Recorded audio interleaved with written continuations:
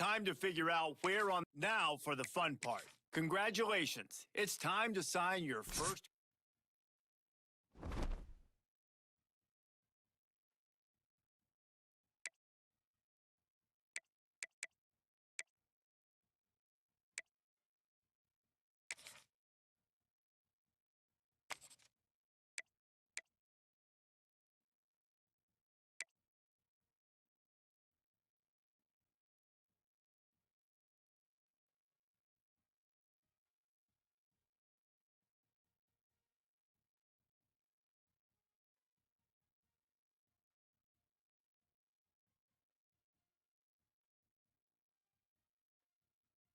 The showdown. Said it's been 2 years.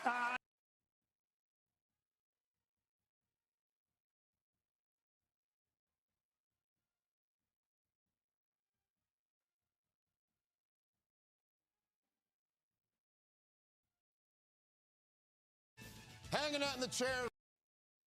Matt, you're the absolute. Tyler Huang's the dog.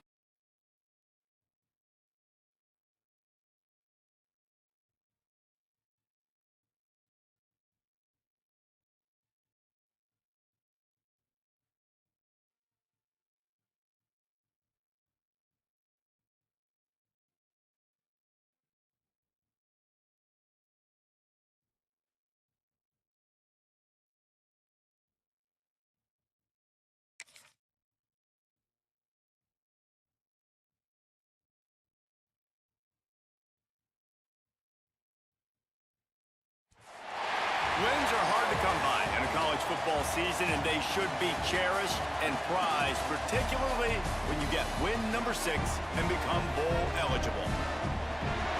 Welcome, everyone, to Memorial Stadium in Bloomington, Indiana, home of the Indiana Hoosiers. As we'll see a squad from the Big Ten, the UCLA Bruins, taking on the 22nd ranked team in the land, the Indiana Hoosiers. For EA Sports College Football, I'm Reese Davis, David Pollack, and Jesse Palmer with me. Guys, it's time to get it going.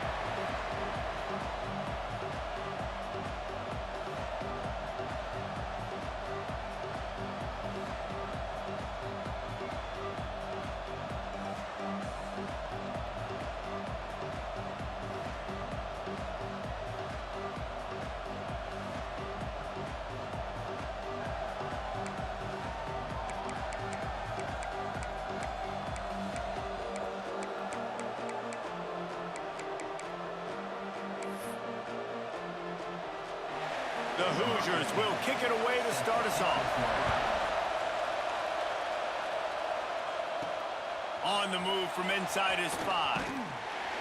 Nice job by the kickoff team. Everybody stayed in their lanes, and they'll stop him at the 16.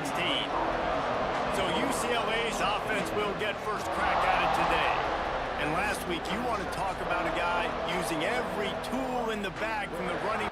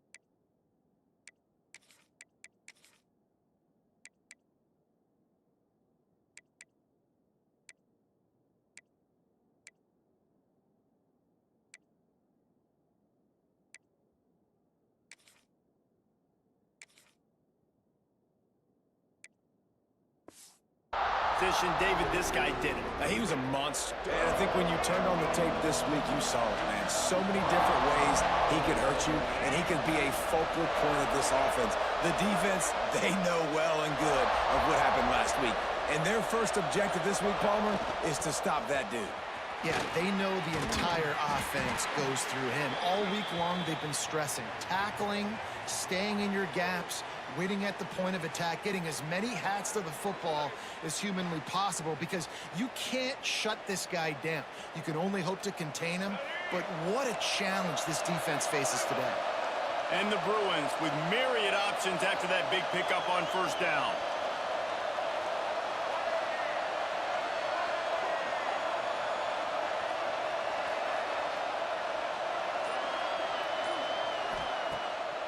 They go to the draw, finding an escape route. Moves up to the 34-yard line, give him a 10-yard pickup. That's a nice-looking run. That reminds me of Jonathan Franklin, Maurice Jones-Drew, Zach Charbonnet. In recent years, they've had a lot of ability at the running back position. How about this name, though? Little-known fact. The great Jackie Robinson also played running back for UCLA, and you know he's smiling down from heaven watching that last carry.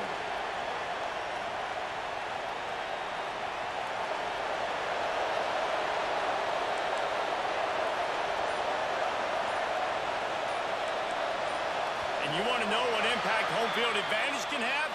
There it is. The offense will walk it back. False start on offense. So the decision has been made, and the coach will take the penalty.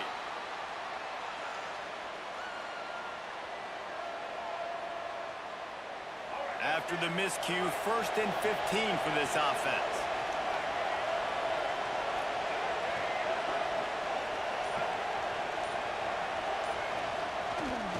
They'll give it to the back. There he goes. They bring him down, but a solid pickup to put them in position to pick up a first down. Looks as if we have an injury on that last play, and we'll take a break to check him out. Here comes the offense on 2nd down.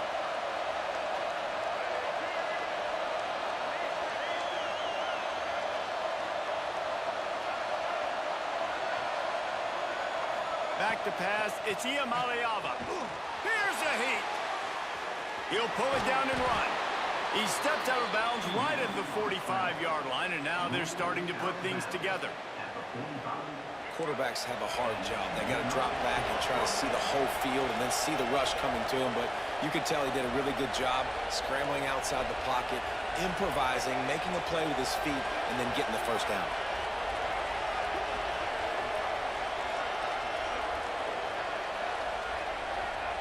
Now they're going to throw it. Just a short pass to the tight end. And an absolutely fearless tackle, giving up size, still got him on the turf. Nice quick throw there. And it's so important for quarterbacks to be able to find a rhythm and to be comfortable and confident. You want to just get the ball out quickly, make it an accurate and easy throw. And you can tell that these two guys, they rep that play in practice all the time, and it's now showing up here on the game.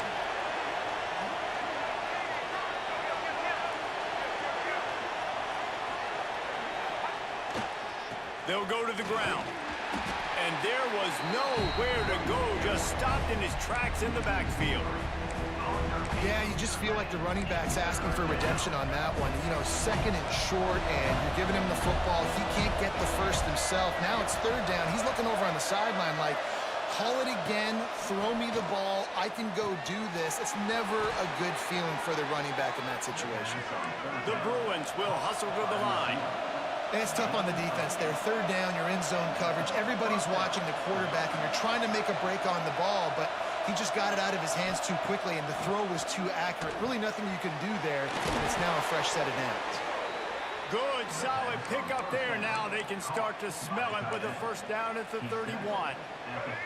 And the Bruins come to the line with a new set of downs.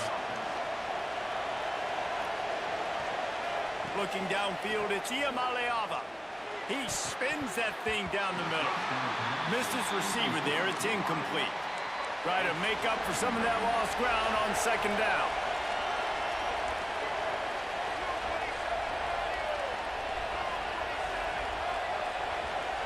Back to pass. He let that thing fly quickly, but he couldn't make the connection. All right, you got to be careful here if you're the quarterback, right? Back-to-back incompletions. You've had a nice drive. You're still in field goal range, though. Think about this. You cannot take a sack. That has got to be what the play caller is reminding his quarterback about in the headsets right now. If it's not there, throw this thing. Turning it on! Just across the 20 with a first down at the 19. We've reached the end of the first quarter, and it has been a defensive battle, and the stats tell the tale so far.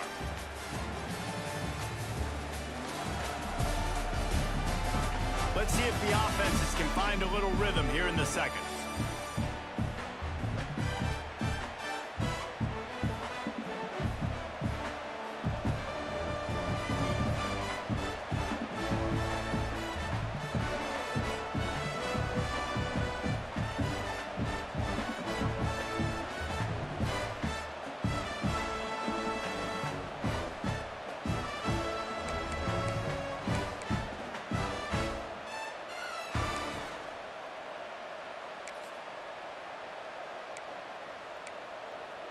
They've got a first down here to open the period. On the direct snap, it's Iamaleava. Fights off a defender. Oh, and he's going backwards. Defense not fooled at all by the Wildcat. Well, I love the aggressive nature of the defense on that play. Everybody playing with eye discipline. They saw the pre-snap motion. They knew who had the football. And you saw guys play with excellent instinct, running down the hill and making a tackle.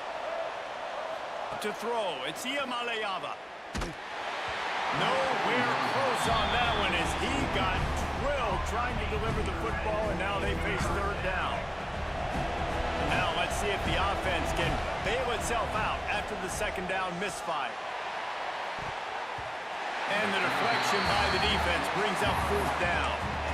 And the offense got themselves in a tough situation. Third and long, so hard to execute, especially when the field starts to shrink. But the good news is they got a field goal in their back pocket.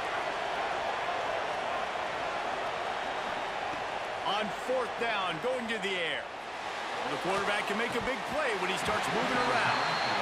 Oh, he dropped it. He just lost his concentration and didn't look it all the way in.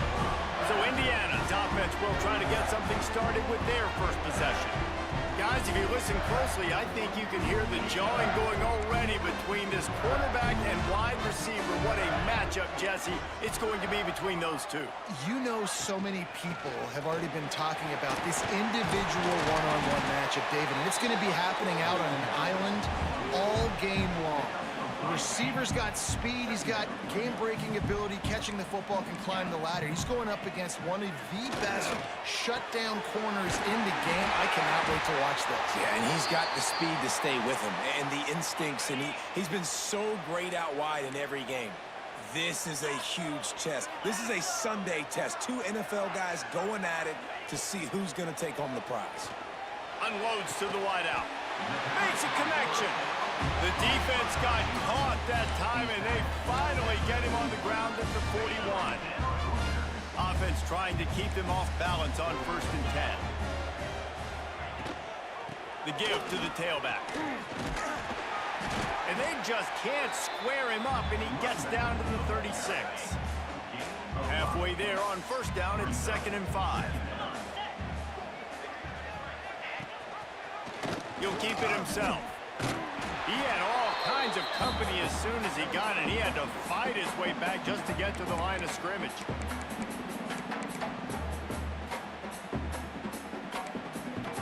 From the 36, a 3rd down, and you wonder if they're willing to take 2 plays to get the first. Dropping back, it's Mendoza. Grab near the sticks, it's Cooper. They've got enough for the first down, and they're in the red zone at the 20. And the Hoosiers have taken it inside the 20. From the red zone, looking for a space. Touchdown, Hoosiers! Made the grab in the end zone for the score. Hey, when everything else is covered, sometimes you just got to look to the big fella. I mean, it might not be the right matchup, but I got the size, I can throw it to him, and he rewards you with the score.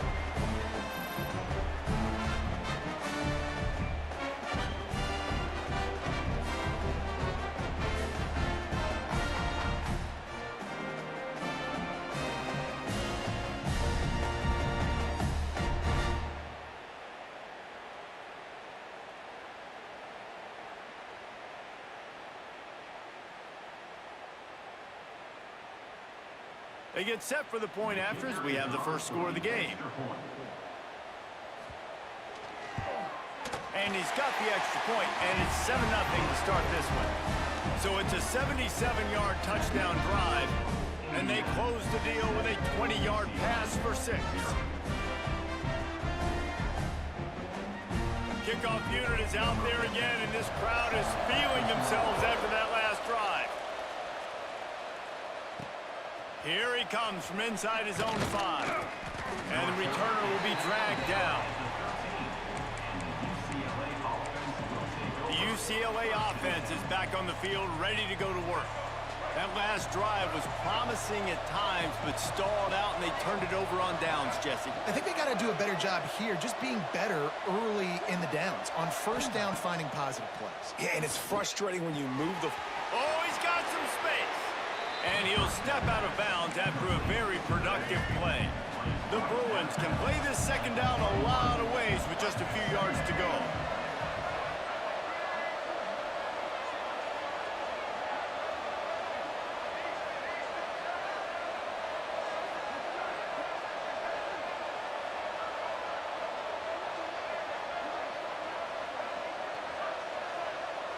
Wide receiver comes in motion. Dropping back, it's Iamaleava. Under fire. And the pressure was too much. They get him at the 15. Timeout is called, and it's the defense wanting to make sure that everyone's on the same page for this big down.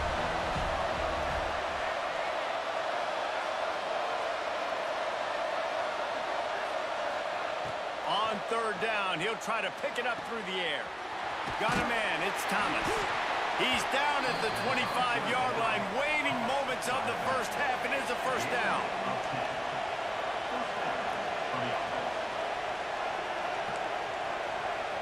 They'll move the wide receiver.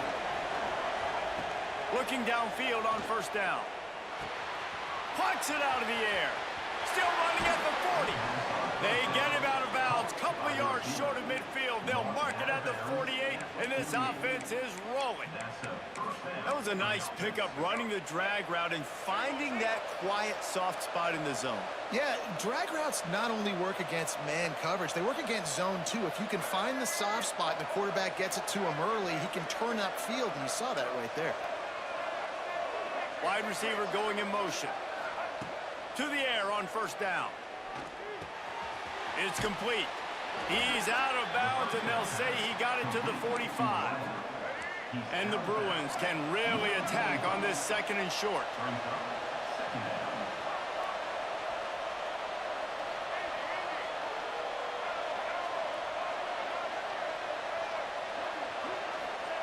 Wants to go up top. Got a man. Almost had a lot more room there, but he'll go out of bounds at the 36. And that is exactly where the football was supposed to go. Offensive coordinators call drag routes, anticipating man coverage. Even though the ball's only traveling 2, 3, 4 yards down the field, if the receiver is able to get a rub and create some separation and the quarterback hits him in stride, that little completion, that can turn into a 20, 30-yard gain.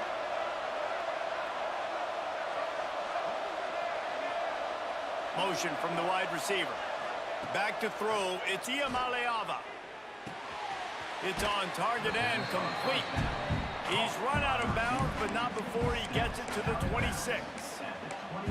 That's exactly what you're trying to get accomplished. You got to make sure on all these runs, clock running down, get out of bounds, right? Get some positive yards and then stop that clock. The Bruins in a good spot here with second and short.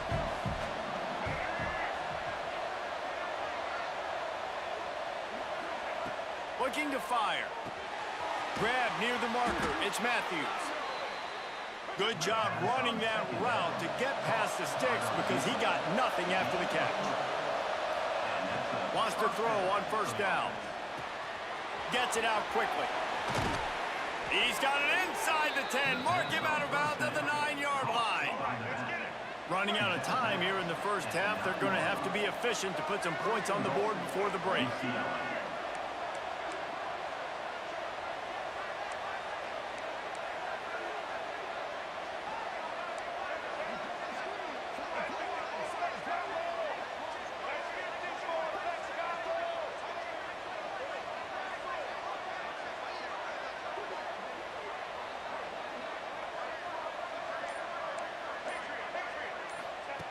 Here's the snap, looking to throw. That one will be incomplete, and we are down to 10 seconds to go. Defense rolls up deep in its own end on that last play. Now a 2nd and long coming.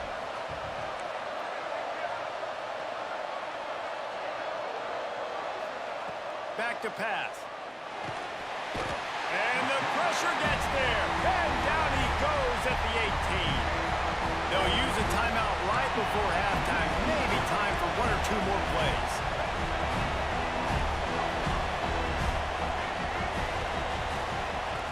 On 3rd and long, doesn't need to take the check down. He snares it in the end zone. Touchdown, UCLA. Well, obviously, this has been a defensive struggle the entire first half, so how big was it for the offense to score a touchdown in their last possession of the first half, get an opportunity to tie this thing up going into halftime? I think we can expect a lot of the same here in the second half, but no doubt, huge for their confidence offensively.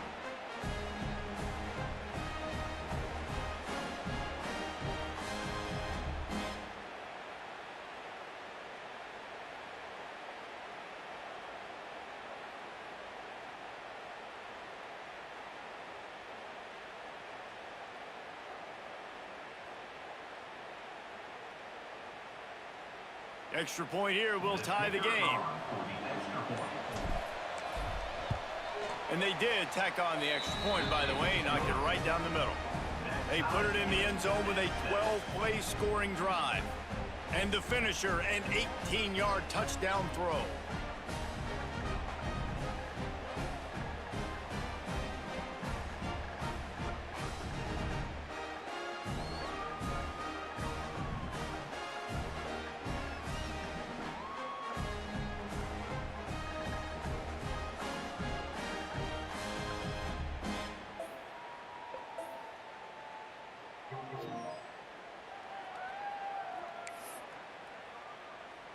They're coming out to tee it up for the kickoff, and that last score was a real buzzkill for this crowd. And he'll just take a knee, and this drive will start at the 25.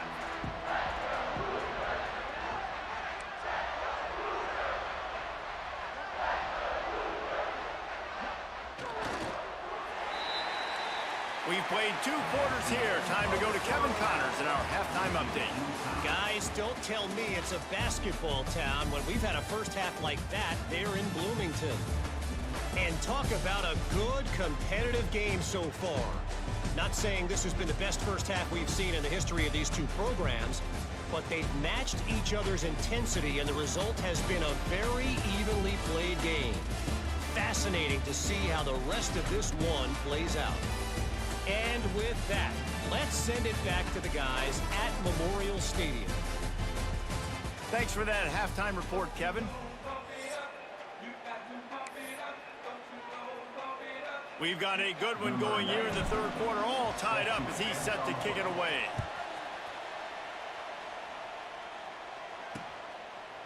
And it'll be a touchback. The ball will come out to the 25-yard line. Indiana has the ball back, and the Hoosier offense comes out ready to go. First drive of the second half, always fun to watch. You see what type of tweaks were made at the half, especially when you're locked up in a ball game like this one. And the pass rush is effective, and they tackle him at the 19. This quarterback has to know he's got to get rid of the football quickly. This defense has already shown on film that they'll rush this outside linebacker off the edge and make the count 5 on their pass rush. But with his speed and his flexibility, he's too much for a lot of these offensive linemen to handle. And that's a great job executing the drag route. You just bring the big fella across the formation, wait for him to come open. The quarterback does a good job seeing him, finds him in the hole, hits him. He'll loft one deep down the left side. And that'll be incomplete. They certainly weren't afraid to take a shot there, and now it's 4th down. The Hoosiers will send out the punt unit.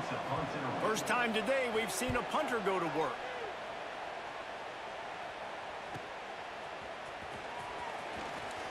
Coverage team gets the job done, and they'll mark him down at the 38-yard line.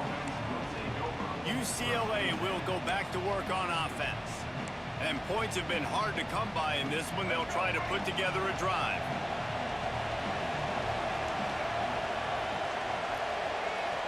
Looking to throw, it's Iamaleava. And he was hit just as he was releasing the pass, and it falls to the ground incomplete. This has been a tight one, third quarter, all tied up. It's now 2nd and 10. Finds his man. It's Thomas. Listen, running backs are not just running backs anymore. You're going to be a wide receiver in today's football, and a great job sneaking out of the backfield, getting the football, letting them get some positive yards. And the Bruins line up, trying to move the sticks on 3rd and short. They'll try to get it through the air. Makes the grab. Now they're starting to feel it. They've got a first down at the 44. Awesome job there on 3rd down by the QB, working through his progressions. He wanted to go downfield, but the defense took everything away. So his eyes come down. He finds the drag route underneath, makes a good throw, and he's got it. And the defense will corral the quarterback, and down he goes at midfield. The Bruins want to move quickly. I got to be honest, I'm a little surprised the offense is trying to go so fast here after giving up a huge loss on that sack. You'd think they'd want to just take a second, regroup before running this next play. Makes the grab on the left. They make the stop, trying to pick up just a little bit at a time to get to that first down marker. They've got to come up with a big play on this 3rd and long.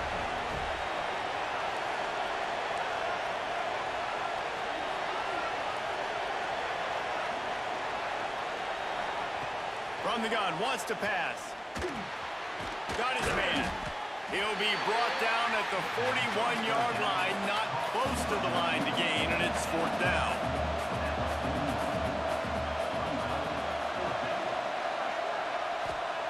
He'll try to throw and pick up the first down. Complete out of the backfield, looking for the sticks. They'll ride him out of bounds after the good pickup, spotted at the 25-yard line. Really good job there. Don't force anything. Take your time, and he finds his man for the first down. Yeah, and I think really good job by seeing the defense. Understand that they're dropping back. They're taking away most things. All right, get the ball to my running back. He can make plays after he catches it. Nice job by the quarterback seeing the situation and where to go with the football. Give to the fullback. He is going nowhere. Stop at the line of scrimmage. As they get set to snap it, just about to reach the end of the quarter.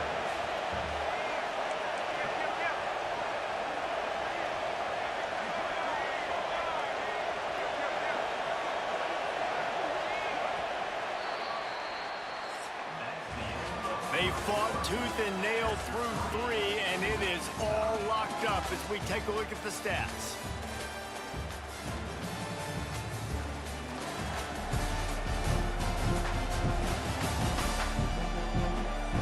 This is when winning plays are made, and we start right now in the 4th.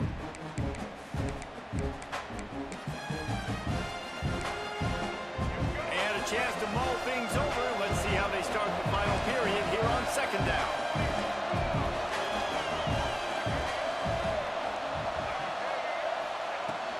The give to the back. Powers forward, but stopped after a pickup of 2 to the 24. Ball's at the 24, a lot of confidence in their kicker from here, but they'd love to take it off of his foot and convert the first down.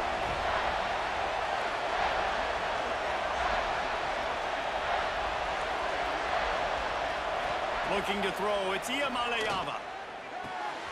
It's caught.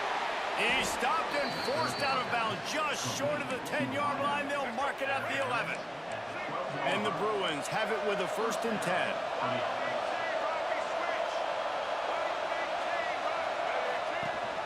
Gives it on the option. They get him stopped, but those feet kept moving until he was down to the 5. It's all tied up. This offensive line, they want the pressure. They want everything to go through them here. They're saying, look, let's just run the ball. Let's get this thing down closer and closer to the goal line. Let's bleed some clock and put ourselves in position to win. Going to work in the red zone. They can't pick up the first down without getting it into the end zone. Leaves it with the back. Awesome job. Run the football, right? It's really basic. Go to those plays you know can get you first downs, get you some extra set of downs, then you can go make big plays. This offense right on the doorstep. They can grab the lead late as time continues to wind down. They'll use the running game on 1st and goal. Touchdown, Bruins! They move on top here in the 4th. Man, how about this offense in crunch time, doing what they do, getting 6 on the board. Now I turn to my defense right now. I said, boys, we need one more stop. Go out there, get me one more.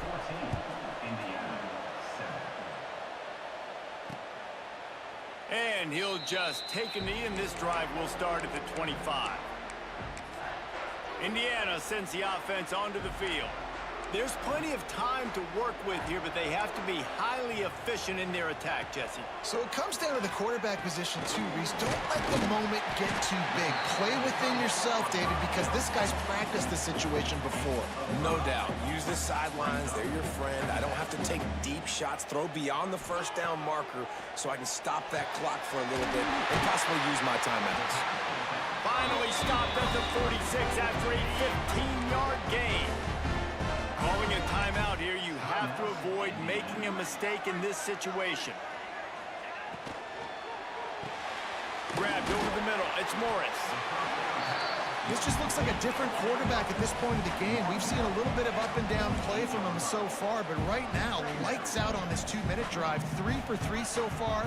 He's got this offense humming. Caught near the sidelines. He'll pick up a few before going out of bounds. And the Hoosiers come to the line on 3rd and short, hoping to keep the drive alive. Motion from the wideout. Try to get the edge with a quick touch pass. They'll stop him short on 3rd down in this defense, trying to make sure they stay on top. 4th down, gotta have it here. Throws to the wideout. Incomplete on 4th down, and man, did they need to keep that drive alive. The UCLA offense is back on the field, ready to go to work. Under a minute to play, they can just take a knee and put this game on ice. It's such a good feeling, the best feeling in the world. The best formation is victory formations for offense, where I can just catch the snap, take a knee, Jesse, and watch that clock run. And it's got to feel good, too, because this was a physical football game. Both teams leaving it all on the field, and the offense now an opportunity to ice this thing, take the dub into the locker room, and get ready for your next opponent.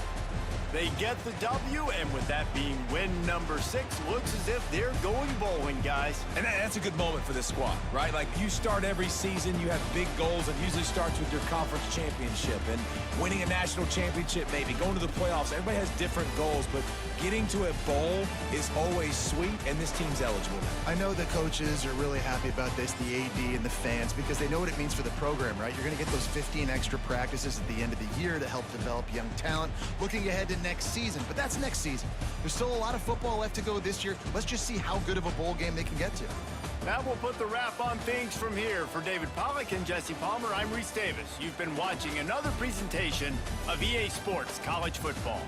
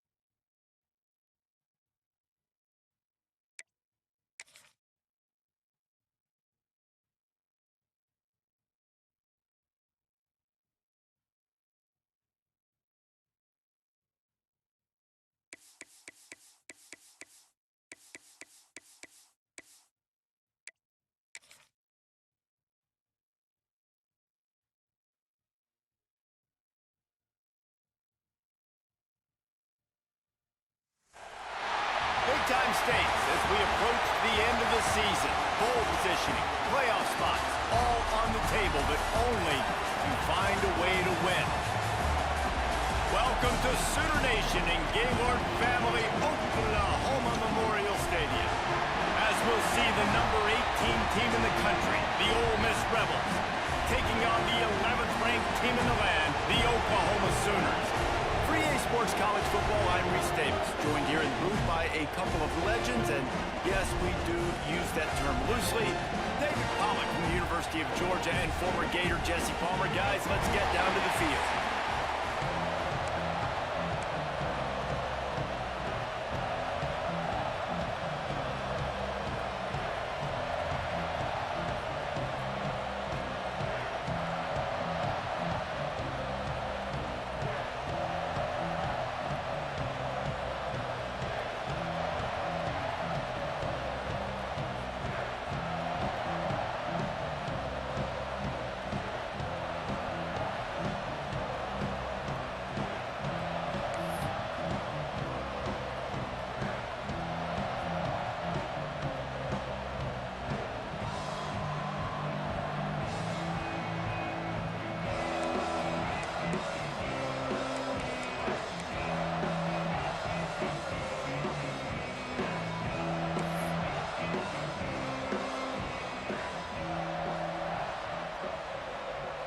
And the Rebels will put total leather to crank us up.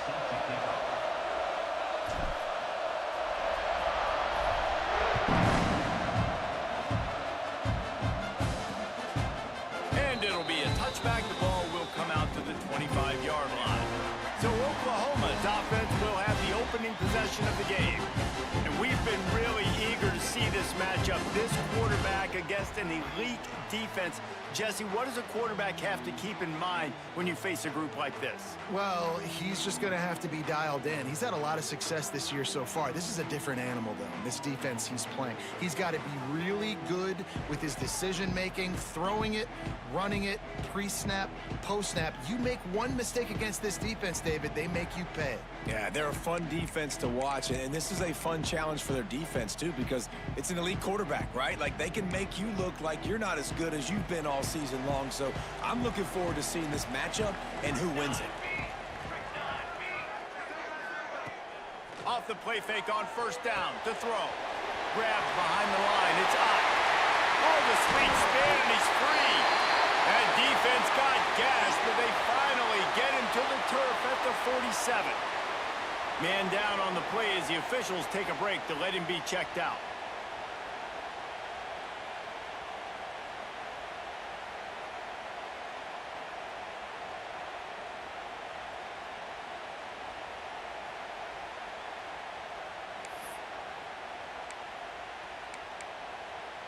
The offense will put it in play from the 47 on 1st and 10.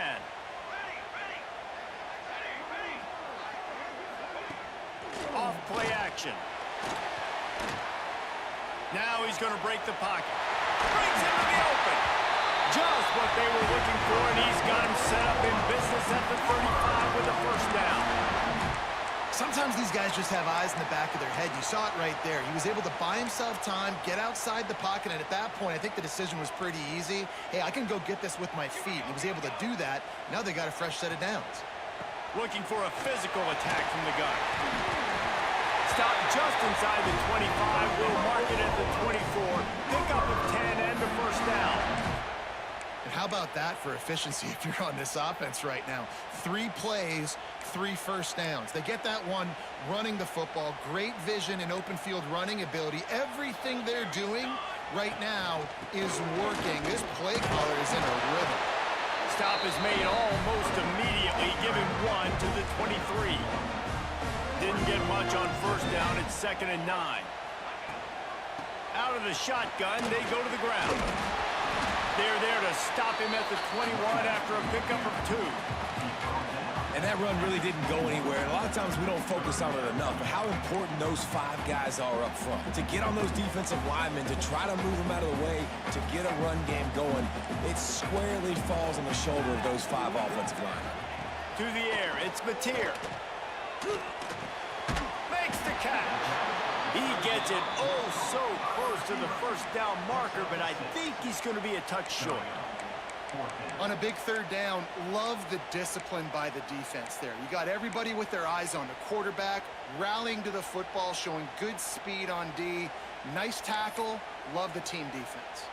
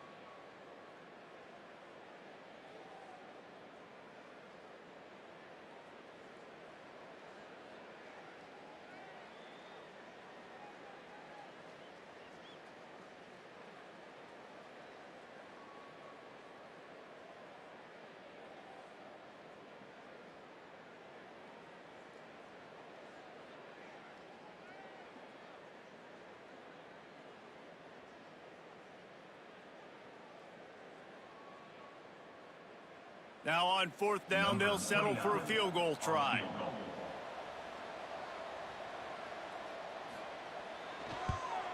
It's good. Easy call for the ref. And the first points of the day come on that field goal. And they don't get 7 on that opening drive, but they get 3. And this place is rocking. Night games are always so loud, so obnoxious, and these fans, they get something to cheer about with that first offensive possession.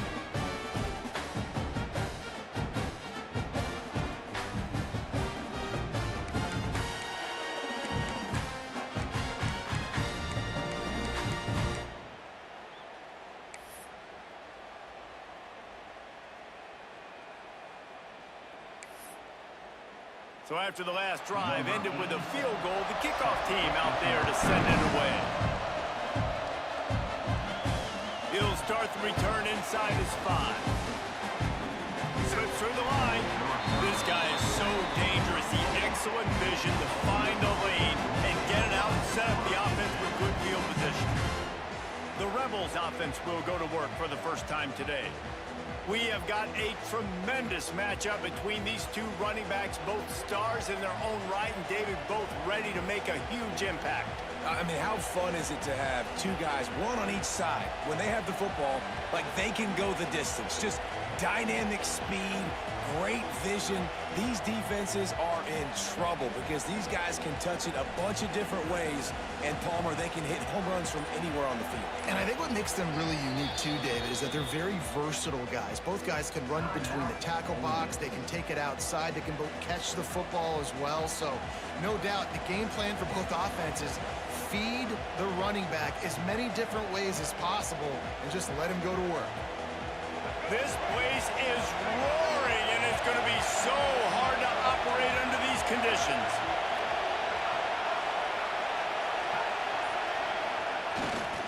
Taylor has it. Not much working there. It'll be 2nd and 9. And what's the closest guy to the football, man? It's those defensive tackles, and those guards and centers have to work together. They got to get those guys and get some movement. They don't on this play, and the big fella eats. Nowhere to go. When you run into him, you usually meet the ground. Might be changing the route.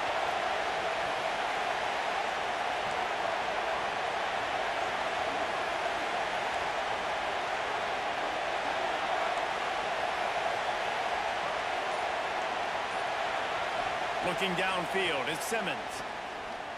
Under fire. He gets the job done, picking up the first down, then getting down.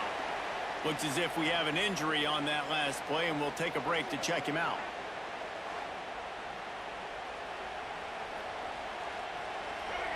This crowd trying to make life miserable for this offense.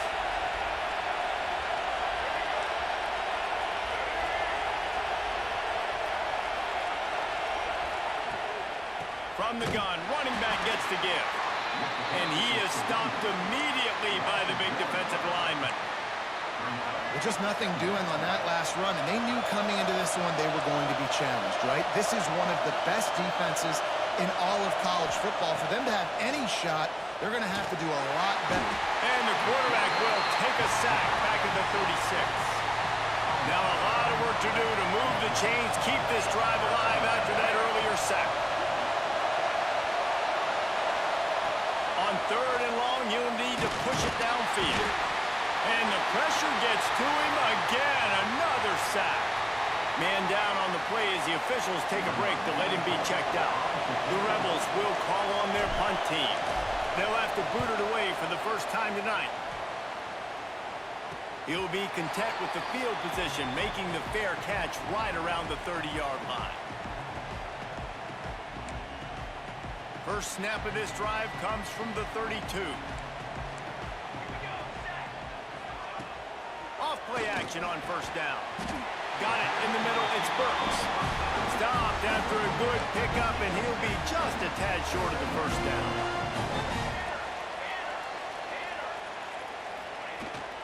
Looking for a crease to the left. They'll knock him down behind the line, and that's how we'll end this quarter. At the end of the period, Oklahoma has the lead. Guys, let's have a look at the stats as we've played one period.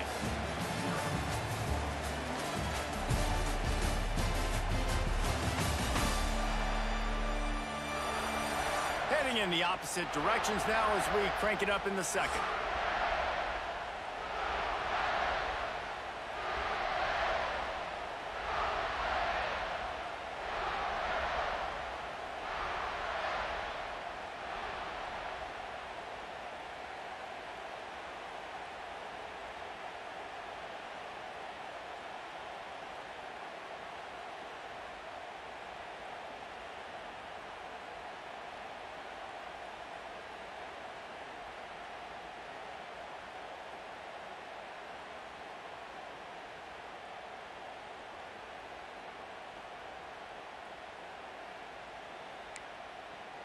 So they go back to work after the break, and it is third down.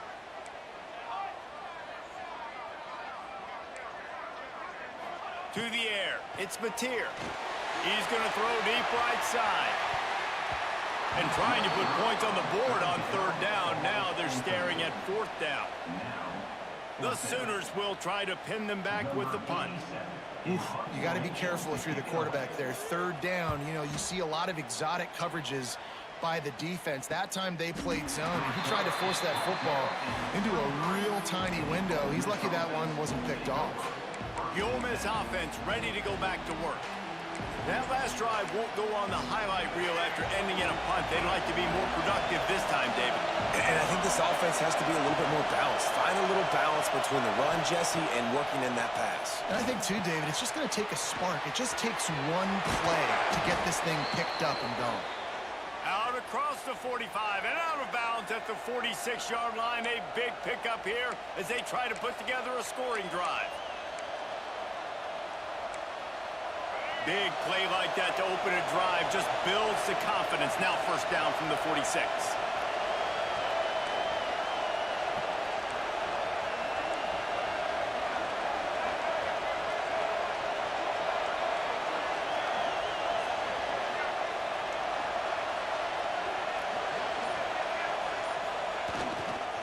The give is to Taylor. Nice move there. And a good, solid pickup before the defense cuts him down. Looks as if we have an injury on that last play, and we'll take a break to check him out.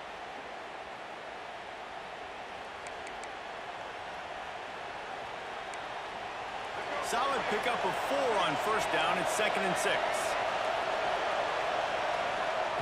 Wants to go up top. With the catch, it's Strickland.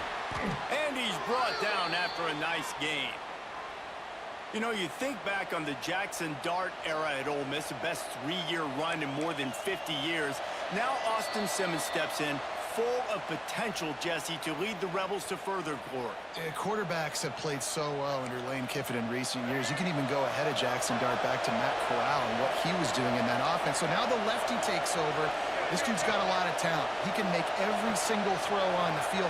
Lane Kiffin's playbook is completely at this guy's disposal, and because of that, you know there are going to be a lot of big plays for the Rebels.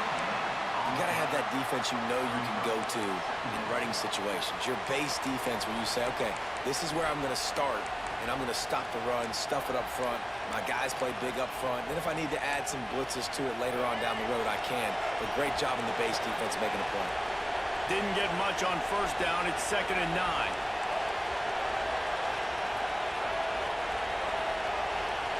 Wide receiver comes in motion. Quarterback flips it ahead quickly to the receiver. And the defense holds firm. No pickup at all on that play. Man down on the play as the officials take a break to let him be checked out. Now facing a 3rd and long. Back in motion, try to clear the picture. Caught in the backfield, it's Taylor. He's finally shoved out of bounds at the 23-yard line, and a big pickup on that one. Well, it wasn't a great start for this quarterback, but on this drive, he seems to be turning the corner. He just looks like he's playing in a different rhythm. He's seeing the field better. It's almost as if the game is starting to slow down for him. And I think on that last completion, it was a good example of it. And they'll bring him down after a short pickup. And that's a really nice play. It's impressive. When it's first down and the defense thinks you might be running the football, you still can line up. You can get some movement at the point of attack and find a little crease for your running back. Got 3 on first down at 2nd and 7.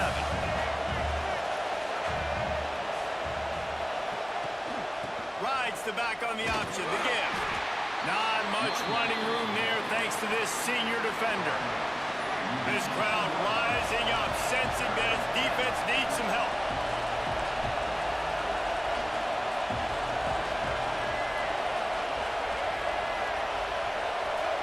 Dropping back, it's Simmons. He's got it. Picks up enough to give them 1st and 10 from the 11. Clock stops momentarily for the first down. They'll hurry to the line.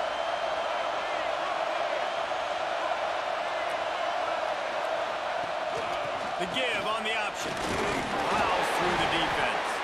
He'll be hauled down just inside the 10 at the 9 as they're trying to turn this into a score. We got a timeout here late in the first half, and they'll try to get more points on the board before the break.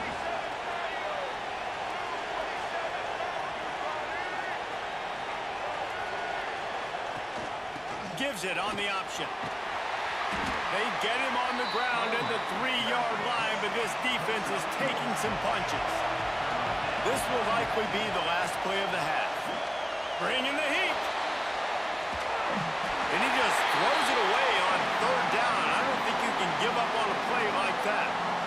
Yeah, and 3rd and short, they choose not to run, throw the football, and I think a lot of that has to do with they know they're in field goal range. They can take the 3 points on the board. Kick is good. The offense has 3 points to show for the drive. And we are dead even after the field goal here in the 3rd. That's going to wrap up the first half here, and now we join Kevin with the halftime update. Guys, you've been calling a lively one from Norman so far.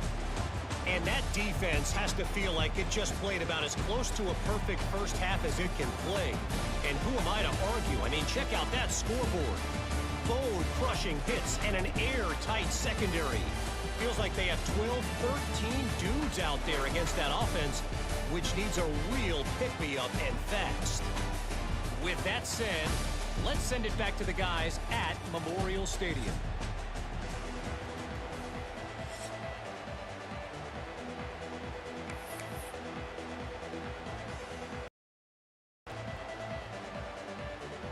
And the Sooners will kick it off to start the second half. And he takes this from inside the 5.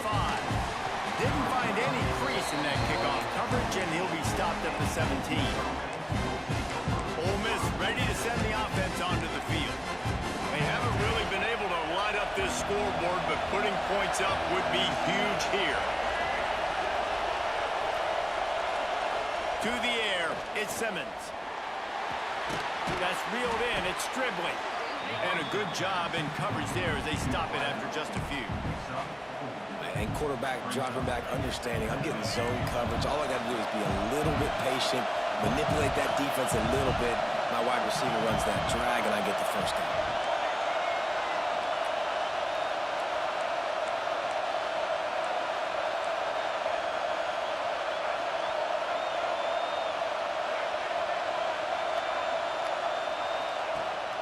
Rides to back and leaves it. Maybe picked up a couple. He's down at the 24. And the Rebels want to pick up the tempo.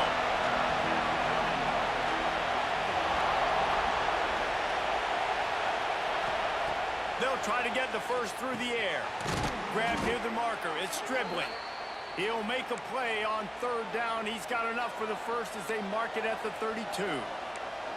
Well, we know this guy is special, and because of that, his quarterback is looking to him on critical down and distances. There on that 3rd down, there was no question. It wouldn't have mattered if he was single covered, double covered, man, zone.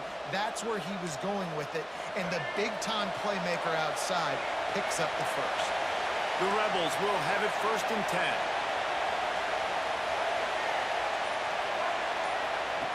Looking to throw on 1st down.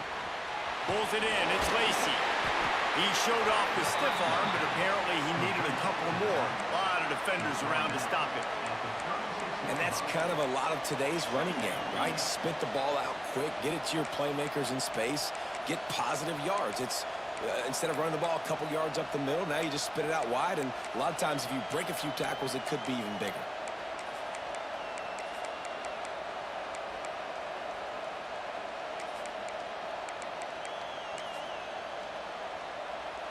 Inside a minute to go here in the third. Out of the gun to give to the back. This junior making his presence felt and making the stop after a short gain. Looks as if we have an injury on that last play, and we'll take a break to check him out.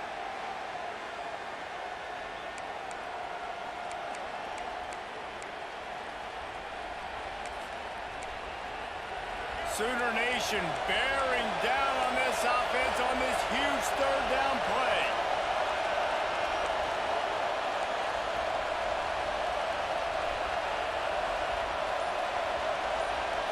Looking for a man. It's Simmons.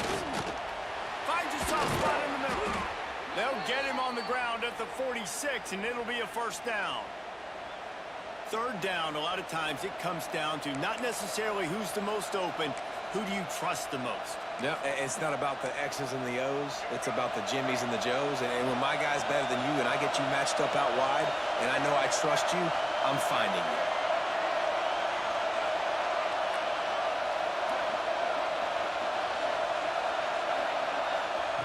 Looking to throw on first down.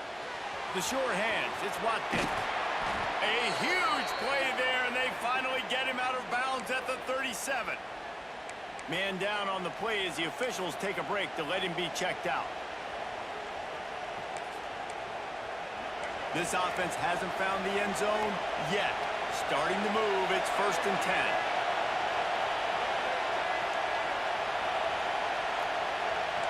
Quarterback making checks.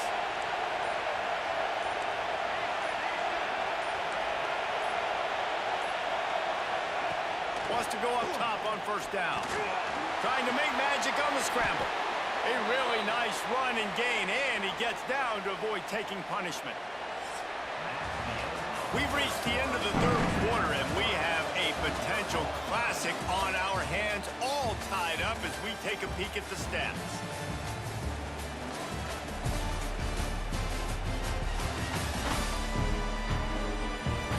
These two teams about to find out what they're made of as we open the fourth, all tied up.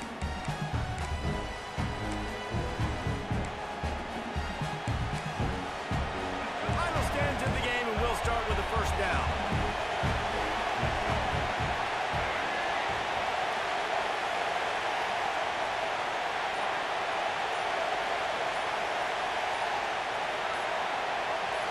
Scanning the field, it's Simmons. Throws to the tight end. And this will be picked off. A costly turnover in a tie game. And they're after a good return on the interception.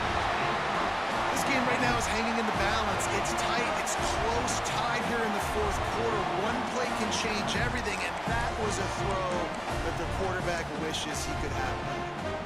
Guys, we'll get another look at this Oklahoma offense. Another opportunity.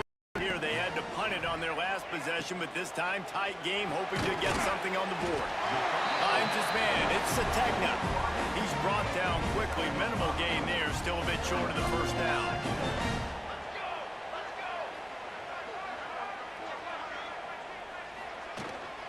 They go to the ground. Got the first down and more.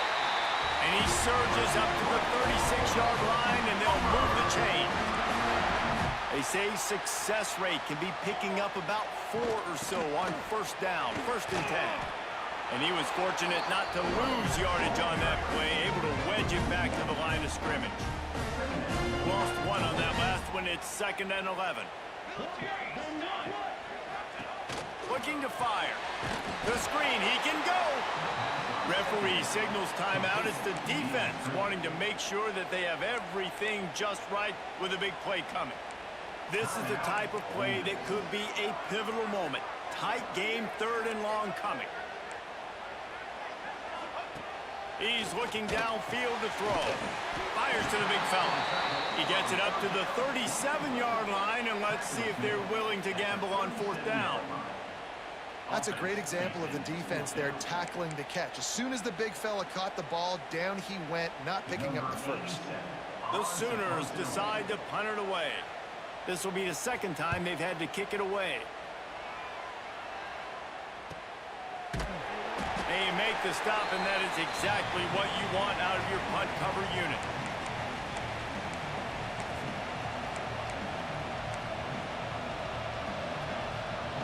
First snap of this drive will come from inside the 15 at their own 14-yard line.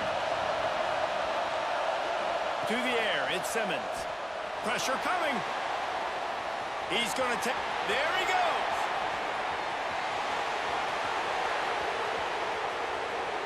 And he'll finally slide after the long run. I'm not sure if he wanted to avoid the hit or he just got tired. All right, it's decision time. So when you got a guy that can take off and do that against you, you got to decide whether you need more fast guys on the field. Your defensive linemen have no shot. Your linebackers have very little chance of catching this quarterback because he's so special. You better put some more speed on the field.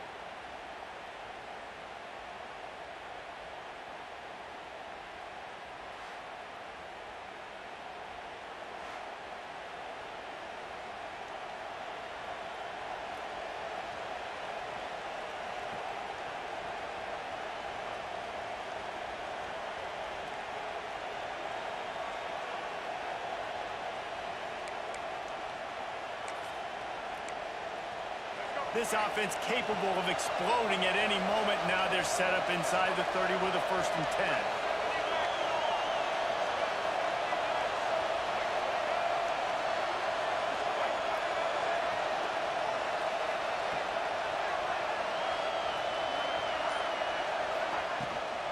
Give to the back. Got it into the red zone, dragged down at the 18-yard line. Quick timeout by the defense there, trying to make sure everyone has the same call.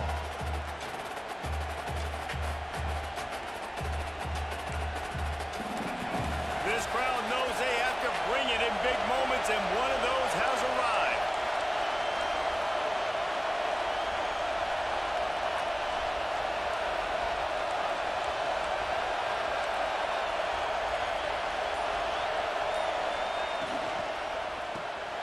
Reads it, fires complete. The defense calls the timeout. Their 2nd of the day as they try to get their act together. Huge moment coming here as they try to quiet this raucous, crazy crowd.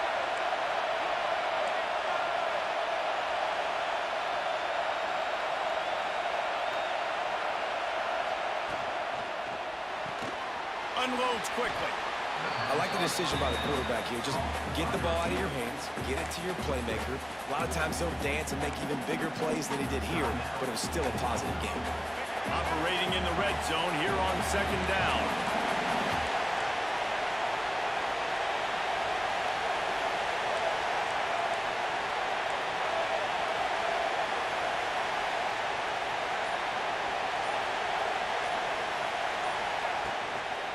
Taylor has it. They'll get him stopped just short of the end zone, but they're in business here with a 1st down. Looks as if we have an injury on that last play, and we'll take a break to check him out.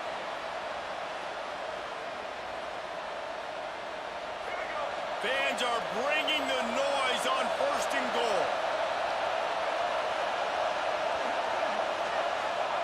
Quarterback sneaks ahead. Touchdown, Rebels! And they've moved out front here in the 4th.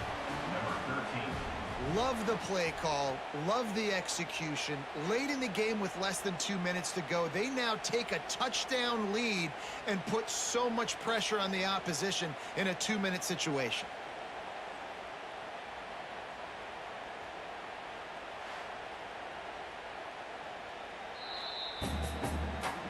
And you know the standard is indisputable video evidence, and the officials will change the call.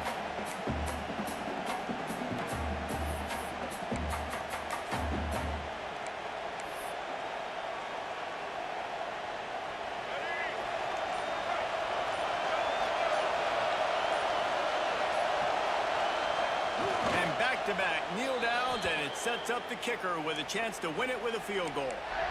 And a running game can be really hard to stop when you got so many guys that can do some damage, and this defense is taking some licks. This QB's made him look silly a couple of times, but they're starting to adjust. Gotta like that play right there, getting to him and getting him on the ground.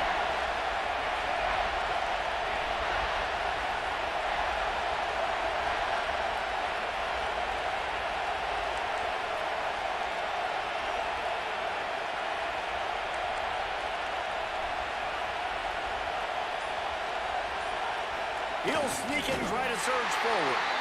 Absolutely nowhere to go as this defense makes a third down stop. They get the timeout and the clock reads 3 seconds. So here we are on 4th down, and this field goal kicker is going to face all the pressure in the world.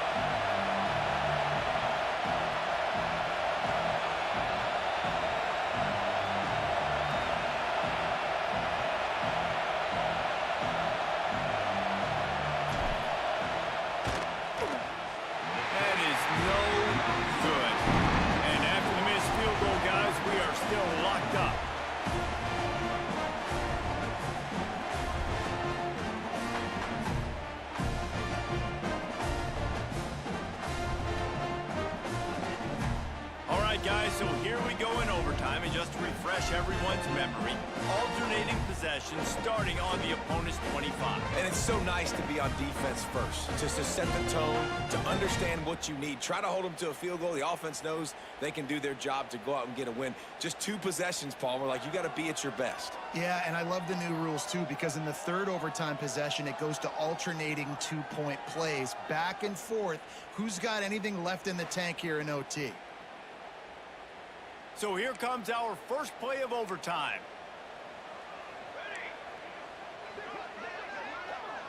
Back to pass, it's Mateer. Just too much heat that time, and they knock him down at the 31. When you're on defense and you get to play outside linebacker, it's about as good as it gets, right? I get to rush the passer just like this and put him on the ground. Then I get to cover in space. I get to move all over the place. Great job by the outside linebacker. The most fun position to play in college football. And he never had a chance. Just stopped cold as soon as he got it. Now 3rd and long here in overtime as this defense wants to force a field goal attempt. On 3rd and long, you'll have to turn it loose deep. Safe completion on the screen. He's pushed out of bounds at the 22. You know good and well the quarterback wanted to push the ball down the field, wanted to throw for the first down, couldn't do it because the defense had taken it away. He did the right thing, didn't turn it over, dumped it off to his running back. His running back got some positive yards. And guess what? Now it's decision time. It's 4th down.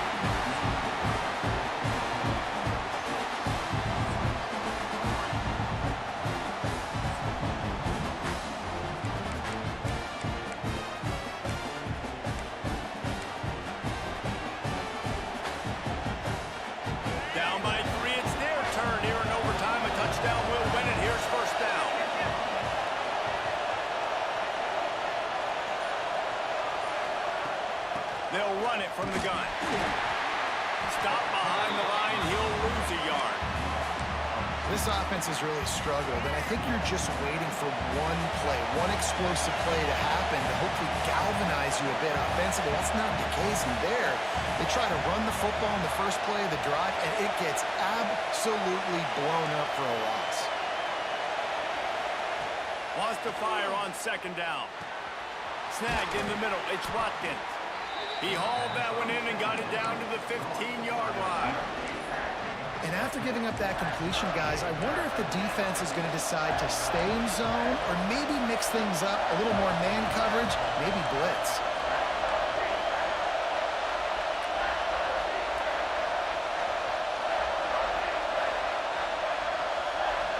Looking for a man. It's Simmons. Got his man quickly. He's run out of bounds, but he's got enough to move the sticks. Really nice play call there because the defense might have been thinking on 3rd and short in the red zone. They're probably going to run the football instead. They throw it, catch him off guard, and now they've got 1st and goal.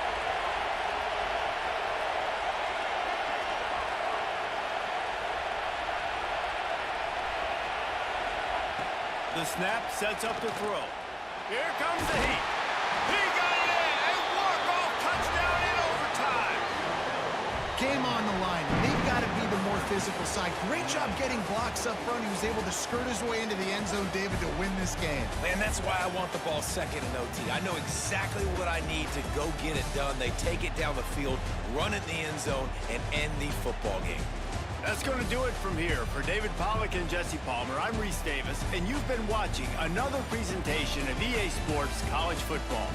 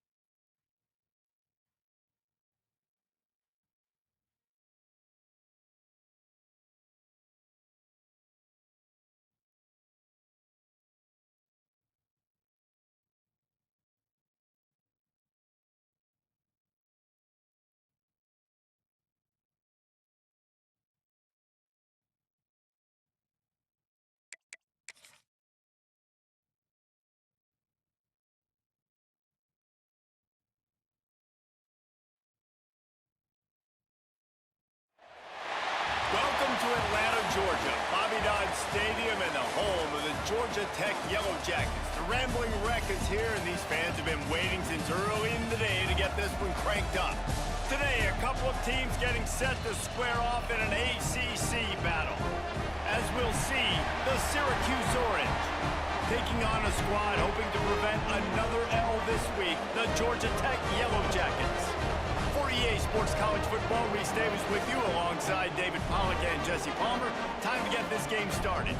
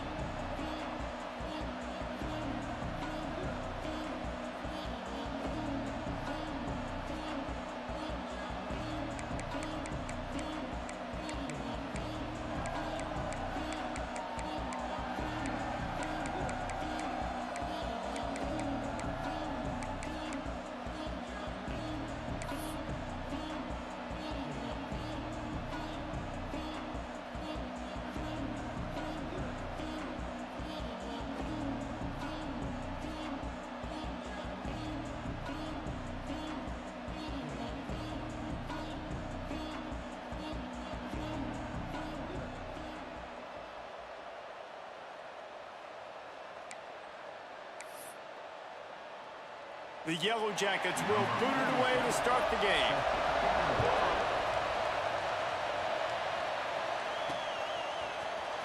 He'll bring it out. It's James.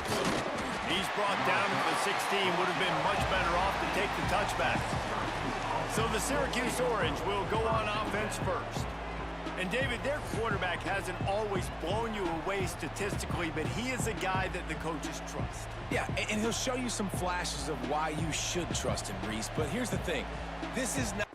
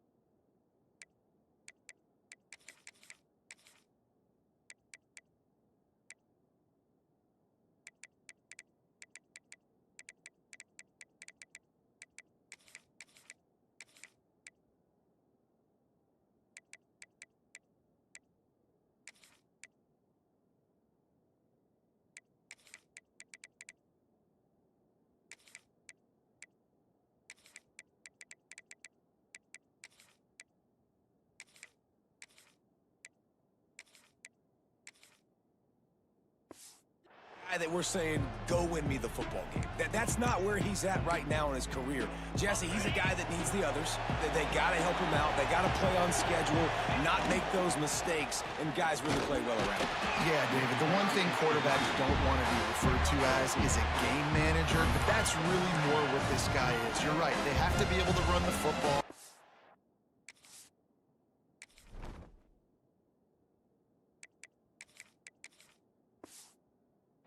Can't turn it over. They got to play great defense. If they do that in this game, he's good enough to get this win. Picked up 2 yards on that last one. They need 8 on second down. Back to pass. Makes the catch. It's James. He finds enough room to get it up to the 28-yard line before going out of bounds. One of the things you love about this running back is not only can he run between the tackles, but he's also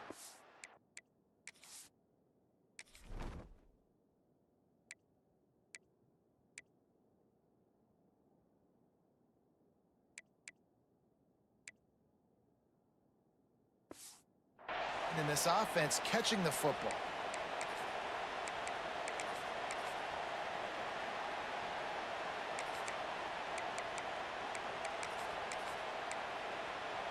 Now on first down from the 28.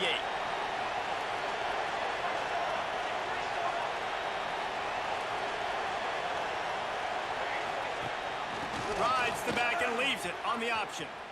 He's going to lose a yard on that one. I love when defensive backs come up and they are physical and they stick their face in the fan and they aren't scared. Talking to the defensive coordinator coming into this game, he knew his DBs had to tackle well. They had to get these running backs on the ground. Great start on this first drive. Back to pass on second down. Catch in the middle. It's Johnson. At the 40, there he goes. They finally get to him. What a...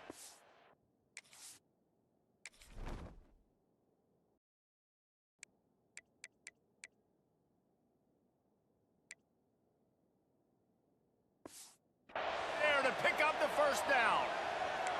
Plays like that, a common sight for Syracuse fans a year ago as Kyle McCord led the nation in passing. The Orange won 10 games, won their highest profile bowl in a quarter of a century. Without McCord, what's the expectation now, David? I mean, it was crazy, first of all, what Fran Brown did. Like, to take Syracuse and to make them believe, and then the high-flying offense, but now completely retooling, reloading by all the pass catchers at the quarterback spot. So interested to watch this offense and how they put it together, because last year they found an absolute diamond in the rough. Man down on the play as the officials take a break to let him be checked out.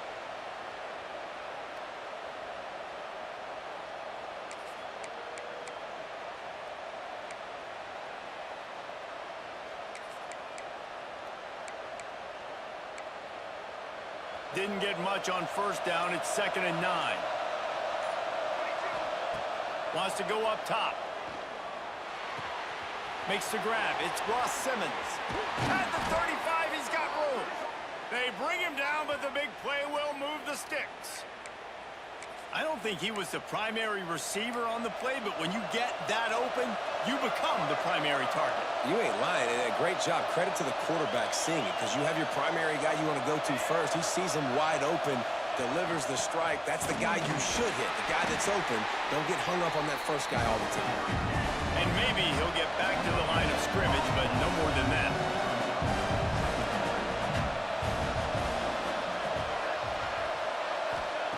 Second down, they'll go to the air. Catch in the middle, it's Hatcher. Makes the tackle right at the 21-yard line. Pickup of 10 on the play, and this offense is threatening with a first down.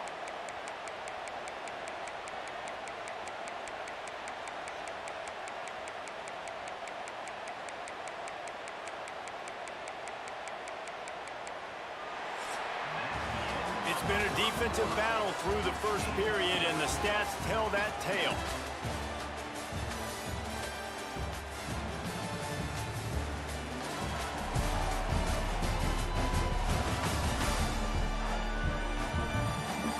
Well, based on that, we can hope to see a little more offensive explosion here in the second quarter as we get ready to get things started.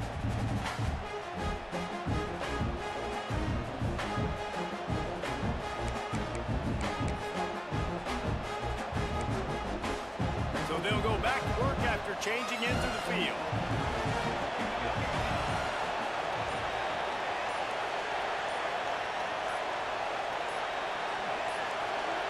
They weren't able to get that one off. It'll be a delay of game.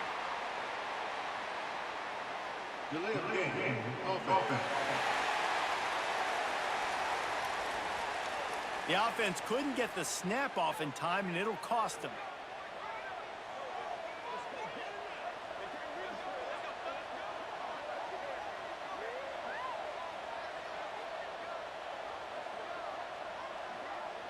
Syracuse with a fresh set of downs to open play here in the second. Off the play fake on first down. They get to him as he throws. Boy, that was a precision play all the way around. Throw, catch, tackle, bang, bang, bang. Backed up now, here's second and long.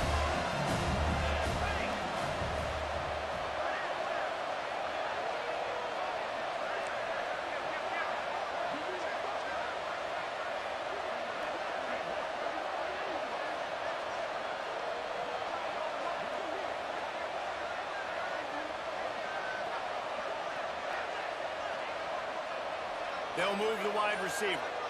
Receiver on the move gets the touch pass. The defense wouldn't let him loose there, and it was a completion, but they lost yardage. The first thing you have to do to make these plays successful offensively is I have to block the edge. I got to get my speedster in space. They didn't do a good job of getting that guy out there in space where he could really use his jets. Nice job by the defense understanding it, seeing it, rallying to it, and tackling that guy for a loss. He gets it all the way down to the 13-yard line, still short of first down yardage. And now on fourth down, do they kick the chip shot field goal or go for it?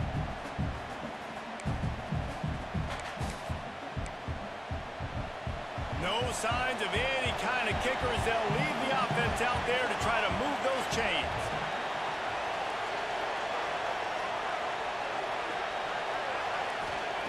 On fourth down, they'll throw for it. Converts on fourth down, and he's still going. And he'll take it in and house it. Touchdown, Syracuse. You talk about ball control offense.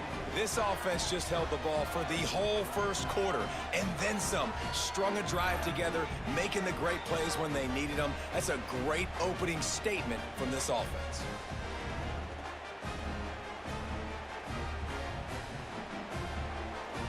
Getting set for the extra point after putting the scoreboard to work for the first time. And the PAT makes it 7-0. Looks as if we have an injury on that last play, and we'll take a break to check him out.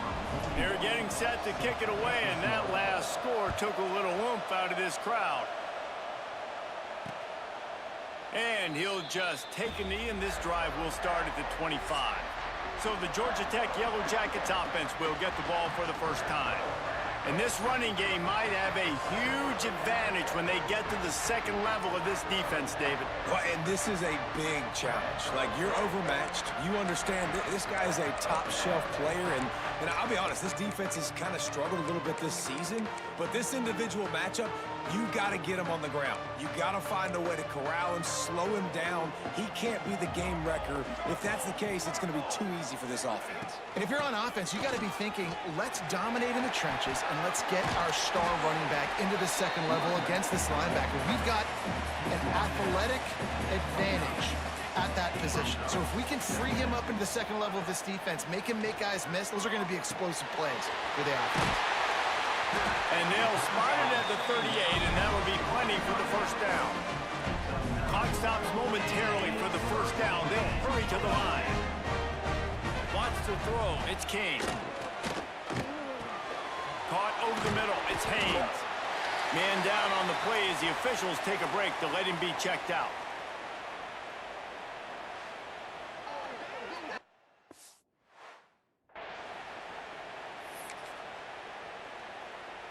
And the Yellow Jackets with a second and short to keep this drive moving.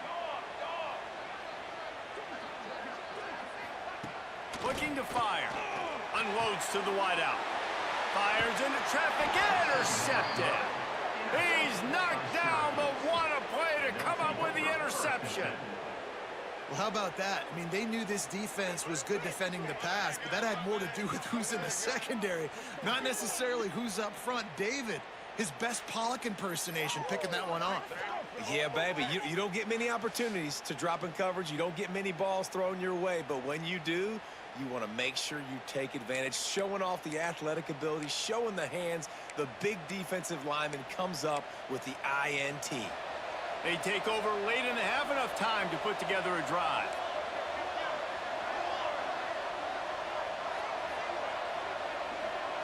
They'll send the back in motion.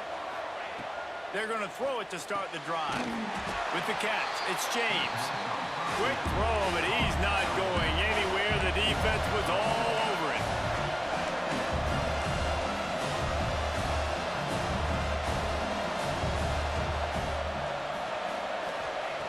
Wants to throw. He's working against the clock.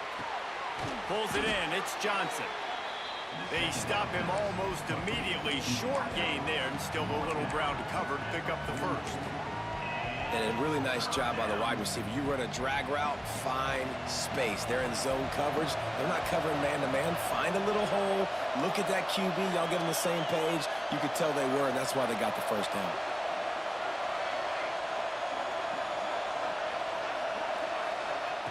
On 3rd and long, he has to throw for it. Got it in the middle, it's Hatcher. That'll get the job done and move the chains, and they'll mark the ball at the 45. Syracuse right back at it.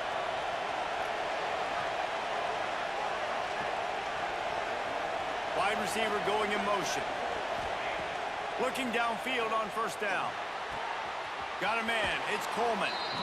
Inside the 40-yard line and out of bounds at the 39. Yeah, and you see running backs in today's football, they play wide receiver basically for you, but you got to find a guy that you can throw it to, and you know he's going to catch the ball consistently. Just a few seconds remaining here as they try to put something up before halftime.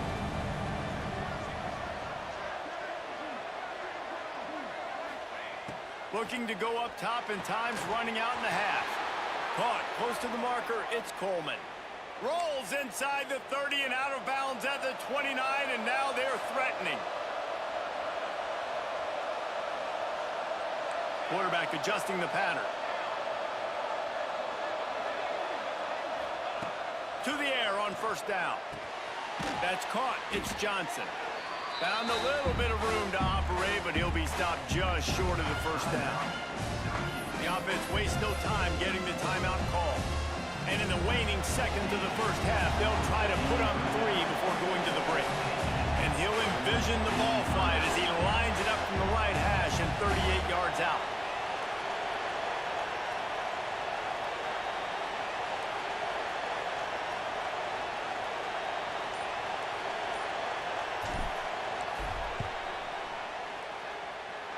And that is no good. And the margin is still 7 after the miss, guys. 1st half in the books. Time now to join Kevin Connors in our halftime update. All right, guys. Looks like we've got a great game day atmosphere today in Atlanta. And yes, football is a game of inches, but man, is that really the case when you consider the length of some of these possessions. Look, I'm not an analytics guy, but I do know this. The team that sustains drives and just moves the sticks might be the team that comes out on top today. And with that, let's send it back to the guys on the flats at Bobby Dodd Stadium. Thanks for that breakdown, Kevin. Go ahead and roll the dice to start this 2nd half. They're lined up for an onside kick.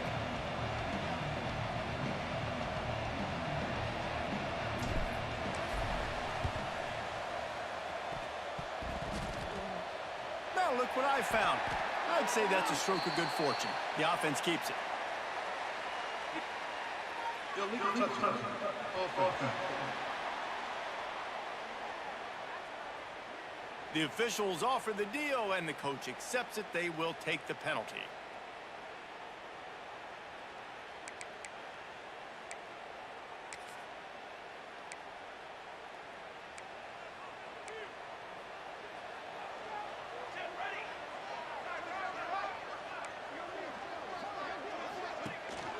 Looking for room. It's Haynes.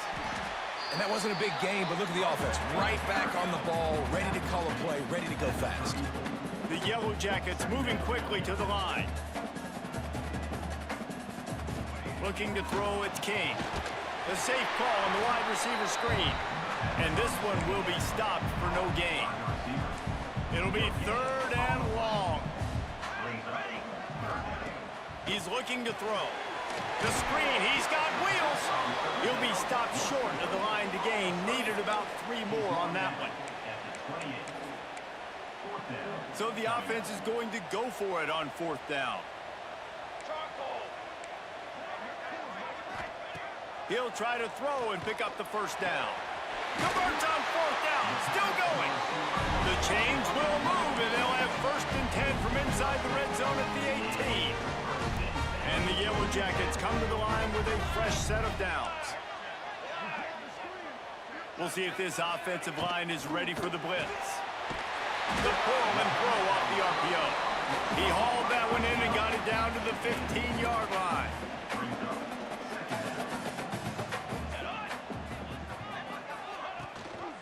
The give to the back. Stopped at the 13-yard line as the drive continues.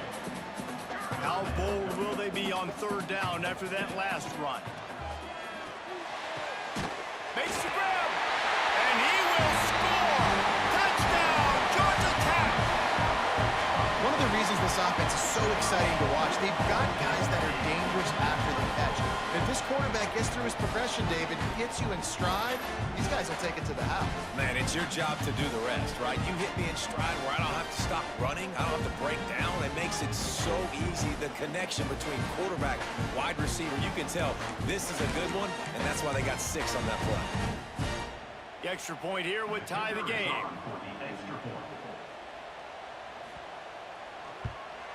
And after that extra point, we have a tie ball game in the 3rd quarter. We check in with Kevin Connors. What's going on, Kevin? Guys, wanted to give you a quick update on a game happening in the American. Navy is currently up big right now in a game they'll be talking about around Annapolis for a long time. They're up 14 over Florida Atlantic. We'll circle back if anything big happens in this clash in the American you should know about. Thanks for the update on that one, Kevin. Let us know when it goes final. They'll put this one in play. First snap of the drive from the 25. Going right to work up top. Grabbed in the middle. It's Johnson. Out to the 36-yard line after gaining 10 on that one. Nice job by the receiver there, running the drag route against zone coverage, finding the soft spot, making it easy on his quarterback to get the completion. He turns it upfield, and he moves the sticks.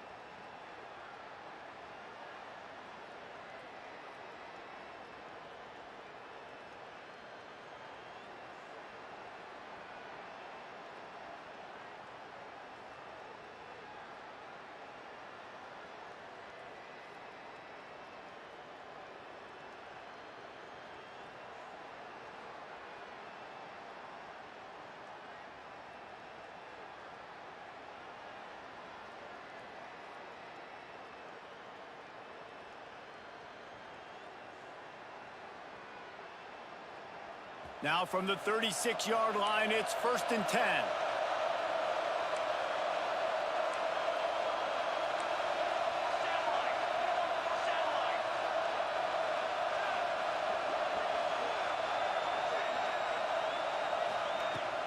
The give on the inside. Brought down at the 46, but he got 10 on the play.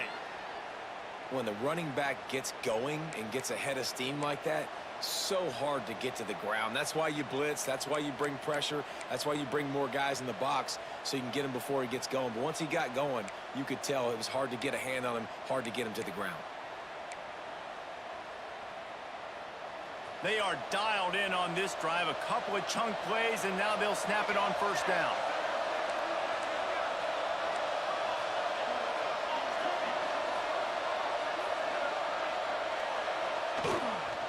Might as well give it to him again. Didn't get much done on that run. He'll fight his way out and maybe pick up a yard. And you're seeing on both sides really hard to run the football in this one. You've got to give both of these defenses tons of credit. They are so physical up front. These defensive lines can take the game over, and right now it's tough sledding on the ground. What a ride. It's been through the first 3 quarters of this game. We are all tied up. Let's check out some stats.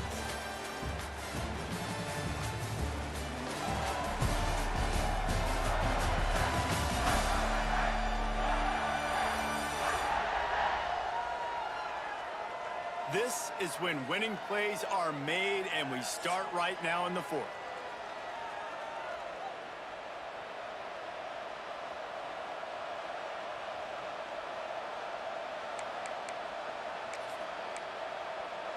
So the final period starts with a 2nd down play.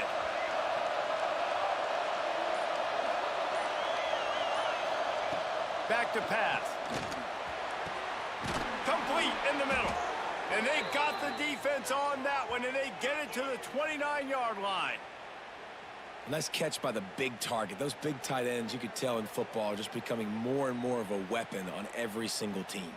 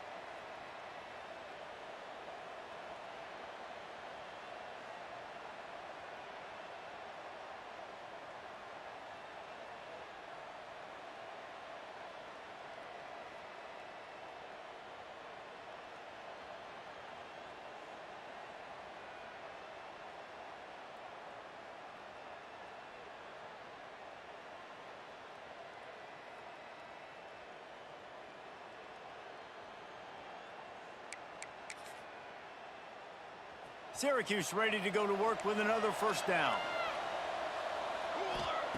Wants to throw on 1st down. Makes the grab. It's Ross Simmons. They make the stop, trying to pick up just a little bit at a time to get to that 1st down marker. My old coach said you'll never go broke taking a profit. Take what's there, take the positive yards, never complain.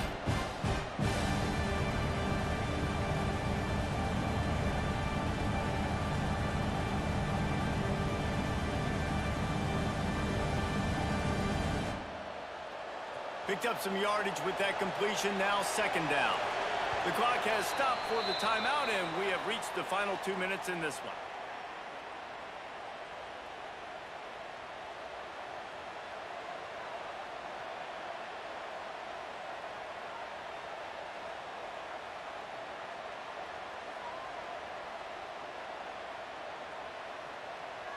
They'll line up for a second down play.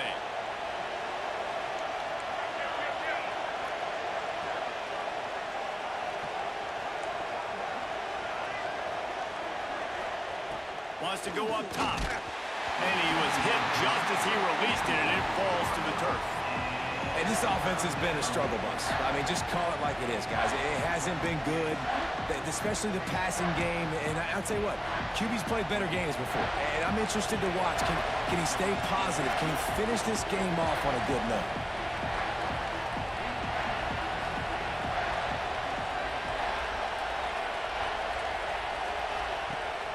Gives it on the option. And they did not let him reach the line to gain. It'll bring up a decision here.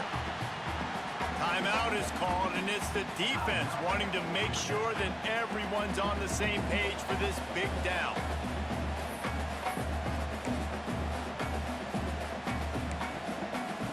Tie game, fourth quarter, and they're going to go for it on fourth down. He'll try to throw and pick up the first down. Makes the catch, converts on fourth down, is still on his feet. Wow, and that was just a bang-bang play. On that fourth down, the coverage was tight. QB had his receiver. He knew where he wanted to go with it, but the only way that ball gets completed is if he puts a little extra mustard on it, and he shows you the arm talent on the throw.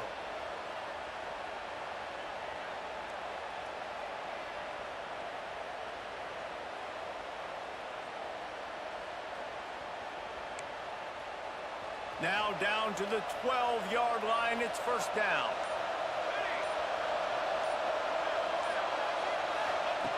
Looking to throw on first down. They're working that left side. That completion will take it inside the 4, and the offense is threatening. The defense uses their second timeout of the half as they try to get their act together.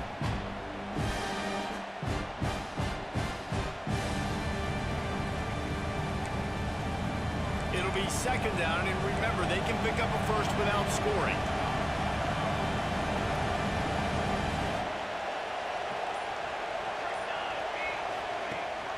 Leaves it with the back. He'll be stopped just short of the end zone, but they'll have it first and goal. Looks as if we have an injury on that last play, and we'll take a break to check him out.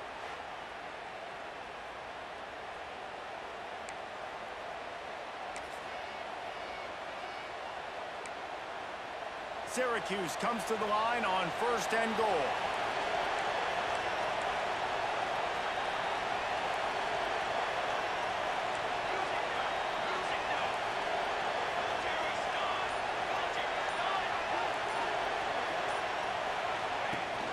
Trying to surge it in. That is a big win for this defense as they were right there as soon as he got the ball. And this is an area of the field, man, who can be more physical. And you know I'm going to run the football a lot of times in these goal-to-go situations. First and goal, can I be physical? Can I get closer? The defense won that physical battle. Interested to see now if the offense thinks they can still run, or do they go to the passing game? All right, this offense just keeps trying to pound the ball into the end zone down tight, but the defense, they're very, very physical. So I think you got to think about either a perimeter run, a potential run-pass option, or let your quarterback try to go make a play thrown.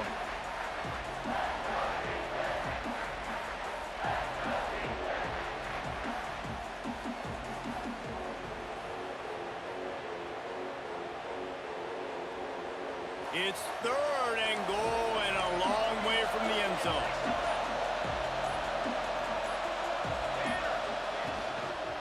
On the ground, it's James. He's going to lose a yard on that one. As a defense, you're playing so aggressive, just trying to get downhill. And how about the running back? Runs it and gets a little bit to the right. So now they're on the right hash. So maybe the kicker likes it from that area, but this offense doing everything they can to set up for the game-winning field goal.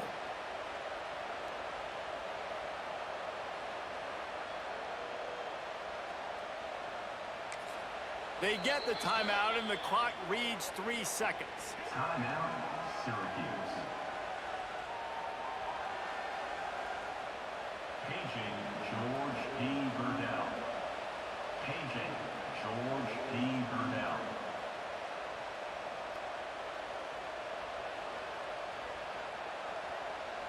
And now on 4th down, they will put it on the shoulders of the kicker to save them with his foot. It's good. That puts them on top here in the 4th. Guys, that one was a ton of fun to call, and the players, a lot of games sort of wash away in the memory bank. Not that one. That will be an indelible mark in their memory. I agree, Reese. You know, I think back to my career at Florida, and just the games that stand out the most were always the ones that went down to the wire, whether we lost or whether we won. And for this team, this is going to be a good memory moving forward, David, because of how well they played late. Did you lose more of those or win more of those? I'm just asking for a friend. Tennessee, what happened? Hey, yeah, it's big-time clutch, right? These are the ones that define your seasons, define your careers, and the ones you never forget, those heartbreakers that come down to the last play. Thanks so much for spending some time with us. For David Pollack and Jesse Palmer, I'm Reese Davis, and this has been another presentation of EA Sports College Football.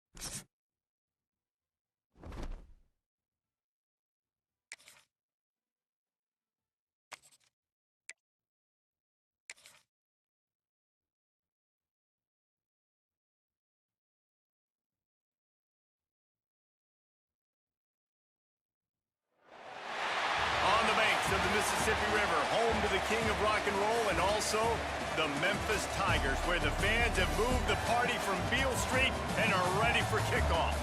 Today, two teams get set to square off in an intra-conference battle in the American. As we'll see, the South Florida Bulls taking on one of the top 5 teams in the conference, the Memphis Tigers. For EA Sports College Football, I'm Reese Davis, joined here in the booth, as always, by David Pollack and Jesse Palmer. Guys, let's tee this one up.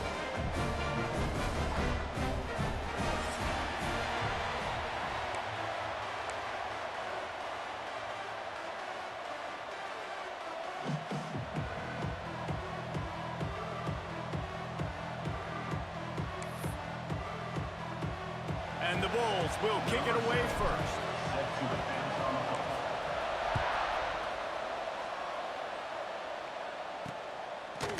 And it'll be a touchback. The ball will come out to the 25-yard line. The Tigers offense will have the first crack at it in this one. Let's take a quick second to call out some of the impact players their coaches mentioned in meetings this week. Anything you guys heard that really resonated with you? Yeah, I love when coaches talk about guys that bring it every single day. Like, that we can depend on them. They can get other guys lined up. They're always motivated. They're always being a great teammate. These are the guys that coaches love. And big-time players make big plays in big games, right? These are the guys that have to play well if they're going to win games like this. It'll be interesting to see what they do today. He is going nowhere. Stop at the line of scrimmage. You know, you got to be careful as a QB throwing to your running back in man coverage. If there's a linebacker draped all over him, then that ball's not going anywhere. And you just saw it right there. Better play by the defense. Lewis wants to pass. Makes the grab. And the defense had that one well covered. Just a short game there. That's a good job by the drag route there, understanding its zone coverage. So instead of continuing to run across the field, he settles down into an open spot, making it easy for his quarterback. Working that left side. And he's brought down after a nice gain.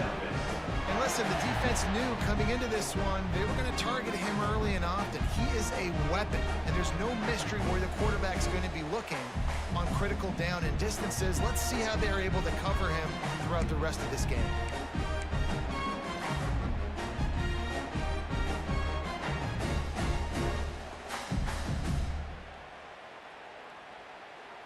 Memphis coming to the line with a fresh set of downs. Tight end in motion, see how the D reacts. Give to the running back.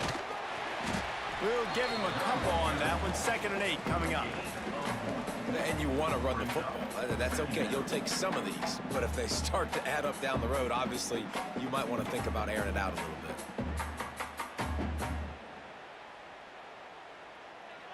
After picking up a couple, it's 2nd and 8.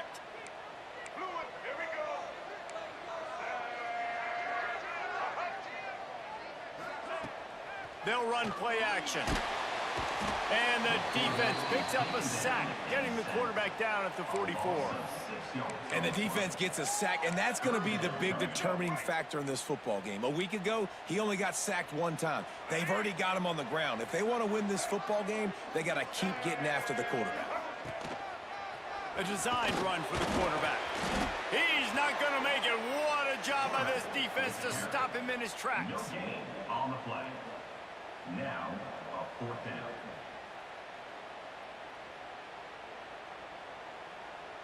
Memphis will be forced to punt. They'll boot it into the night sky for the first time. Gets off his first one of the day. He was called on 5 times in the victory last week. You'd think they would have had a good chance to down that one deep, but the bounce carries it into the end zone for the touchback. So USF's offense will try to get something going with their first possession. And what a performance, an aerial show from this guy in the last game, and he has to have a ton of confidence coming into this one, David. Yeah, it was a great week. And watching that tape before this game, like you could tell, man, he was seeing it quick. The ball was coming out, just touchdowns at will. A really nice day. And I think, Jesse, you take that and you start to build on it for this offense and really continue to trust him to make plays through the air. Yeah, that's a good point. I think he really earned his offensive coordinator's trust after that performance. So I'm anticipating the playbook to expand a little bit in this game. Maybe see some new schemes in the passing game just based on what this guy was able to do the last time he took the field.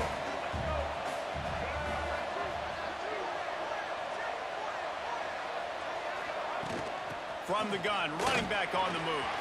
Got enough for the first, and he's still going. At the 45, on his way. And he was on his way. Gets it all the way to the 38. Man down on the play as the officials take a break to let him be checked out.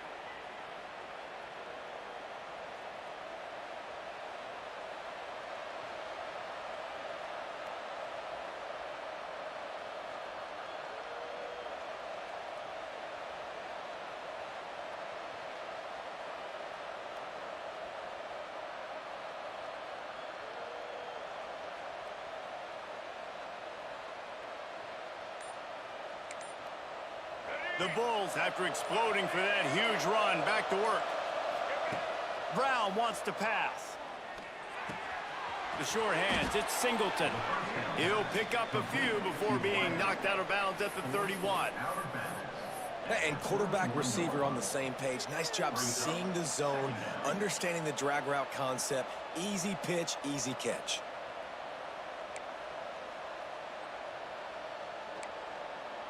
And the Bulls with myriad options after that big pickup on first down. Second down, he'll throw it. Caught near the sticks. It's Singleton. They'll get him out of bounds and mark it at the 21.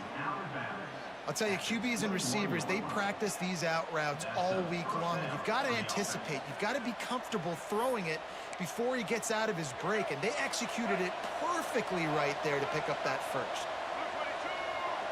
He wants to change this route. Looking to throw on first down. He's got his man, makes the grab. They make the stop, and that will likely bring us to the end of the first quarter.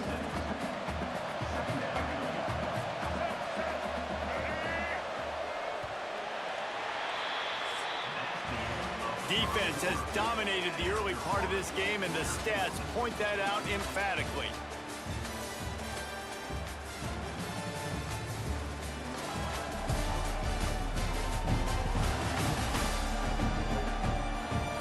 Sometimes you see the offenses sort of settle in, find areas to probe after that first quarter.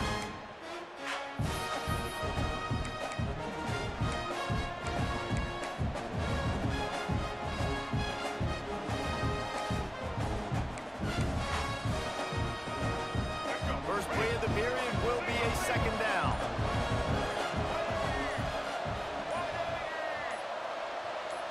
On the direct snap, it's Brown. And he'll step into the end zone. Touchdown, South Florida. This is like having an extra running back in your backfield. This quarterback is magic. When he decides to keep the football, he can make people look absolutely silly. He shows you on that play.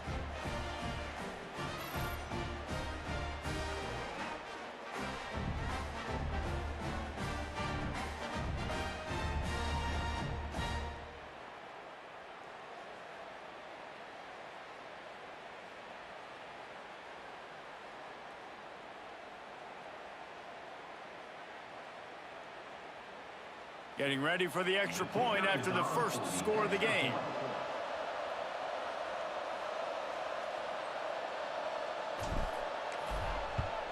And with the extra point, they get the first 7 of the game. So that scoring drive took only 6 plays.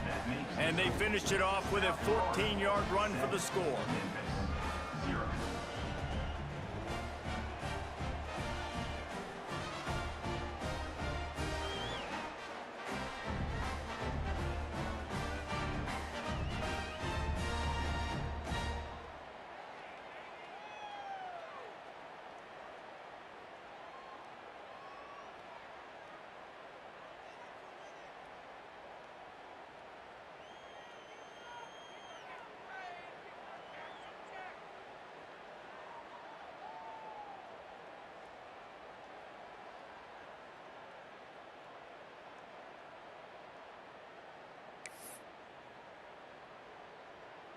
Kickoff unit on the field, and this defense will be called on to protect this lead.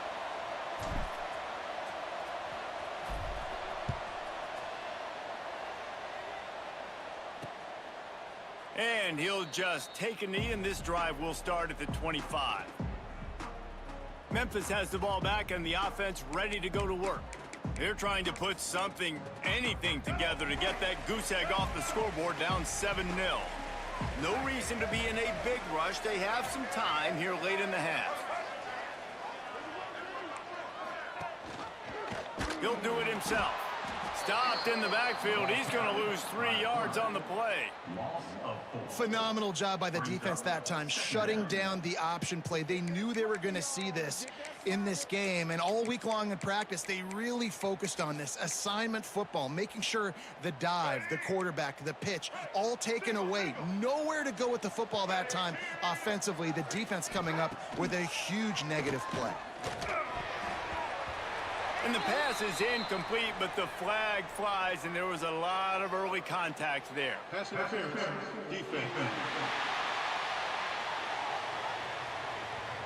And the defender just way too handsy on that last play. You could see all the contact as the ball was in the air. He simply can't do it, and the referees caught it. Lewis to throw. Setting up the screen. Still running at the 40. They'll get it to the 48. No need to measure it to first down. And the Tigers want to crank the tempo. Offenses love the explosive plays through the air, pushing the ball down the field. And look at this. Sometimes it creates some momentum, and you want to capitalize. So you go get on the ball and get ready to run some no-huddle. And there was nowhere to go, just stopped in his tracks in the backfield. The Tigers now with a long way to go to pick up the first down. Fires to the wideout. Grabbed over the middle. It's Hawkins. Really putting together a threat now. They get the first. It's at the 37.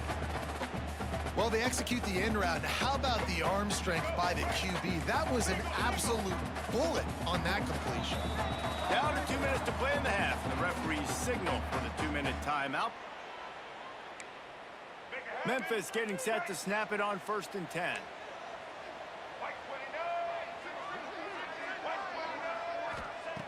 Wants to go up top on 1st down.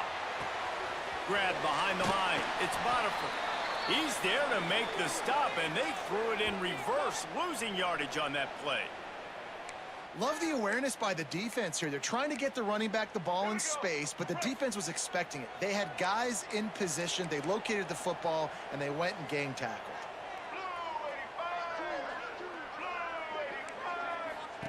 They'll go to work in the air on 2nd down. And he's all bottled up, and now it's worse. The ball's loose. Good awareness by the offense. You never want to see the ball on the ground, but a nice job understanding to just kind of jump on it, make sure you keep possession. On 3rd and long, a check down would be the last resort. Well, for this defense, finally, you're seeing pressure on the quarterback. They're outside the top 50 in sacks per game. They've been waiting to find some more consistent pressure to help them win games, and they're getting it in this game now. 3 sacks on the day. They're just simply winning and doing a better job executing up front at the point of attack.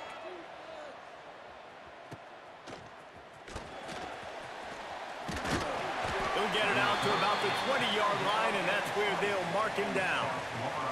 Looks as if we have an injury on that last play, and we'll take a break to check him out.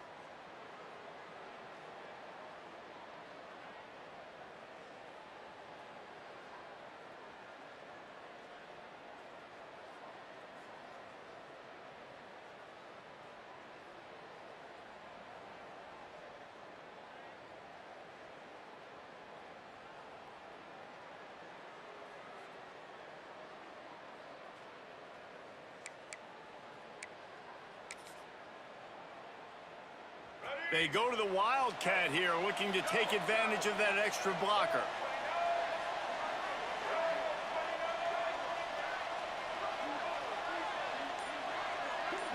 Motion from the back. Direct snap. It's Brown. They forced ahead just a bit. Not a lot working with the Wildcat there. You know, I really like this QB running the football because I know he's got a lot of speed, but he's not the biggest guy in the world. So he's not going to be able to break a lot of tackles. You really got to do a good job of trying to scheme ways to get him out in more space. Now on second down.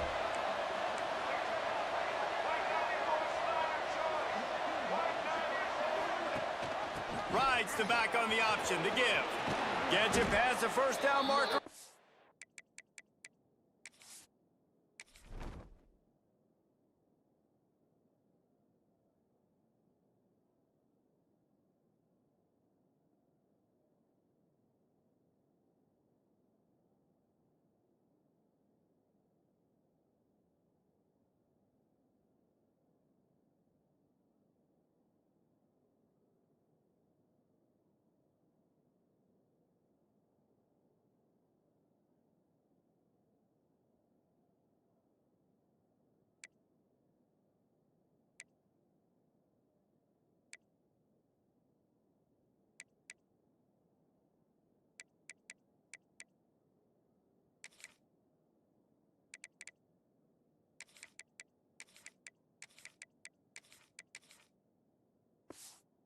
Running.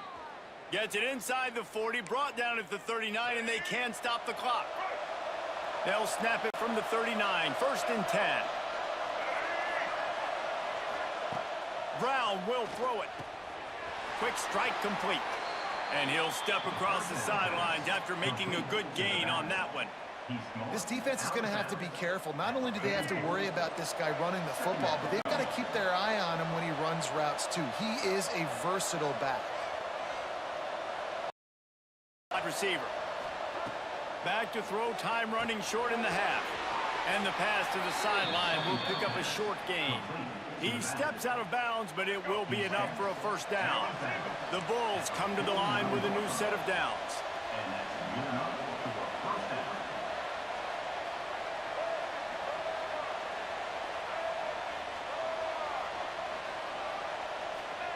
Looking downfield on first down.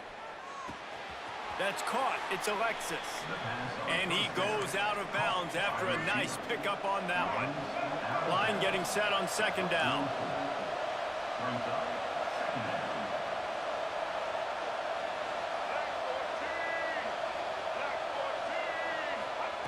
Looking to fire. That's caught. It's Isaac. He gets it across the 40 and out of bounds at the 38. They're lining up on first and 10 from the 38.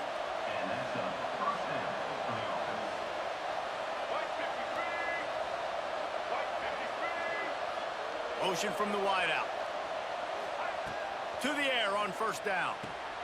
Makes the catch. It's Isaac. And he goes out of bounds after coming up with positive yardage there. Yeah, and I think you've just seen how the quarterback has so much confidence in this guy catching the ball too, right? Receivers aren't open, tight ends aren't open. He knows he can find him running out of the backfield, or if he lines up at wide receiver, this dude can get open and he can make positive things happen after he has the ball. Second down, they'll go to the air. Got a man, it's Isaac. He steps out of bounds, but he's got a first down on the play. Here's this offense with a fresh set of downs.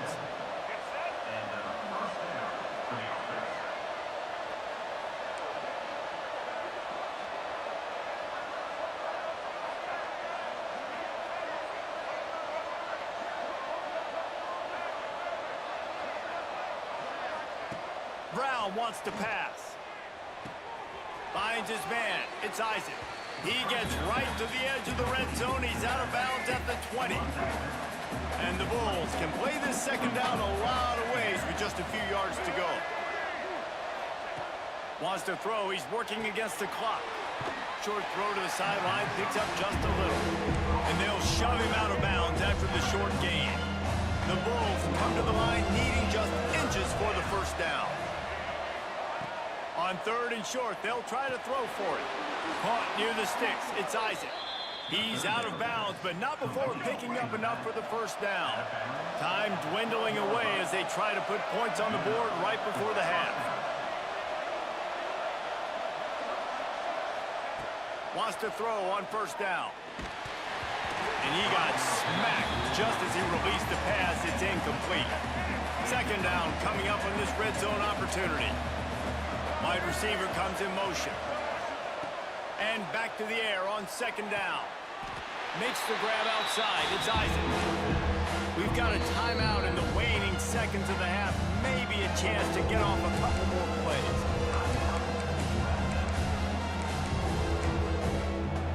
Just enough time to get off one final play of the half.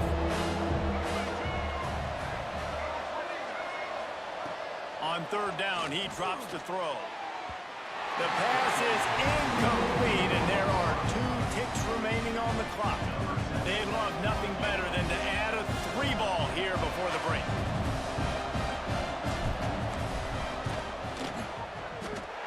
No good. And the margin remains at 7 after the miss. That's the end of the 2nd quarter. That means it's time to join Kevin in our halftime update.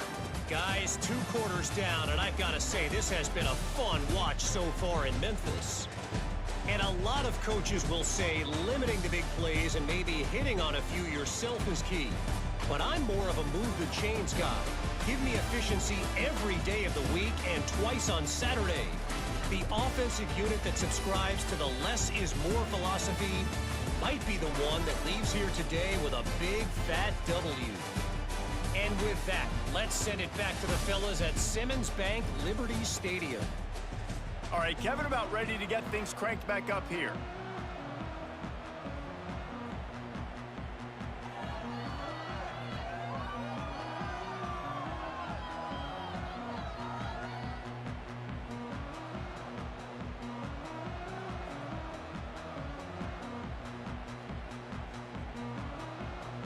Memphis about to boot it away to start the 2nd half.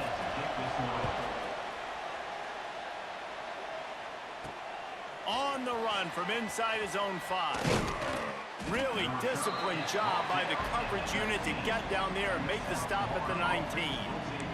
South Florida ready to send the offense back onto the field. We thought we'd see a little wildcat formation in this spot, and here it is. Sends it back in motion. On the snap, it's Brown. Took care of it himself. Across the 35, out of bounds at the 36, and a really good pickup as they're starting to move. The stress that a guy who can run that fast puts on a defense, even if it's a pass play, he has them on edge all the time. Oh, the D coordinator. This guy gives them nightmares every night leading up to this game, because if you don't have people accounting for him and your eyes go to the wrong place or someone's out of position, that dude is gone. That back had absolutely nowhere to run the football. Actually, is he counting? I think he's counting to make sure there's only 11 guys on defense. Didn't get much on 1st down. It's 2nd and 9.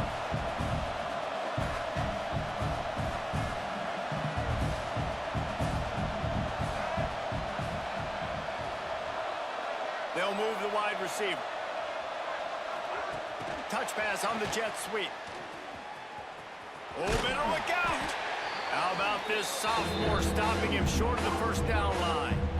And these little touch passes, man, they're just the easiest completions ever for quarterbacks. Palmer, I bet you would have loved being able to just flip it forward. That counts as to your completion percentage, which is good. And then it's all run after the catch, so pretty easy for a QB. You wouldn't have been the only All-American in this booth game if I were allowed to have push passes when I was playing quarterback. I'll tell you that. It is so hard to defend. It's so hard to seal that edge, especially when this guy's full speed ahead coming around the outside. He's got enough to move the chains, and they'll spot it at the 47. Defenses throughout the week study every 3rd down situation. You got to be ready for what they do, how they do it, and then be able to adjust. Great job by the offense so far having success. And the Bulls have their offense in high gear.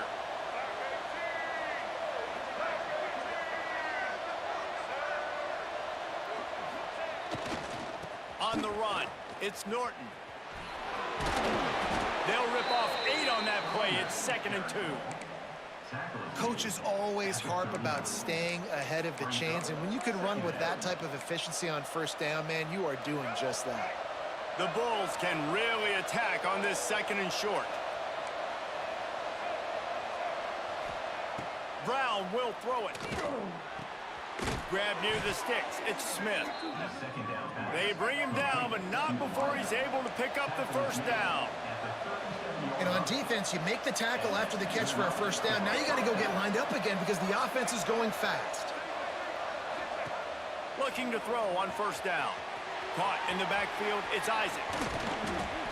Defense has their hands full with this one. I know he's not the biggest guy playing the running back position right now, but they know he's going to be catching it too, and they're going to have to bring this guy down in space. In the passing game, they better make sure they get a lot of hats to the football. They've got their hands full. And the Bulls have their whole playbook open here on 2nd and inches. Missed receiver there, it's incomplete. Another incompletion, and I've said that a lot, and these teams are just struggling. I mean, the offense just doesn't know what to do. Nothing's working. Ground game, throw game. It's kind of been a rock fight on both sides.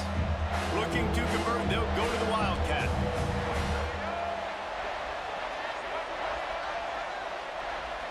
On the direct snap, it's Brown. Got enough for the first down. They make the stop, but not before the chains move and the Wildcat formation pays off.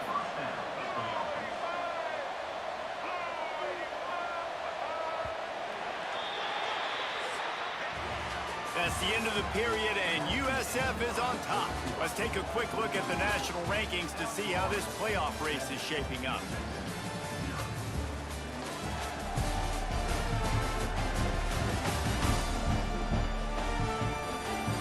Here comes the fourth. Time to see who steps up, who makes the winning plays to take home that W.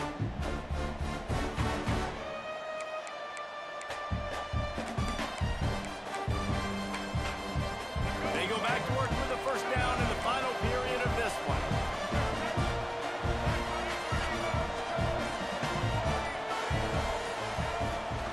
They'll keep it on the ground, trying to milk the clock.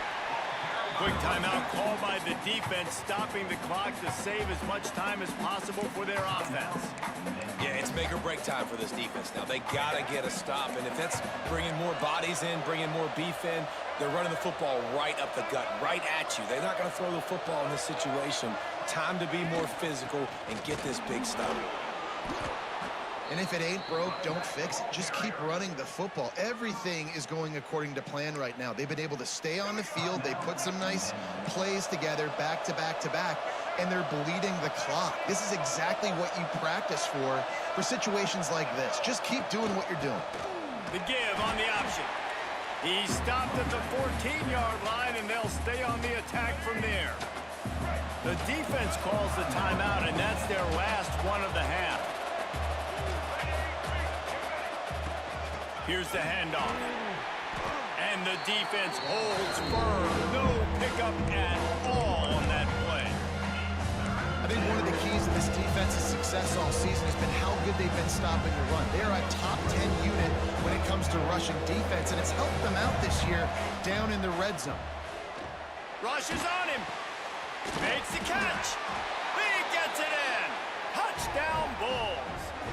They extend this lead, and it looks as if they are going to make it 2 wins in a row. And, man, a lot of times late in games, you see offenses, they get very conservative, very predictable, and then they leave it in the hands of their defense. I like this execution, man. The offense continues to do what they do, and they take the 2-score lead in the fourth quarter, everything going in their direction.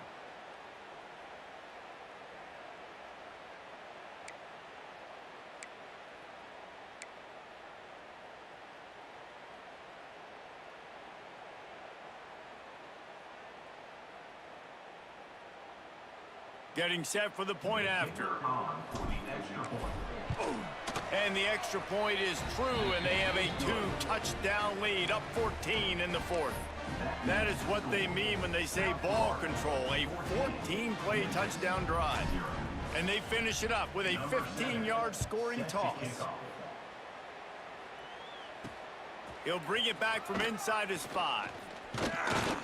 Really disciplined job by the coverage unit to get down there and make the stop at the 19. Here comes that Memphis offense back onto the field. They really need to find a way to punch back on this drive, already down 14. Bunch formation for these receivers.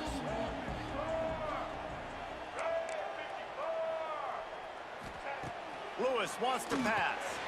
Finds his tight end. It's always interesting how people handle late game. Like, you know this game is over. There's not a lot to gain from it, but some people try to throw the ball deep and continue to make plays. They throw it short. The clock's running out, and there's not a lot to talk about that's going to be positive for this offense. Going to swing it on 2nd down. And the pass rush is effective, and they tackle him at the 19. Got to get to the line quickly for this 3rd down play. From the gun, wants to pass. He wants a big play here late. And that one's incomplete. They weren't just trying to move the chains. They were trying to move the scoreboard. Instead, it's 4th down. They'll leave the offense out there to try to get it past the marker and pick up the 1st. They're throwing for it on 4th down. Unloads to the wideout. With the catch, it's Smith. They corral him out of bounds. Mark it down at the 38, and this offense might have something going. The Tigers have it with a 1st and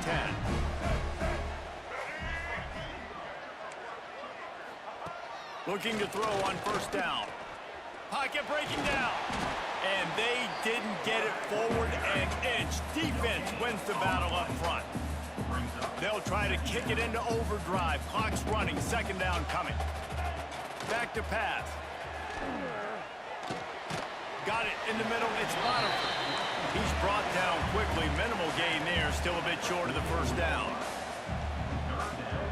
They'll snap it from the gun on 3rd down. Snagged in the middle. It's Smith. And he's knocked down immediately, but not before he moves the chains. Wants to go up top on 1st down. That's reeled in. It's Bonifant. Didn't pick up a lot there. Moved it forward just a few. Everybody has to be set. They have to get it off. Double time. Hustling to the line. They spike it to stop the clock. They need the 40 to convert here on 3rd down.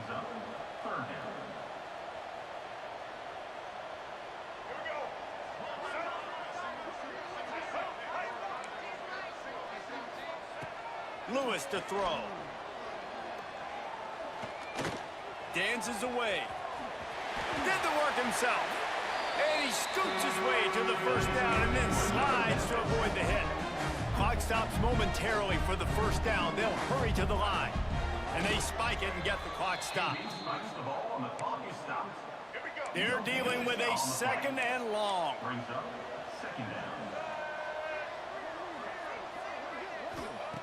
Wants to go up top.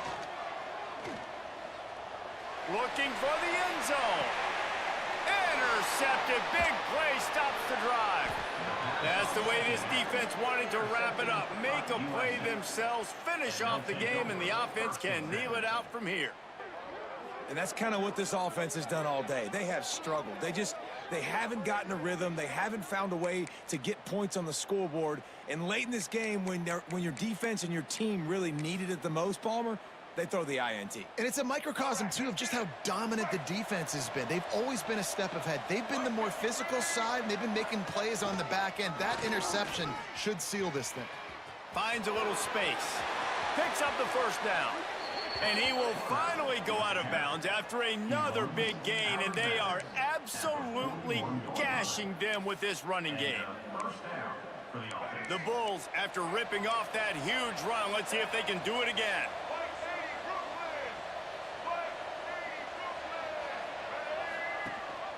Gives it on the option. You'll take this every time. 5 yards on the 1st down play. And the Bulls racing to the line in the hurry-up. To the air on 2nd down. Throws for the tight end. It is incomplete, and now there are 4 seconds remaining. Love the coverage on the back end. The defenders staying right by the receiver, the intended target. As a result, that ball's incomplete. Brown wants to pass. He tosses one high and deep down the left side. Oh, he had it. The deep ball was there, and it just trickled through his fingers. They won the game today. That's 2 in a row. If they win the next one, it's called a winning streak. It's been done before. And we're seeing the identity of this team come into fruition. You just get the sense they're finding out who they are, what they're about, what they're going to do schematically, and who their big playmakers are. Which is tough to do, right? It's tough to grow throughout a season and understand who you are. But when you stack wins week after week on top of each other and start to have success, you start to grow as an identity and you start to understand who you are. That will put the wrap on things from here. For David Pollack and Jesse Palmer, I'm Reese Davis. You've been watching another presentation of EA Sports College Football.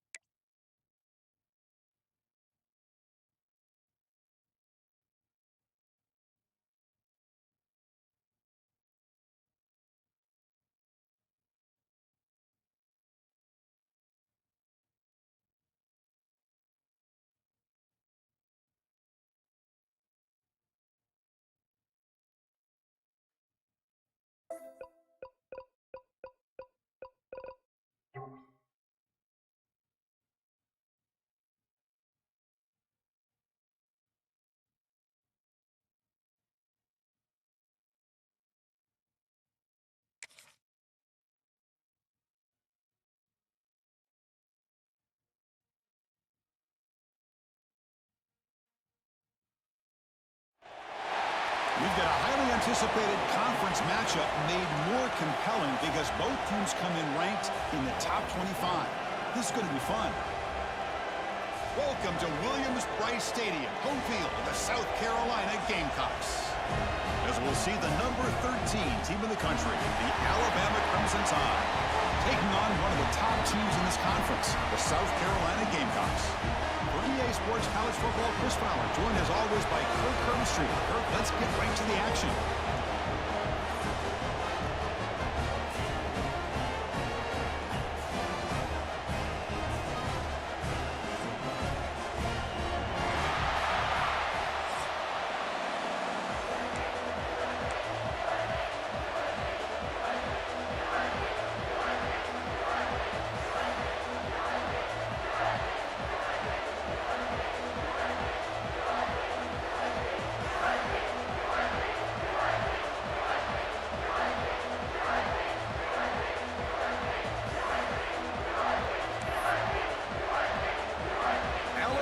Kick it off to get us underway.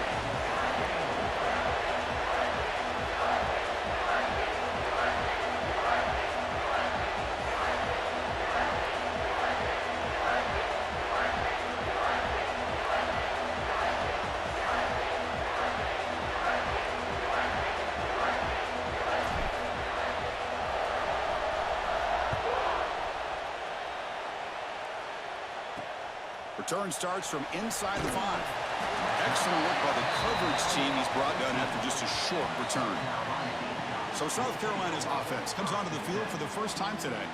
This is a team coming out here with a lot of confidence in front of an energized home crowd coming off that win last week. But there's a challenge today against this defense. Yeah, great defense. It's going to be really exciting to see how this one plays out. And I think you're right.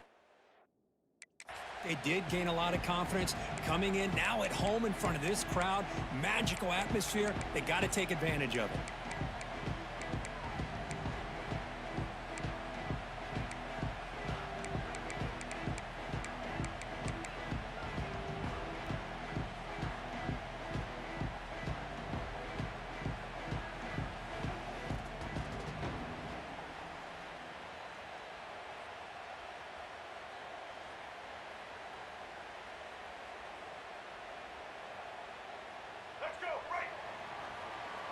The defense with pre-snap movement of its own.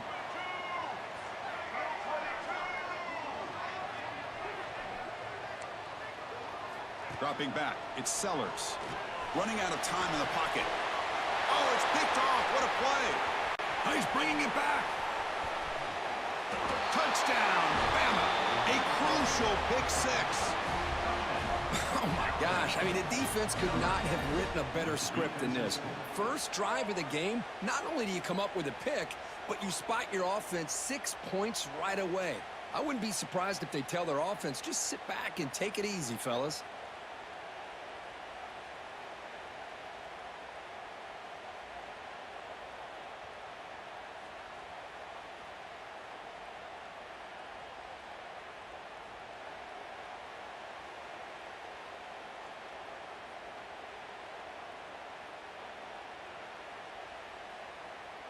And they get set now to try the PAT.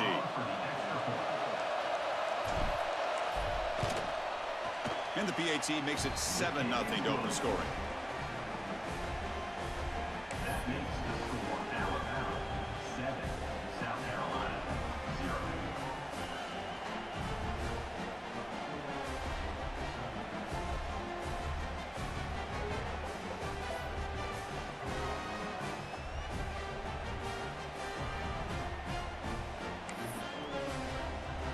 So after putting up the touchdown, the kickoff team is out there to boot it away.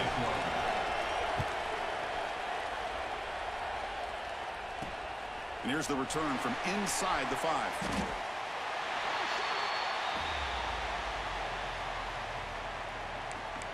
And the South Carolina offense is back out on the field. They have got to bounce back on this possession after throwing a pick 6 last time out here.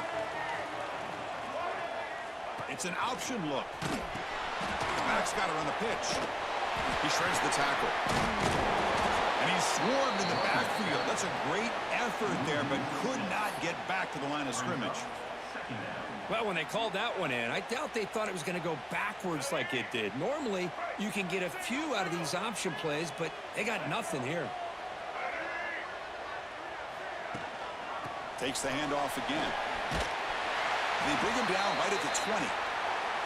Both these teams told us they're eager to prove a point. Here we are mid-season. They both earned their spot in the rankings, but we expect tight competitive battle today. Well, that's the beauty of these top 25 matchups in the middle of the year. A little bit of a better handle on who these teams are. Love the fact that we get these two teams on the field.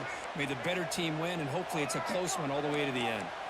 Back to pass. It's Sellers. And that pass is incomplete. No idea who he was trying to throw it to. Now, fourth down.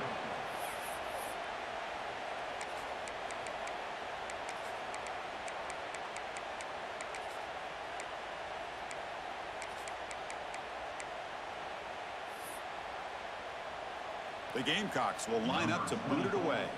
And the offense will have to punt for the first time this afternoon.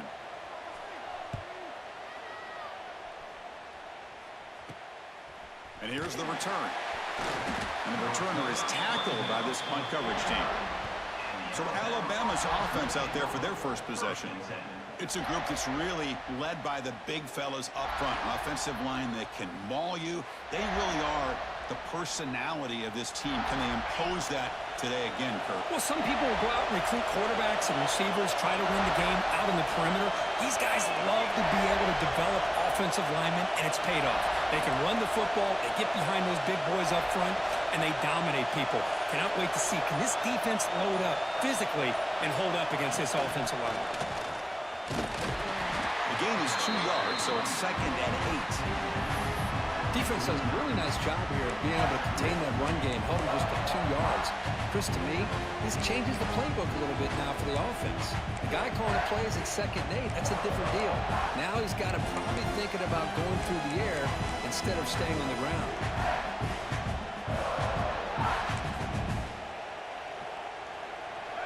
Important 2nd down play coming up.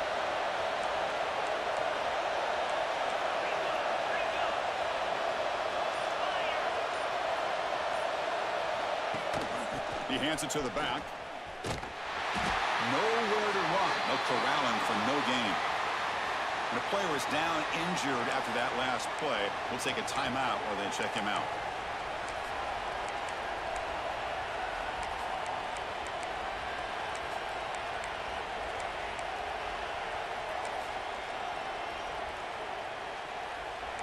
So the ball at midfield, and now the offense facing a 3rd and long.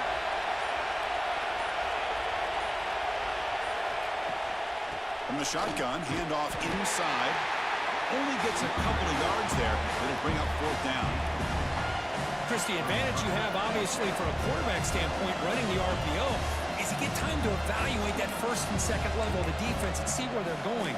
Unfortunately, the defense didn't show him much, and the back ends up taking it for just a few.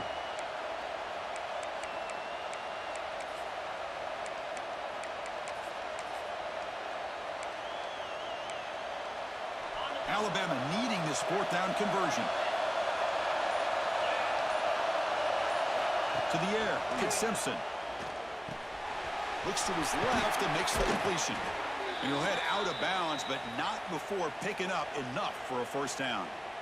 I thought the defense did a pretty good job here on this 4th down, but how about the quarterback? Throws an absolute laser to get that one in there for the 1st down.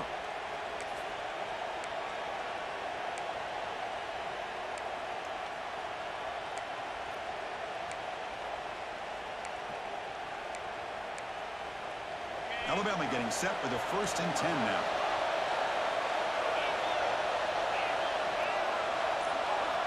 And the quarterback looking to make a play through the air. Quick throw complete to the tight end. Looks like a player is down injured at that last play. We'll take a timeout while they check it out. That completion makes it 2nd and short.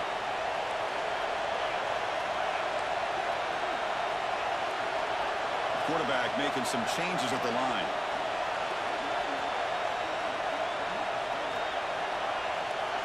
They look to throw it here on 2nd down. Gets the ball as he's hit, but it's incomplete. Boy, that pass rush got in there in a hurry. Great job by this defense of disrupting the rhythm and timing between the quarterback and the receivers.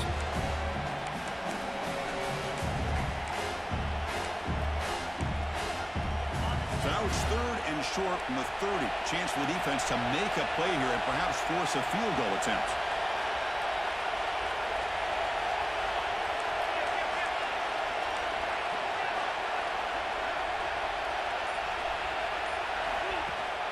They're going to run it. Mack gets the carry. It's good for first down yardage. Set up at the 26 now. Looks like a man is down on the field after the last play, so we'll take a timeout. This Alabama offense is moving quickly down the field.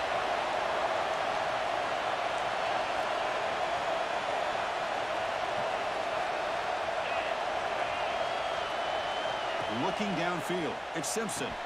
Here's a throw underneath to the tight end.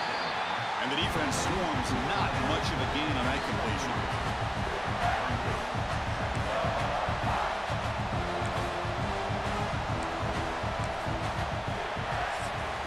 So Alabama will take the lead into the quarter break here. Let's check out the stats now through the opening period.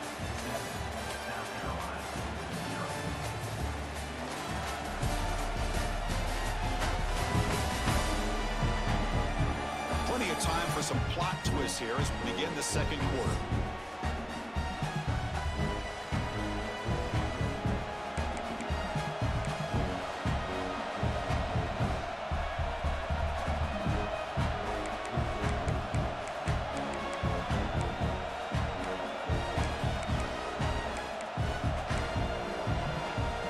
Offense getting set for a second down here to begin the quarter.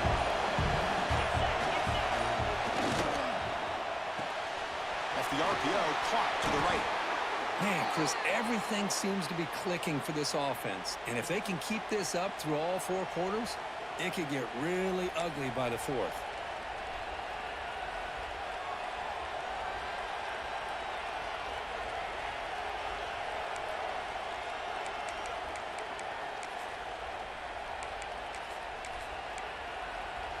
Alabama now operating in the red zone.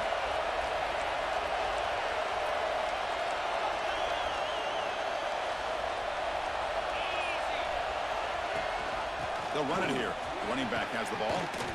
Motors into the end zone. Touchdown, Alabama.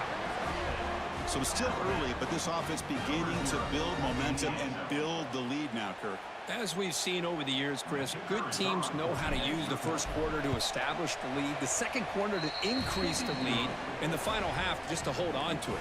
They're following that blueprint perfectly, widening the distance between them and their opponent before we even get to the locker rooms. Number 38, set to kick this one away. And he takes this from inside the 5.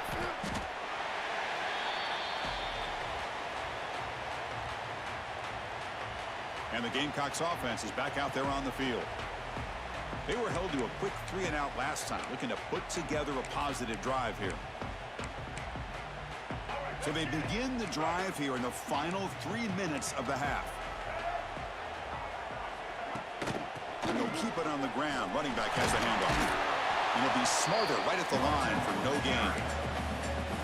Talk about quickness. That play is absolutely blown up in no time. Chris, I don't know if that's a misassignment by the offensive lineman or just really good instincts there by the defender, but that play is blown up right at the snap. Well, it's been tough so far to get this drive going. Now they face 3rd and 10 from inside their own 20. What's the call going to be? Looking to pass. It's Sellers. Short pass finds the tight end. It's a nice gain. They'll move the football up to the 27.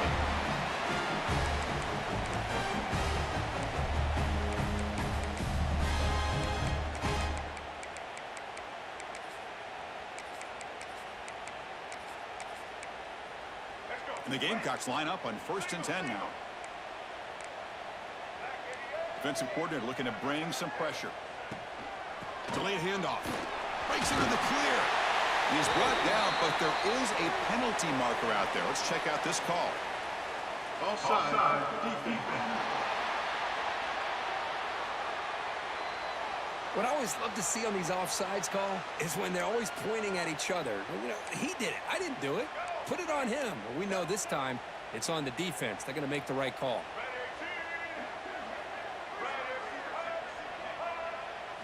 There's the snap. Quarterback setting up to throw. It's the running back in the flat.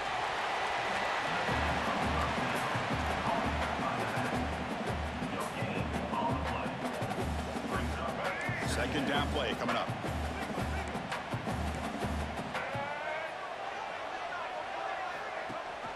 They'll try and run it. Here's the running back.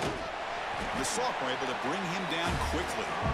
Now the timeout is called by the defense. They've got some things to work out here. Okay, it's third down after that run. Moving the receiver around pre-snap. A pop pass on the jet sweep. The Gamecocks pick up enough yardage to keep this drive rolling. So it's a first down here. The clock is stopped temporarily, but they get to the line quickly. Looking for a receiver. Caught over the middle. It's Barber. Breaks free in the clear. He takes it all the way to the end zone. Touchdown, Gamecocks.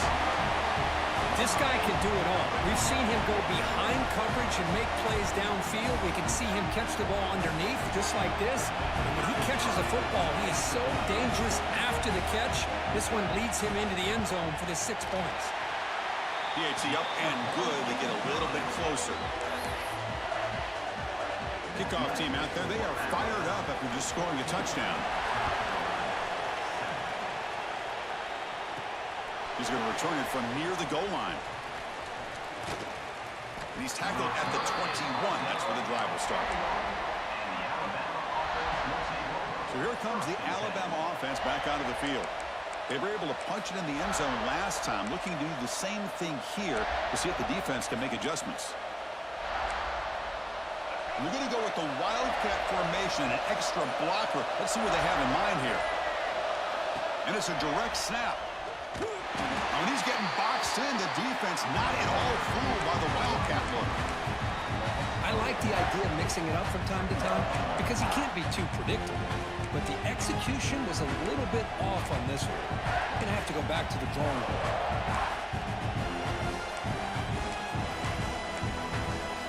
Rough start to the drive. They lose 4. Makes it now second down and 14. Pulls it in. It's Williams. They stop the receiver, but that's a solid gain on that play. Alabama comes up with the line quickly. Scanning the field. It's Simpson. That's caught. It's Williams. And he runs out of bounds. That's a big gainer there. It's a 1st and 10 play coming up for the offense.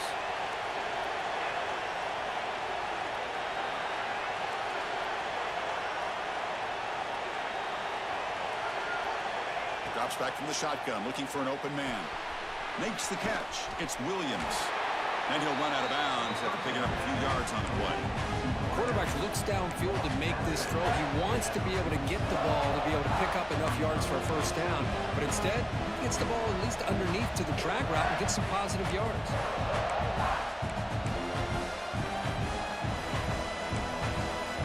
Pass complete. It's second down now.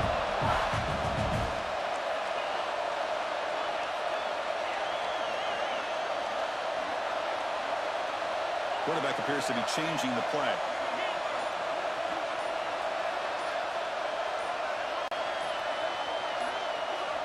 Second down, we're going to throw it. The receiver grabs it. And he's tackled, but only after picking up a first down. Offense right to the line, cranking up the tempo. On 1st and 10, they'll look to throw it. And it's incomplete. The defender arrived the same time as the football. And now it's second down. After the incompletion, they come up on 2nd and 10 from the 45.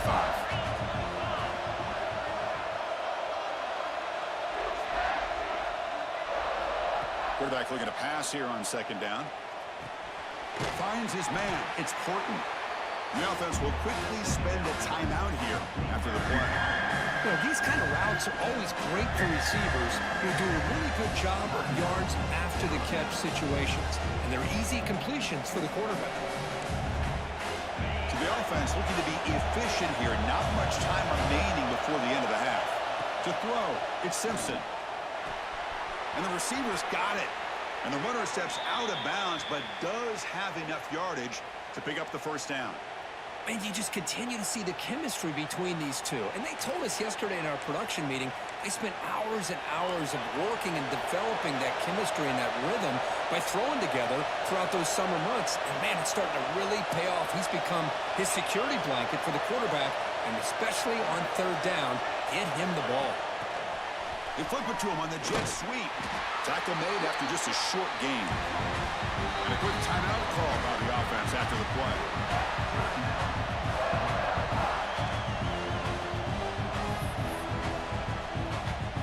So, with only a few seconds left in the half, out comes the field goal unit. Trying to knock it through from 44 yards away.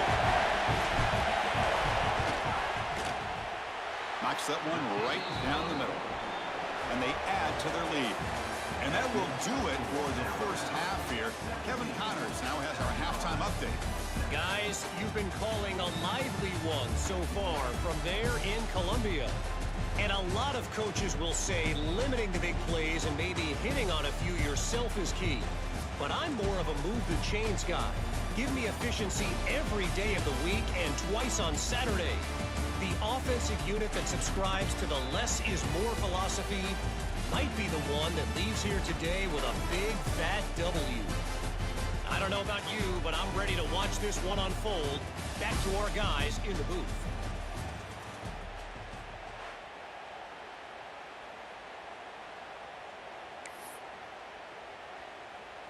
And the Gamecocks will kick this away to begin the second half.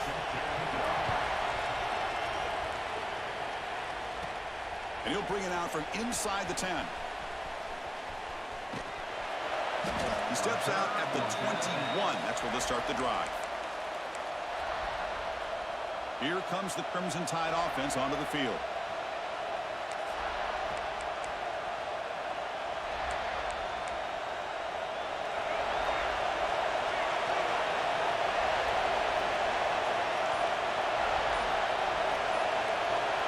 Looking downfield, it's Russell.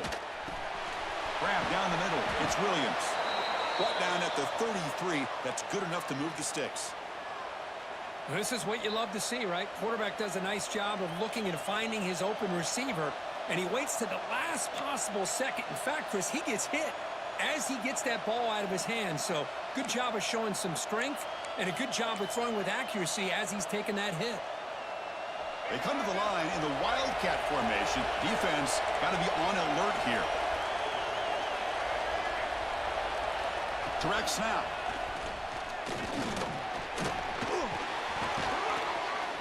They'll bring him down, but the Wildcat look produces an explosive run to get a first down.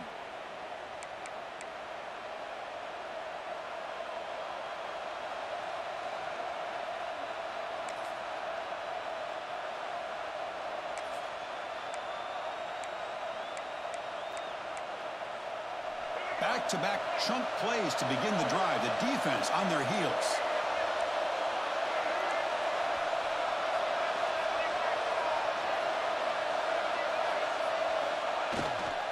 And they'll run it out of the shotgun. And that run produces a decent gain. Nice solid run here by this back. Did a nice job of just kind of finding that lane, pick up some positive yards there on 1st and 10.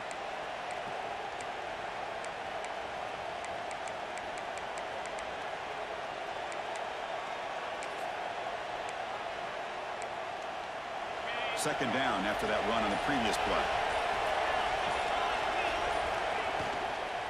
Out of the shotgun, he hands it off.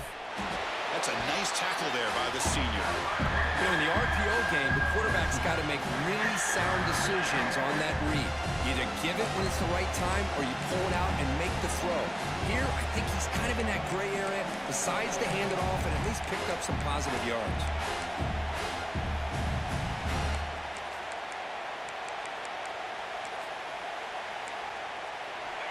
It's third down for the offense.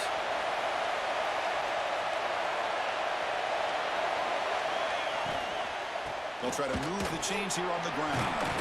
And they convert on third down. Move the ball to the 36.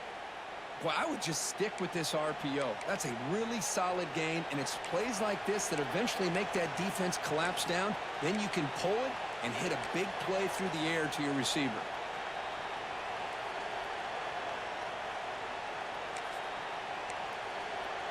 Alabama getting set with a 1st and 10 coming up.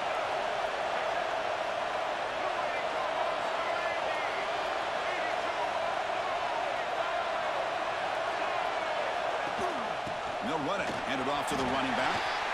He's got the first and still going. Tackled, but only after picking up a fresh set of downs. And a player is down injured after that last play. We'll take a timeout while they check him out.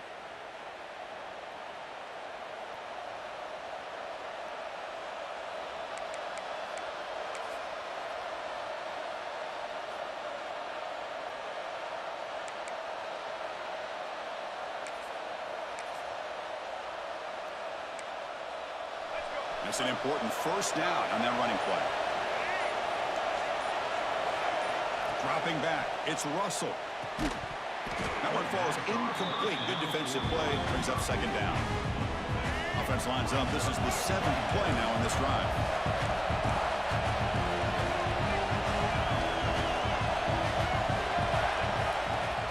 And they hand it off to the back. The pickup is 6, makes it 3rd down and 4.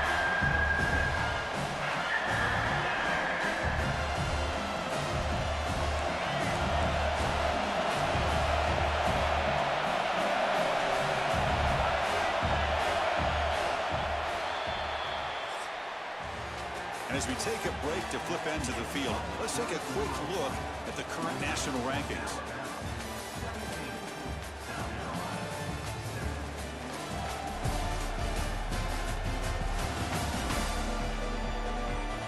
One quarter to go. Let's see if this sets up as a classic finish.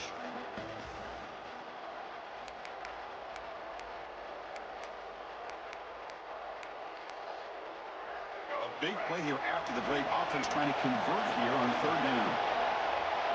Out of the gun now on 3rd down. Caught over the middle. It's Williams. And now it's the defense that calls timeout here, trying to get organized and preserve as much clock as possible.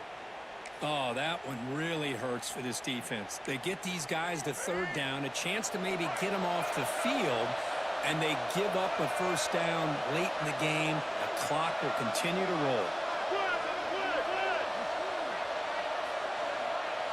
Back now goes in motion. Defense will have to adjust.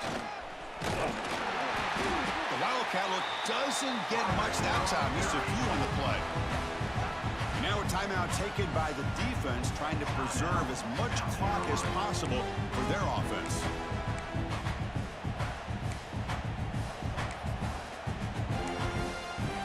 We'll see if the offense can punch it in on 2nd and goal. Pre-snap motion from the offense. Quick pass. Here comes a jet sweep. Touchdown, Crimson Tide. They finish off the scoring drive.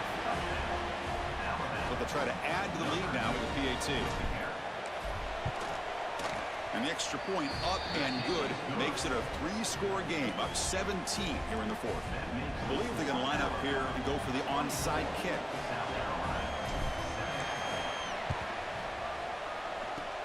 On the hands team does their job and secures the recovery. Hey, it's the 4th quarter here. They're trying to get that football back. I don't blame them. Unfortunately, they couldn't come up with it.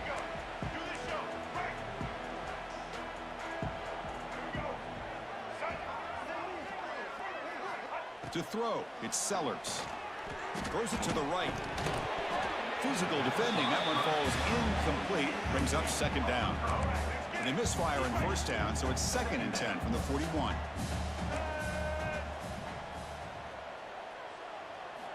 After the incompletion, QB tries it again on 2nd and 10. Taking a deep shot here to the right. And the pass is dropped. Would have been a big gain, but he couldn't hold on. Not going to be easy here. Backed up a long way to go for a 1st down. Looking downfield near the end zone. And he's got it. Touchdown, South Carolina. Well, that's a thing of beauty right there. Good job all around. Offensive line gave the quarterback enough time. Quarterback puts it right on the money. And with this receiver running a route like this, makes it pretty simple. All you had to do was get his head turned around, catch that football. He's already in the end zone for the touchdown. He manages the footing, and the extra point is up and good.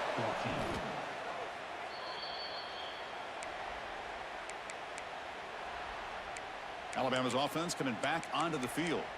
On that last touchdown drive, they just pounded away with the ground game. Let's see if that formula works again.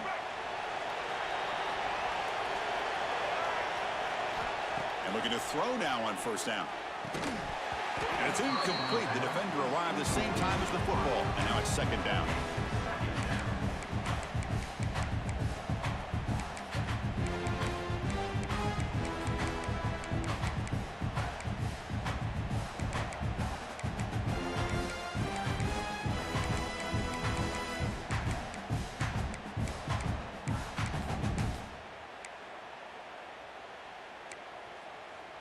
Offense moving to a bunch formation.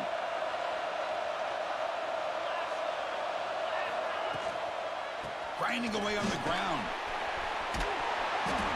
Tackle made after a nice pickup on the play. And now it's the defense that calls timeout here, trying to get organized and preserve as much clock as possible. First down here for this offense.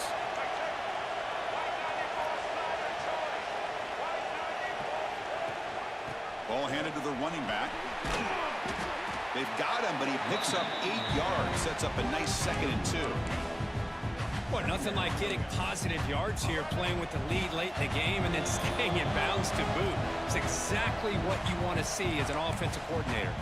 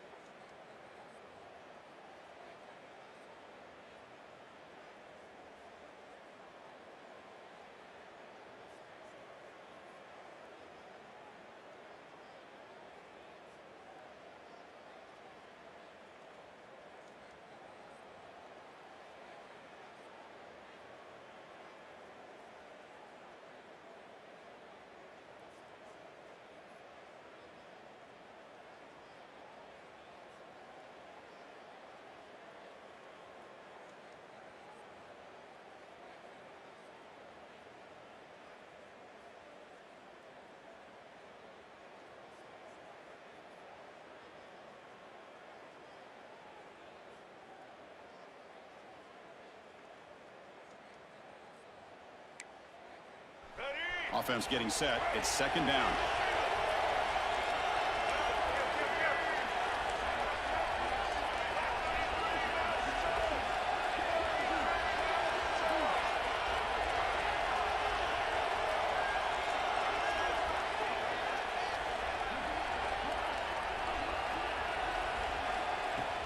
Handoff here from the shotgun.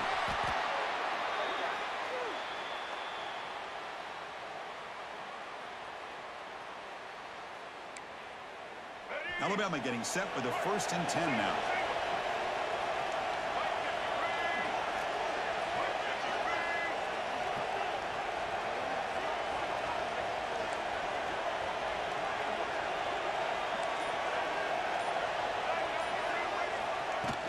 Chewing clock with the running game.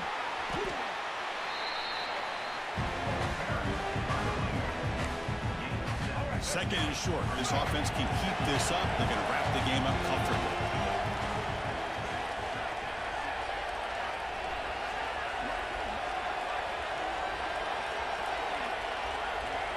Pre-snap motion from the receiver. Scanning the field. It's Russell. Makes the grab on the move. And is going to be taken down there, but there is a flag on the field.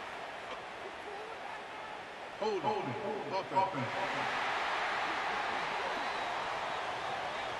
So the holding penalty in the offense backs him up 10 yards.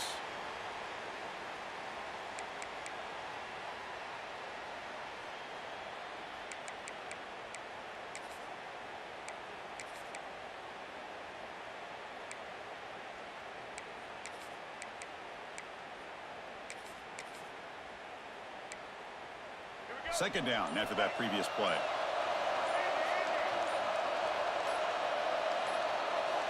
Here's the snap. Quarterback drops back. Receiver looks it in. It's complete.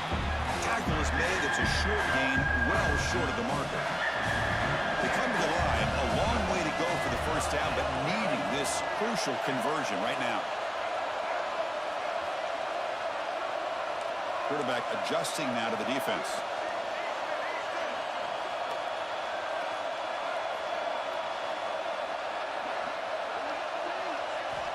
He'll drop back here on 3rd down.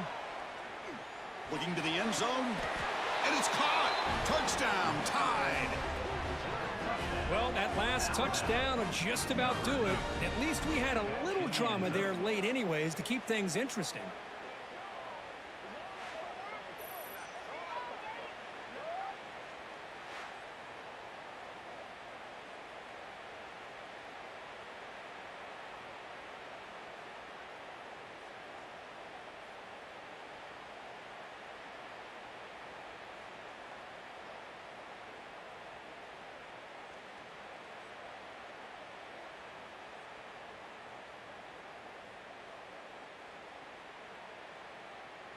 See if they can convert the point after. And the extra point up and good makes it a 3-score game, up 17 here in the 4th. That makes the score Alabama 31, South Carolina 14. Got momentum after scoring that touchdown. Now the kickoff team out there to kick it away.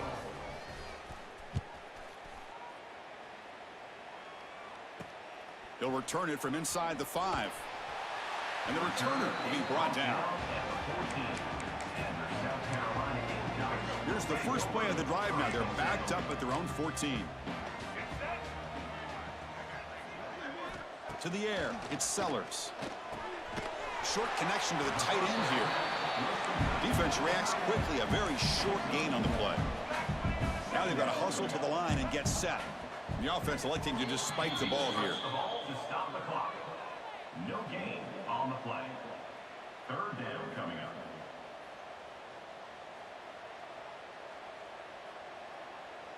So the offense getting set. This is not where you want to be against this defense. 3rd and long.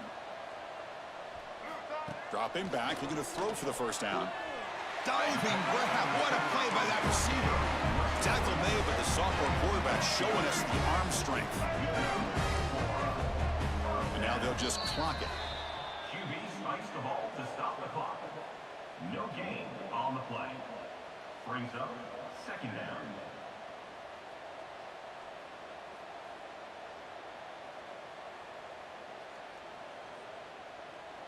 Offense getting set. Second down play here. Quarterback looking to connect with the receiver here. Short throw to the back, caught behind the line of scrimmage. And the defense smothers him for no gain. The Gamecocks hustle to the line to run the hurry up. The corner is now playing a couple yards off the ball. So 4th and a mile here. The offense is on the field to go for it. And the defense signals time here with just 13 seconds left on the clock.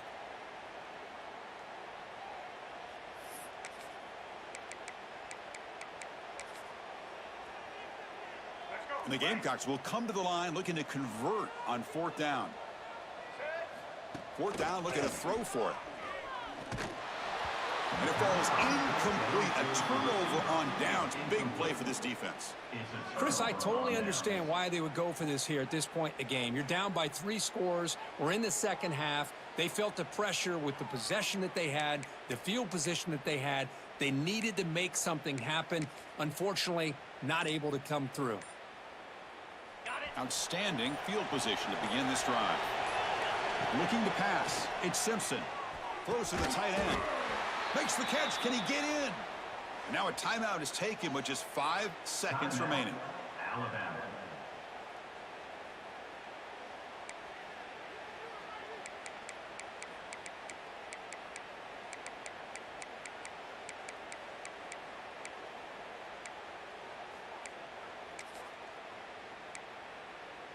The game is in hand here, but the offense looking to inflict more punishment here in the final seconds.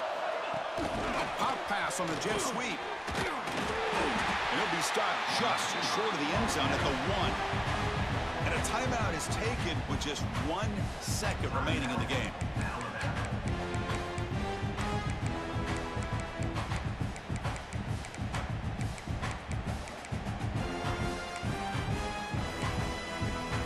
Second down and goal.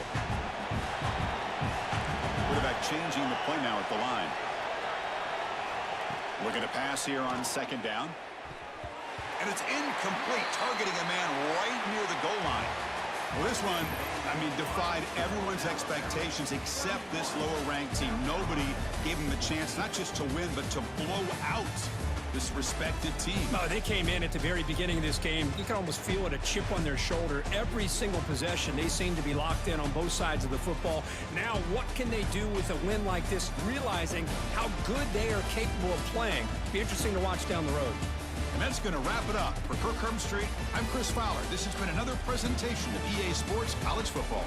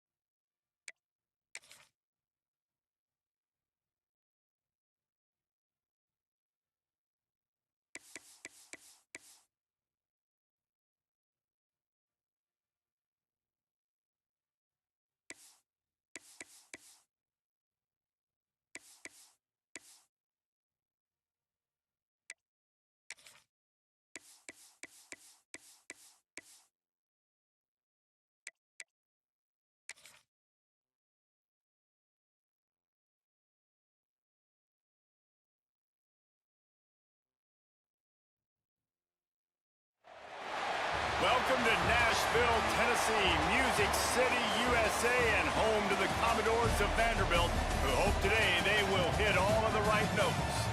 Today, a couple of SEC teams get ready to square off in what ought to be an old-fashioned slobber knocker. As we'll see, the Missouri Tigers taking on a squad hoping to prevent another L this week, the Vanderbilt Commodores. For EA Sports, I'm Reese Davis, Jesse Palmer, and David Pollack with me. Guys, can't wait to get this started.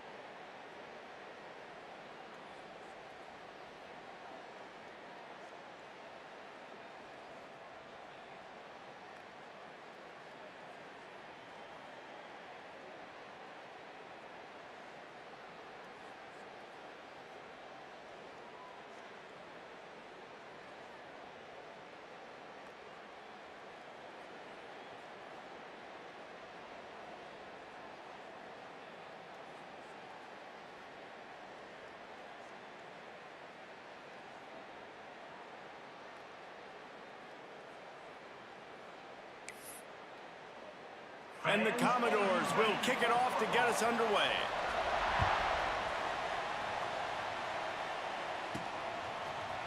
Looks like he's going to bring it out. He's out of bounds at his own 15-yard line, looking for running room and couldn't find much on that return. So the Missouri Tigers offense will go to work first.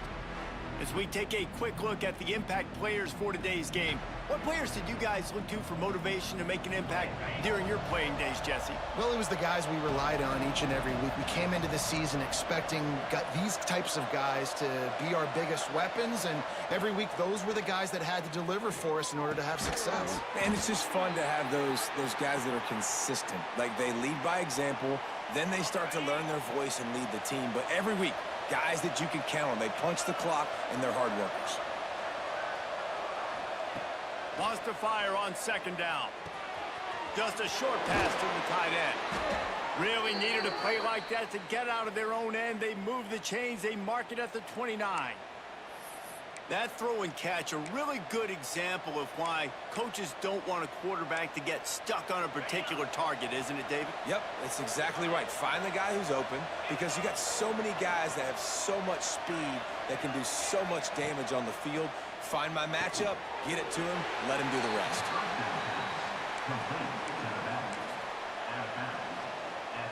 Try to make up for some of that lost ground on second down.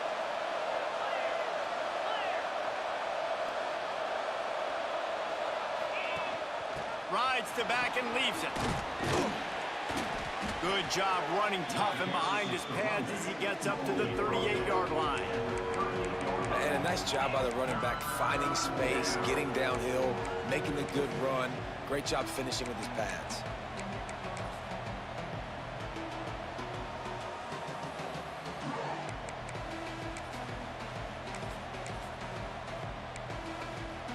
And the Tigers lining up, just needing a few tough inches on third down. They'll try to run for it. They'll move the chains after he gets it to the 43-yard line.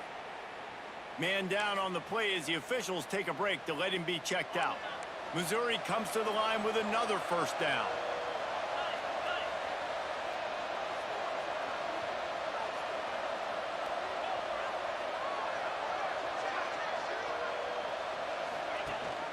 Rides the back and leaves it on the option. After the pickup of 9, it's 2nd and 1. Well, it's plays like that that'll help this offense stay in rhythm all game long. If you can have that kind of success on first down running the football, it just opens up your entire playbook moving forward.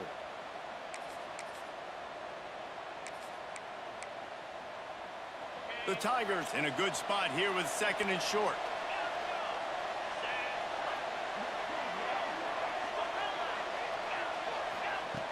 Looking to fire.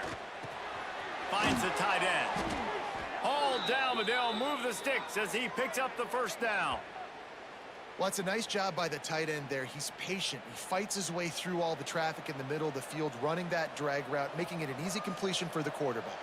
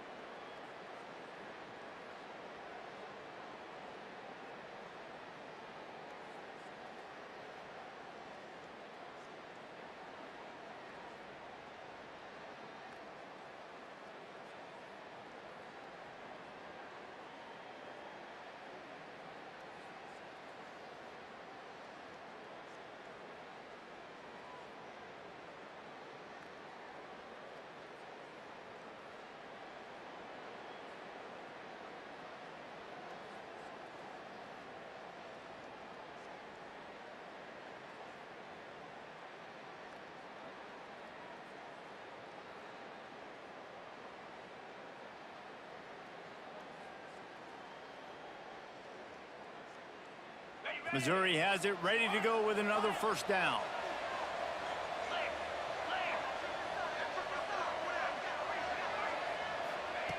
Looking downfield on first down. Catch in the middle. It's Manning. This defense is going to have their hands full trying to defend the pass with all of these weapons they've got on the perimeter of the field. That is a great job bringing a dangerous target down right away after he catches the slant. The Tigers with a 2nd and short to keep this drive moving. Back to pass. And he really needed to hold on to that one, but it was not loose, and third down is coming. Sometimes it takes quarterbacks a few plays to really get into the rhythm of the game and not force things. I think the quarterback that time was really trying to force the ball to his wide receiver, but against man coverage, there were other guys on that play that were open that could have had a chance. So this quarterback just needs to settle down a little bit. He won't be throwing as many incompletions if he just lets the coverage tell him where to go with the ball. Pulls it in. It's Johnson. Doesn't quite make it to the first down marker. He's a yard short.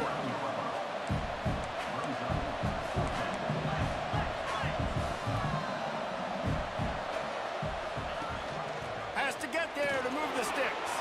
Turning it on. Just across the 20 with a first down at the 19.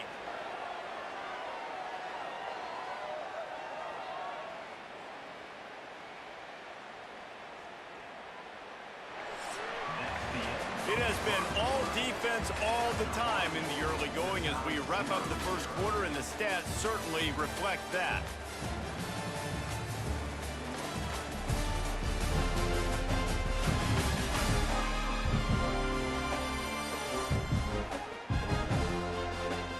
Let's see if the offenses can find a little rhythm here in the second.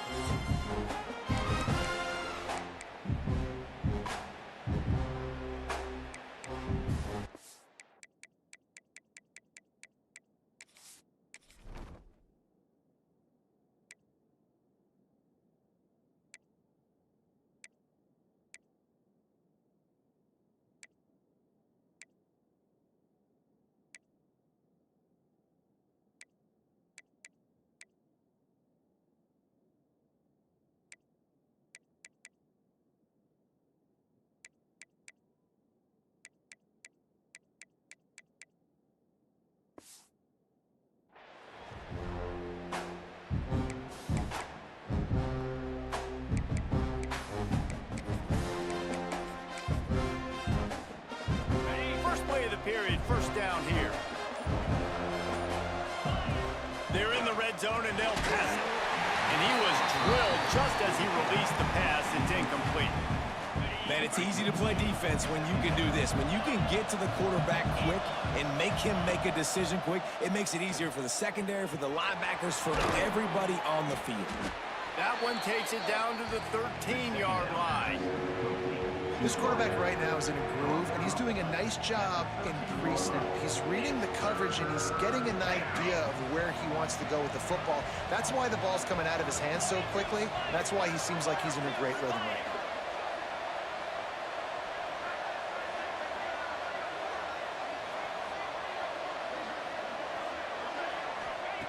now. Out of the shotgun on third down. Got his man. And that'll not only be a first down, it'll be first and goal from the 7. And the Tigers started this drive backed up in their own end, and now they've moved into position to score.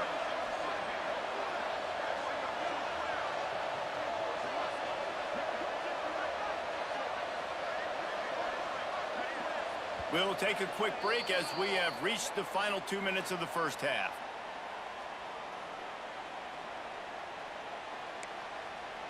Missouri comes up with a first and goal.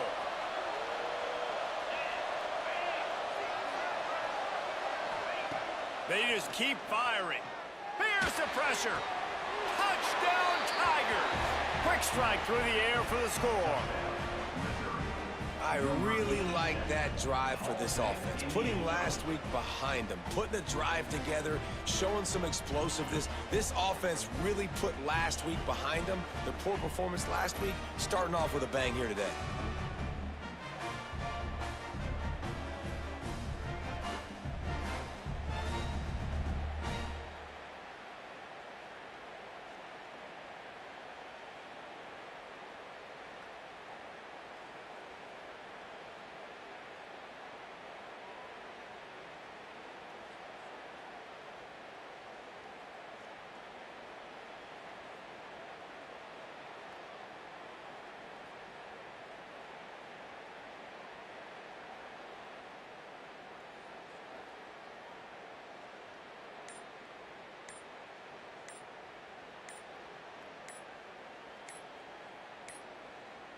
Looks as if they didn't get it off in time. It'll be a delay of game. Delay of game. Offense. So the decision has been made, and the coach will take the penalty.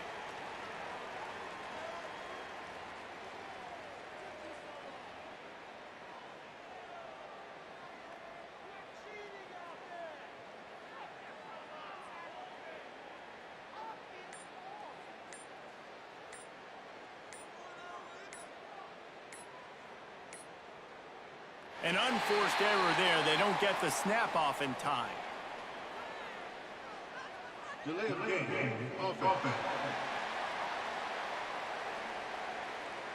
The officials offer the deal, and the coach accepts it. They will take the penalty.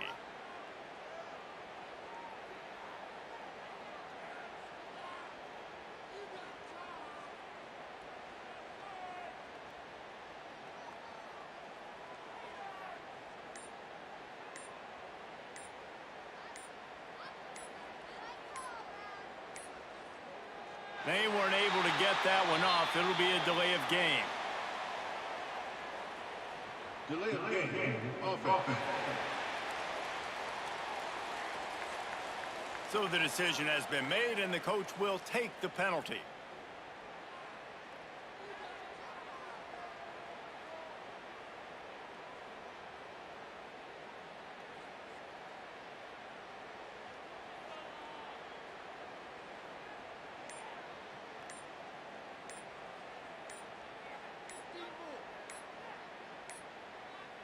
Looks as if they didn't get it off in time. It'll be a delay of game.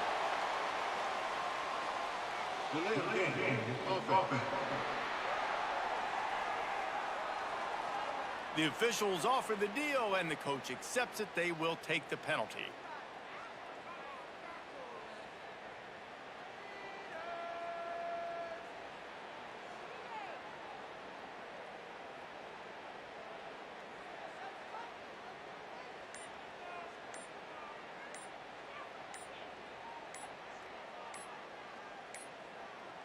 An unforced error there. They don't get the snap off in time. Delay of game. Offense. So the decision has been made, and the coach will take the penalty.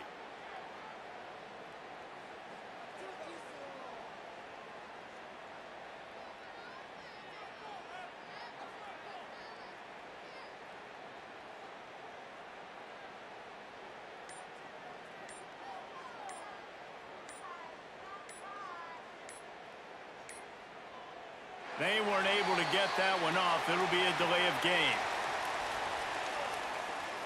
Delay of game. Offense. The officials offer the deal, and the coach accepts it. They will take the penalty.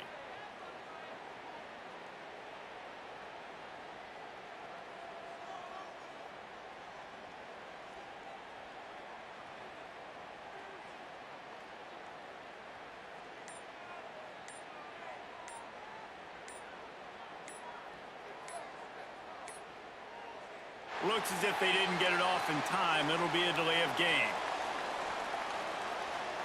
Delay of game. Offense. So the decision has been made, and the coach will take the penalty.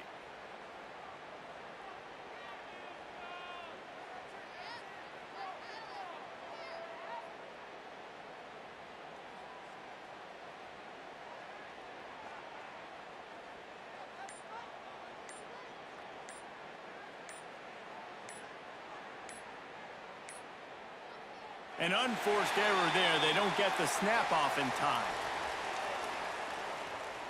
Delay of game. Offense. The officials offer the deal, and the coach accepts it. They will take the penalty.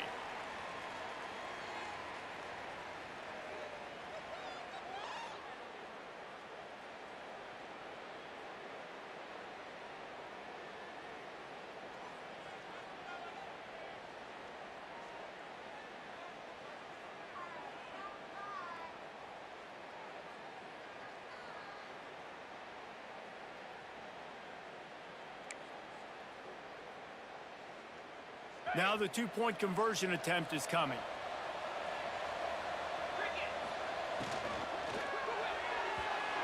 Can't make the grab. Quarterback just missed him a little bit. That keeps the score. Missouri. Kickoff unit on the field, and this defense will be called on to protect this lead. Set to kickoff. And it'll be a touchback. The ball will come out to the 25-yard line. So the Vanderbilt Commodores offense will go to work for the first time. The age of the game-breaking tight end is here, Jesse, and we have another guy who is threatening to redefine this position. Yeah, we've seen over the years now the evolution of the tight end position, right? It's not just blocking and catching passes. They're getting involved now in the running game. We're seeing tight ends even throw the football, David. This guy can do it all.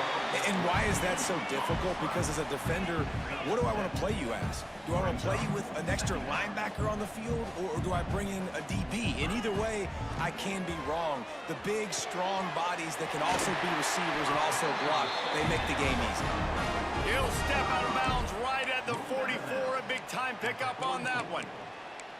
Well, that's great timing by the quarterback and receiver on that out route. If you're going to be running that against man coverage like they were there, that ball has to be thrown early, and it's got to be thrown out in front of the receiver, and they execute it perfectly. Looking downfield, it's Pavia. And with the completion out to the sideline, they'll pick up a couple. What will they dial up on second and a long way to go? He'll keep it himself. Can't get him to the ground. How about this sophomore stopping him short of the first down line? IndyCar tempo as they head to the line for this third down play. Clock running. Catch in the middle, it's Stowers. Here's a timeout on the field. Tight game here late in the first half. The Commodores will snap it on 1st and 10. Use the play fake, now to throw. Quickly out to the tight end. He's down to the 37-yard line, and that's where he goes out of bounds. And the Commodores with myriad options after that big pickup on 1st down. They're setting up the screen. He steps out of bounds, but he's got enough for a 1st down. I'll tell you what, if you want to be overzealous and you want to be a blitzer all the time, I like running the screen right behind him. Did a great job throwing the screen. Almost broke this one for a long game, but it just keeps the defense a little bit more honest if you want to start bringing a lot of pressure. And I think they'll give him 2 on that one. 2nd and 8 coming up. This is a defense that's going to be aggressive, and they're not going to just sit back and rush 4 guys on that play. They're going to send the blitz. You're getting smaller, faster guys fighting fire with fire. You know this quarterback is athletic, but we've got fast guys too, and that time that was a great play call defensively. Now inside the 20, 1st and 10 from the 18. Looking to pass inside the red zone. He's got it on the run. That completion will take it inside the 4, and the offense is threatening. We got a timeout here late in the first half, and they'll try to get more points on the board before the break. And a chance to really carry momentum with them into the locker room if they can take the lead here. 1st and goal. They'll try to get it in with the run. He steps and powers and works his way. They finally get him down at the 2. 2nd and goal for the offense. He'll run it to the right, looking for the goal line. And he never had a chance. Just stopped cold as soon as he got it. They'll look to throw on 3rd and goal. And he'll race it to the house. Touchdown, Vandy. Man, that was beautiful clock management. Great job by this offense, sustaining the drive, not getting too much in a panic, and finishing the drive with a touchdown with not a lot of time on the clock. And the extra point puts them on top by 1. Precise, relentless execution on that 13-play scoring drive. And he got into the house from the 6 to finish it.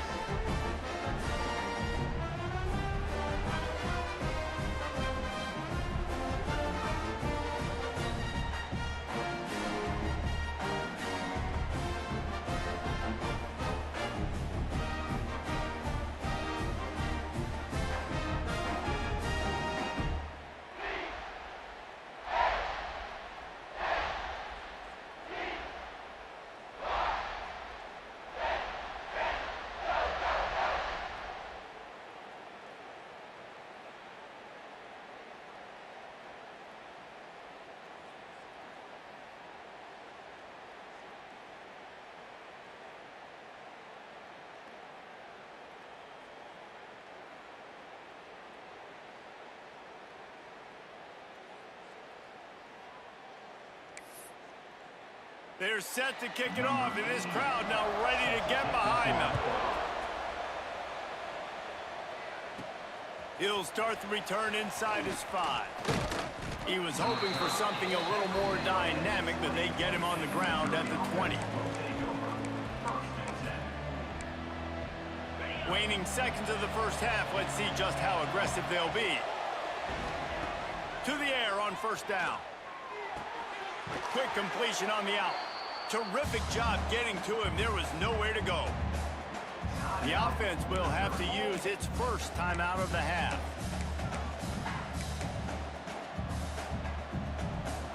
Just enough time for one final play of the half.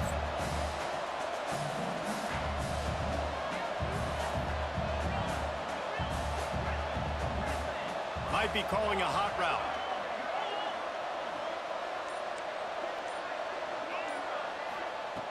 Looking downfield very late in the half. He hurls one deep down the left side. Pass is incomplete, and half comes to a close on that play. We played 2 quarters here. Time to go to Kevin Connors in our halftime update.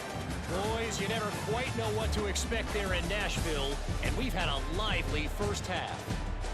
And yes, football is a game of inches, but man, is that really the case when you consider the length of some of these possessions. Look, I'm not an analytics guy, but I do know this. The team that sustains drives and just moves the sticks might be the team that comes out on top today.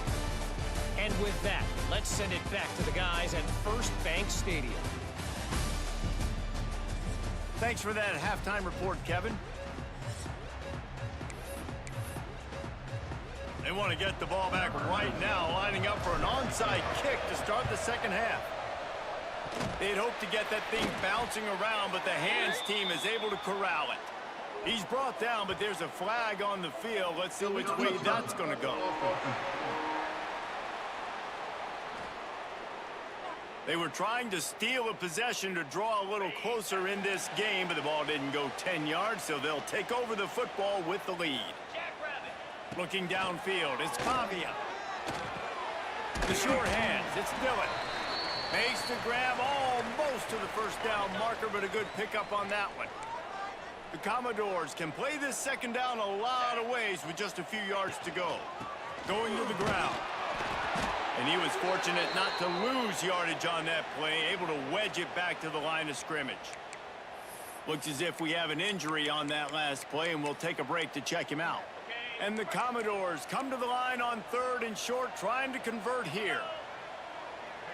Wide receiver going in motion. Quick pass on the jet motion. Working their way closer and closer. A 3rd down conversion, and they've got it at the 26. The Commodores will snap it on 1st and 10. Run it with the fullback. And he's stuffed by that big defensive tackle up front.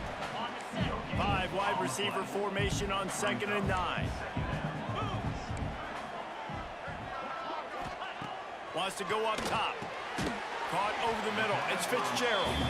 They stop him almost immediately. Short gain there, and still a little ground to cover to pick up the first. From the gun, he'll try to throw for it on 3rd down. It's incomplete, and this ought to be a boost of confidence for this defense, getting a stop against these guys on 3rd down. And on 4th down, they'll try to put 3 on the board. He'll line it up from the right side, a 37-yarder coming up. Right down the boulevard. Now up by 4 here in the 3rd quarter. Let's go to the studio now and check in with Kevin Connors. Kevin, what do you got? Guys, your game is a big one, but so is this battle right now inside the Mountain West. Nevada is down right now, but this young man under center today has shown some moxie. We could see a legend born today in Reno. It's just a field goal game. They're trailing by 3 to Boise State. Just another week in the Mountain West where the only constant is chaos, fellas. Oh, and how about that? I know Kevin and those guys will be keeping an eye on it for us.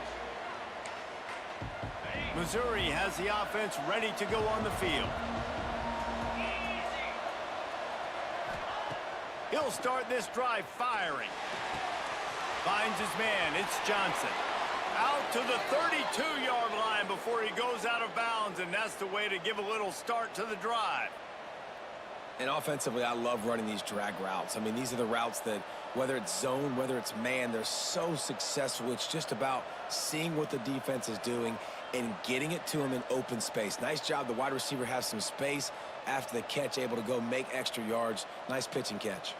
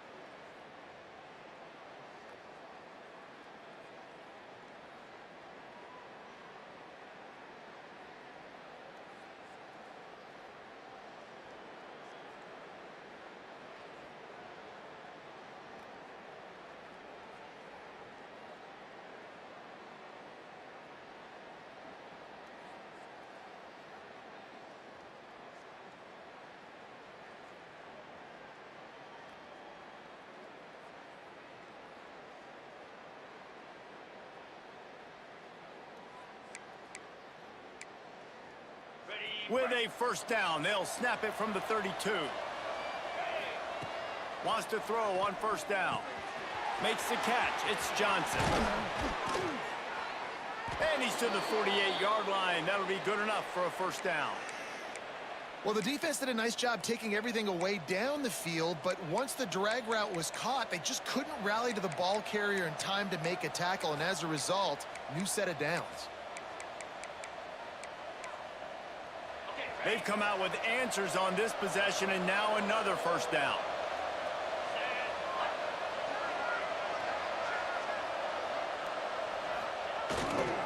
Running back searching for a hole. And look, this guy has some serious moves, and he tried all of them and still didn't get loose.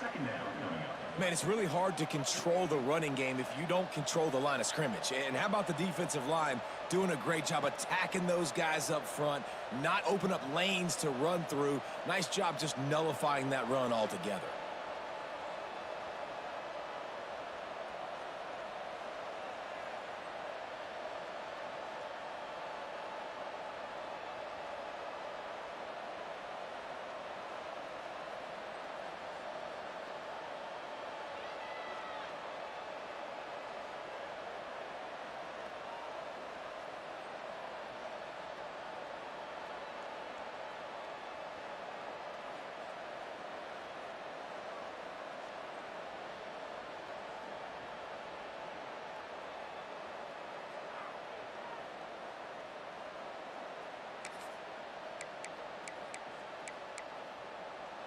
Didn't get much on first down. It's 2nd and 9. Looking to fire. The throw. He's got it. Man down on the play as the officials take a break to let him be checked out.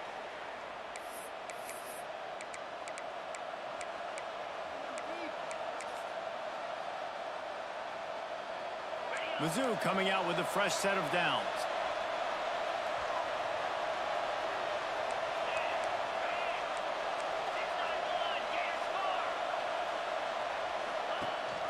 Gives it on the option. Strong run, picks up 6 down to the 22-yard line. And winning first downs is a priority for a defense, and you can't get bludgeoned.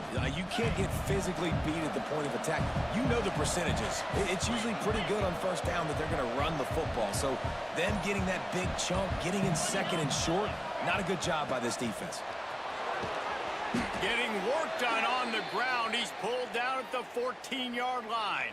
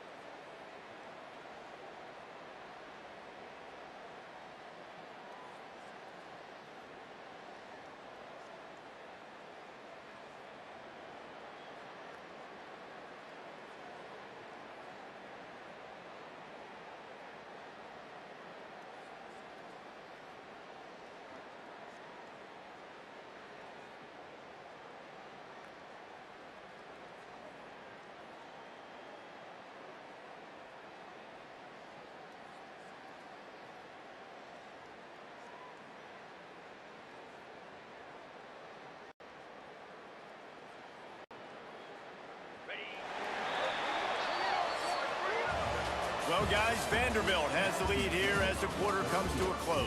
And as we switch ends of the field, let's take a quick look at the national rankings.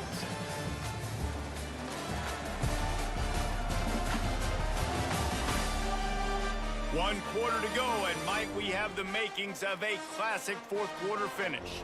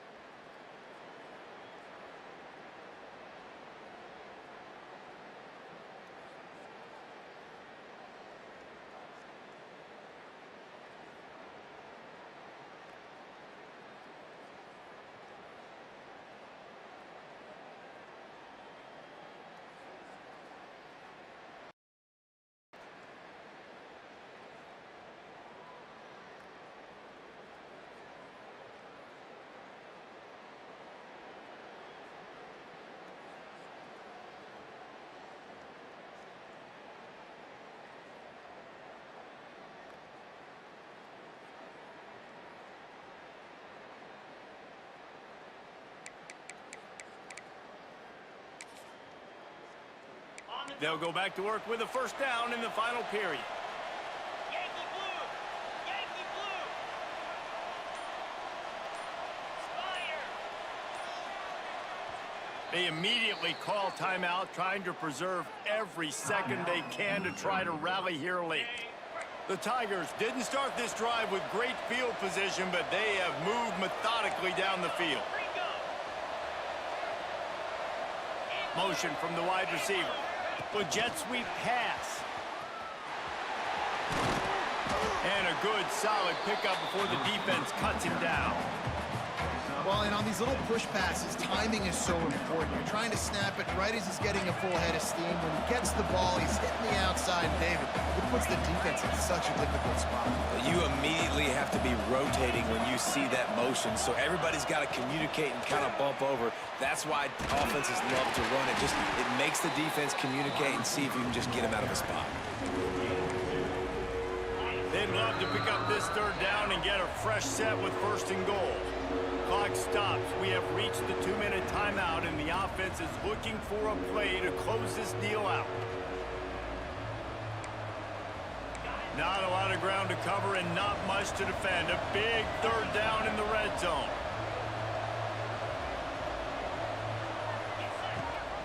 Leaves it with the back. Couldn't quite nudge it in. Not sure you could get much closer, but it'll be first and goal. Well, they needed 2 yards to get that first down. That's exactly what they got. Great job of execution. No secret about it. Just got to be physical, get a hat on a hat, low man wins, all the cliches to get that third down and short. They moved it forward to the 2. Now it's second and goal. Tries again to get it in. Touchdown, Missouri! And inside a minute to go, and they've got the lead. Really good execution by this offense. Late in the game, under a minute, score to take the lead. It's what you draw up. It's what you dream about. But now, my defense has to go on the field and get me one more stop. And the sticky fingers allow them to grab the 2-point conversion. Kickoff unit on the field, and this defense will be called on to protect this lead.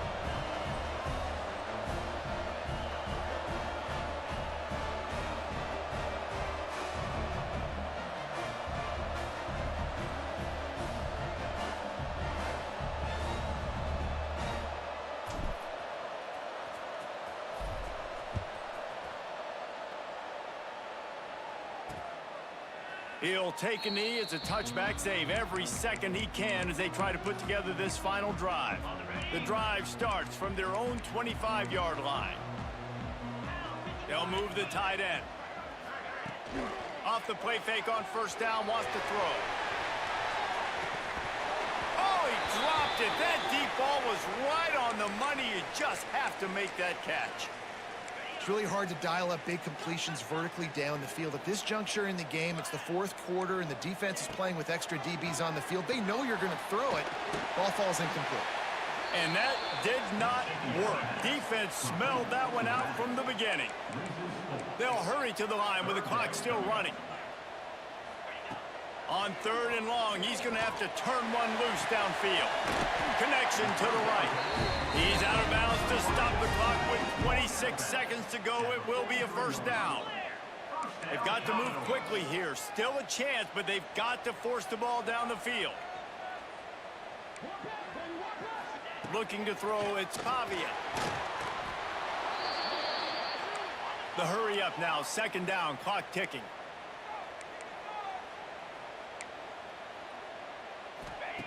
Back to throw, and he needs to make a play. Got it in the middle, it's Dillon. They'll call timeout with 9 seconds left on the clock. No time to waste here. They've got to get set and pick up chunk yardage. On third and long, you'll need to push it downfield. Complete to the left. Timeout on the field and 4 ticks left to go.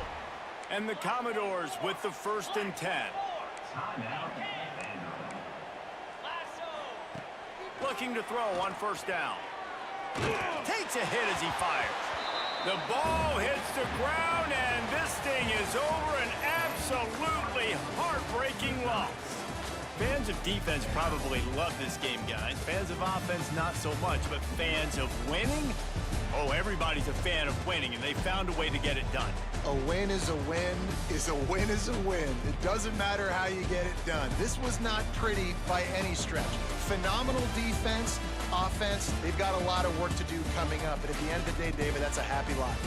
Yeah, you know what? You pretty boys say it's not pretty. That was beautiful. That was gorgeous. You talk about hitting people. You talk about tackling. You talk about physicality. Yes, please. I like all those. That was pretty to me.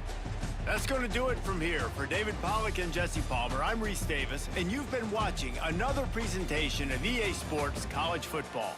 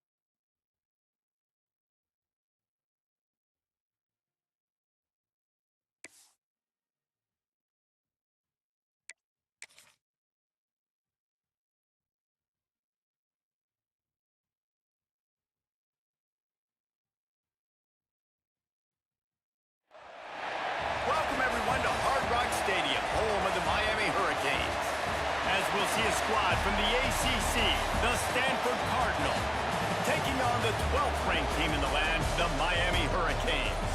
For EA Sports College Football, Reese Davis with you alongside David Pollack and Jesse Palmer. And guys, can't wait to get this one started.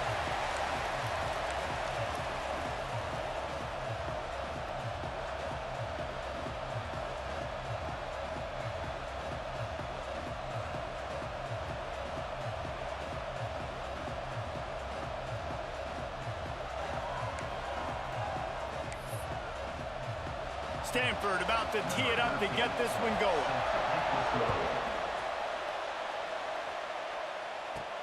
Here he comes from inside his own 5.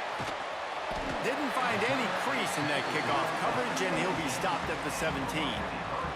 So Miami's offense will have the football first. Every team has impact players. What traits are you looking for when it comes to players who can make an impact, David? Well, obviously, you want the main things, right? Speed, physicality, like all power, all those things are really, really good. But you also need guys that will hold people accountable, guys that will lead. And it's nice to have those guys on your team. They're the leaders of the team, and they're the best players. And part of the reason why they're leaders is because these guys galvanize their teammates, right? We've seen time and time again, these dudes make plays, and it just sparks the sideline. It sparks the coaching staff. It sparks the fans. They're special players, and they all have to play well today.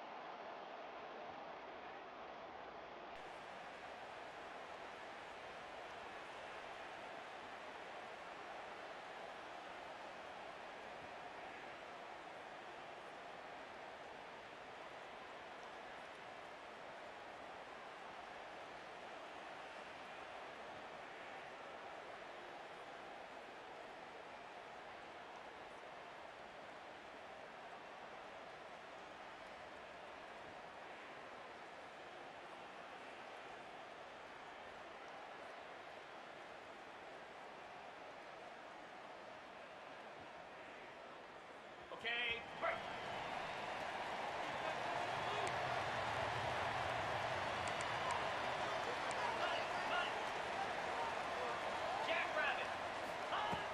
To the ground with the back. Shoots his way for more. They believe in that running game. Got 6 before he stopped at the 23. You want to make play calling easy for an offensive coordinator? Run the ball like that every play. I mean, when you can run that on first down and set up a short yardage on second down, it makes play calling easy. Every single call on that sheet is available here on second down.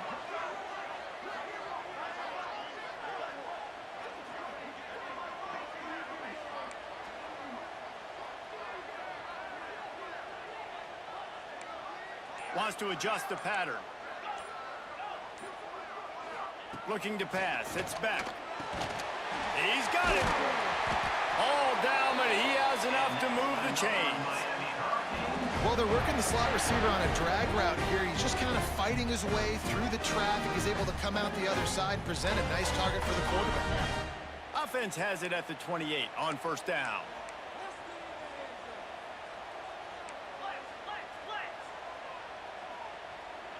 Motion from the wideout.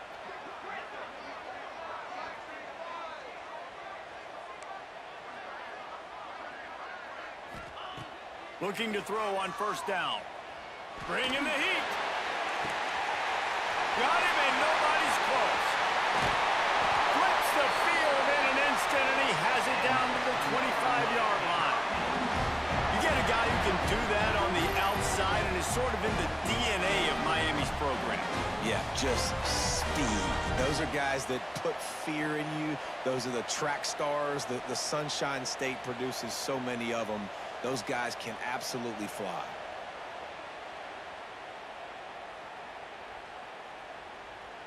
The Canes have it with a 1st and 10.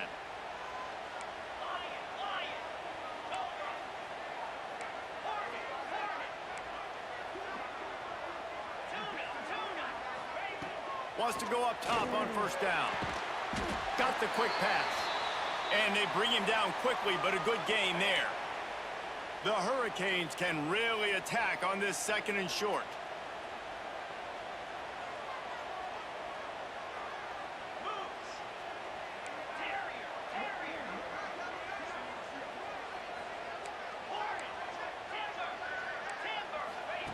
Back to pass. Unleashes to the end zone. And he really wanted to get the touchdown there, but it's incomplete. Well, on the opening drive of the game, establishing a rhythm and a cadence offensively is really, really important. They've done some good things on this first drive to put them in this situation. Obviously, you just threw an incompletion on 2nd down. They're likely going to throw it again here right now. Quarterback has just got to settle in. Timing is important. Get rid of the ball on time. Trust your read and execute this passing play if you're throwing it. He gives him a fresh set of downs, and this one will be 1st and goal from the 6. That was a big first down for this offense. Like, your defense was just on the field a lot. And so to get a first down, to get that clock moving, to get them a little bit of rest, now getting maybe a little bit of a rhythm offensively, big first down for this O. And the Canes will try to put one on the board on 1st and goal. Makes the grab on the left. And maybe he'll get back to the line of scrimmage, but no more than that. That quarterback putting his face in the fan, I love it. Coming up quickly, making a tackle in space. As they get set to snap it, time winding down here in the quarter. Back to throw, it's back. Oh, they're after him. Wideout trying to get it in. Touchdown, Miami! A great catch and run for 6. Well, they wanted to turn the page after losing their last game, so how about you come out in this one? On the opening drive, you march the entire field and you put 6 up on the board. You can't start a game better than that.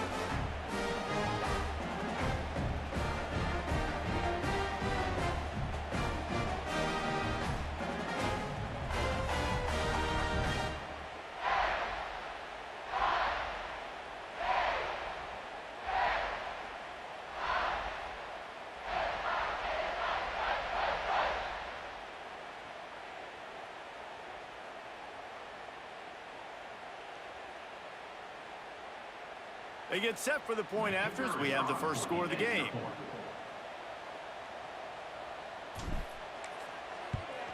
And he's got the extra point, and it's 7-0 to start this one. So a scoring drive there of 83 yards, and they get it into the end zone with a 6-yard touchdown pass.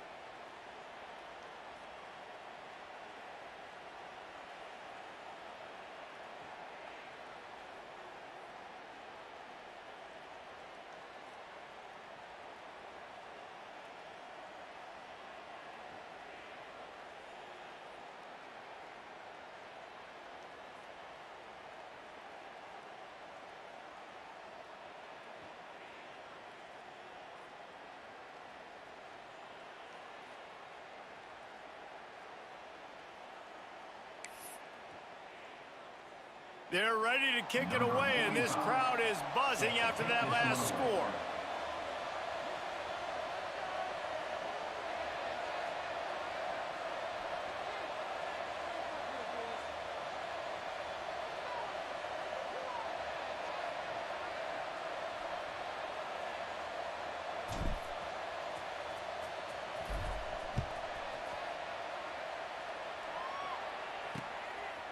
And he'll just take a knee, and this drive will start at the 25.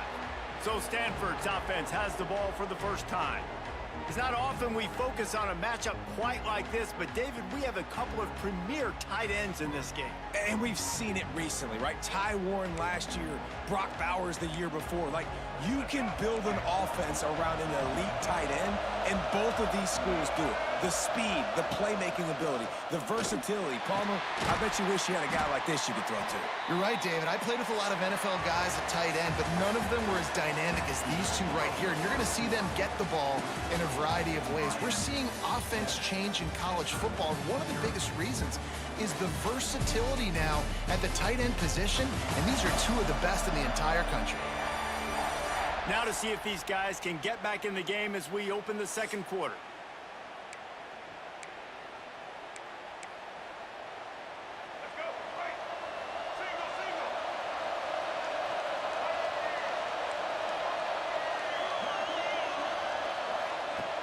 Off the play fake. And the Heat will get home, and the quarterback goes down at the 17. Man, this offense has been bad. How about the first play? Nowhere to go, nowhere to run, tackle for a loss. Second play, you get your quarterback sacked. And then third play, now we're sitting in third and long, right where this defense wants to get us.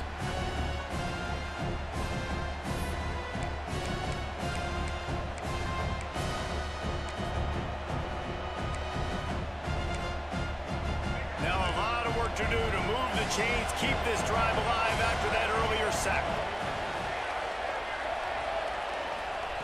On third and long, doesn't need to take the check down.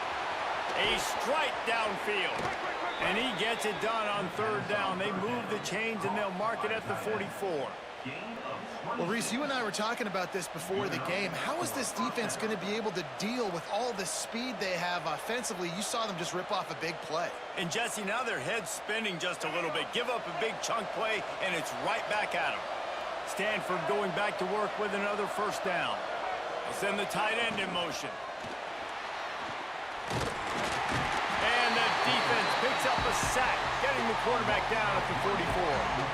The defense was dialed in. They knew exactly what they were doing. They weren't fooled by it. They weren't fooled by the read game at all. Played discipline, kept eyes on the quarterback, strung that along towards the sideline, and made the big tackle.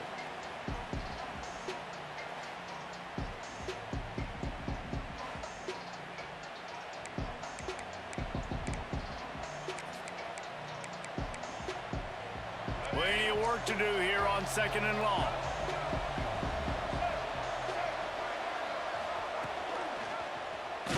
He'll pull it on the read.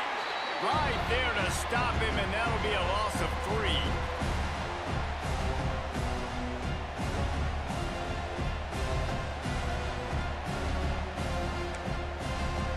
Stanford comes to the line, and that first down marker is a long way away. On third and long, he'll need to loosen up that arm. He'll grab the throw to the sideline and step out of bounds after picking up a few. Looks as if we have an injury on that last play, and we'll take a break to check him out.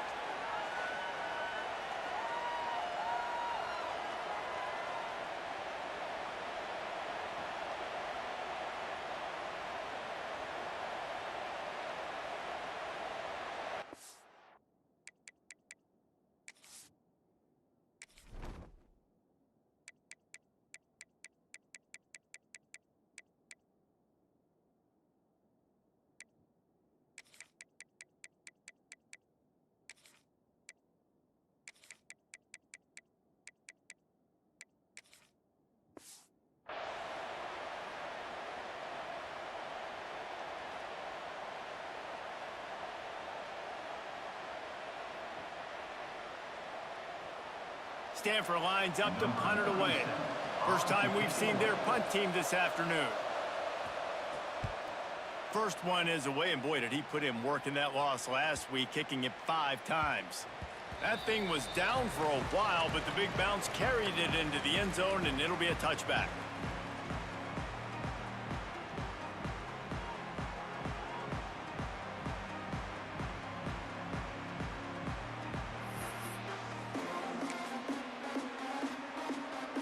They'll They'll snap it from the 20 for the opening play of this drive. They'll give it to the back. This junior making his presence felt and making the stop after a short gain. And the defense doing a great job committing to the run. When you commit to the run like this, obviously you can give up some plays in the passing game, but you got to stop the run first.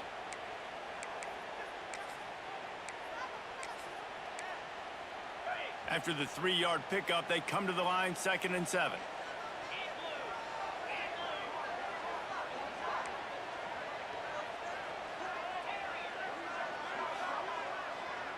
Quarterback may change this route. To the air, it's Beck. Punts it out of the air. That'll be good enough for a first down. They'll mark it at the 30. Man down on the play as the officials take a break to let him be checked out.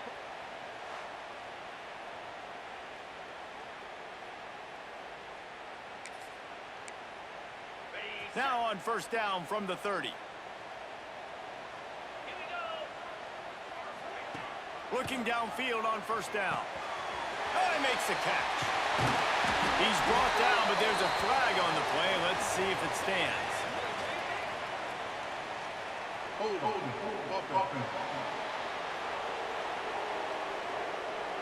A solid gain on that one, and it goes for naught as the penalty will back them up.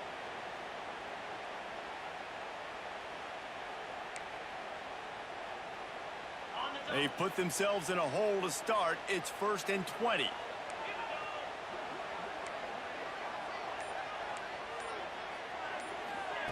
Looking to throw. Gets it out fast. And he's knocked down. And the Canes are in the hurry-up.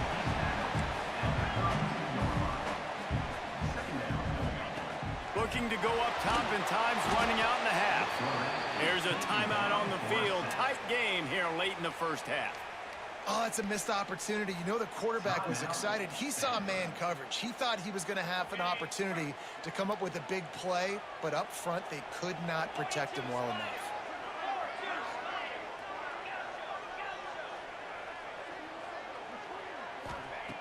On 3rd and long, no secret what he needs here.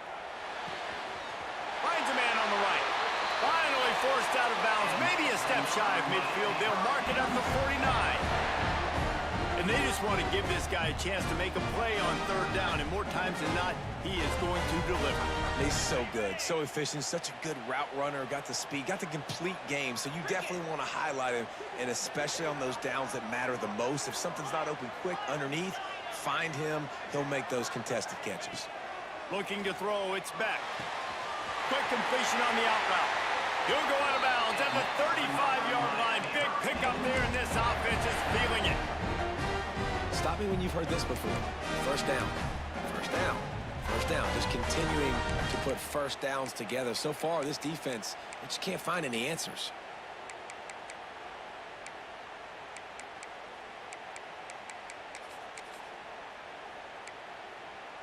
We thought we might see some of this. They'll go to the Wildcat formation here.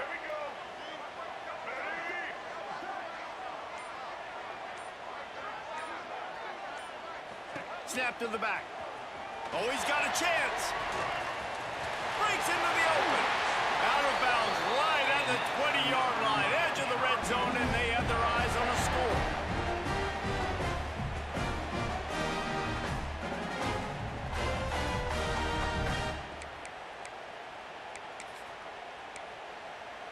And the Hurricanes will have it 1st and 10.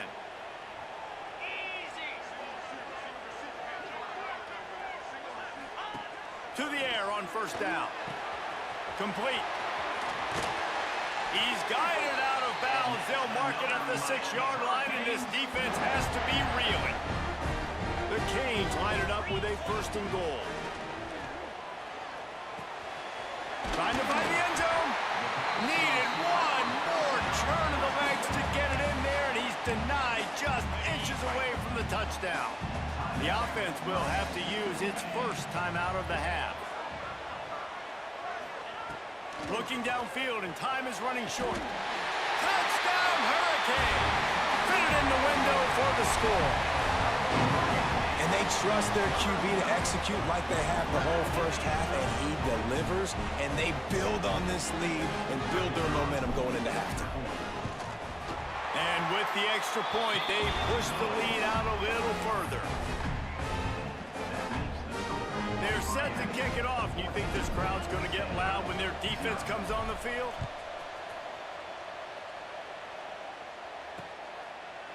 And it'll be a touchback. The ball will come out to the 25-yard line.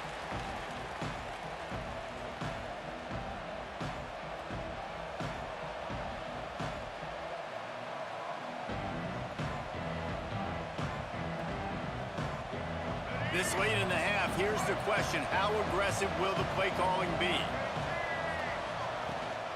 Looking for a physical attack from the gun. Banging, slithering, whatever it takes to get that ball up to the 32. They'll use a timeout right before halftime. Maybe time for one or two more plays. One more play before the teams head to the locker rooms. Brown will throw it. Looking deep. It's picked off, and they ruin the drive with a turnover. That's going to wrap up the first half here, and now we join Kevin with the halftime update.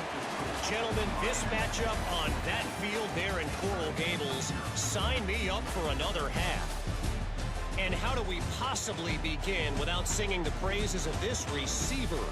His ability to find gaps, run textbook routes, and then show that breakaway speed. He simply is the total package. How this secondary responds, whether they try to double-team him or get aggressive at the line, that'll be the story of this second half. And with that, let's send it back to the guys at Hard Rock Stadium. All right, Kevin, about ready to start the second half here.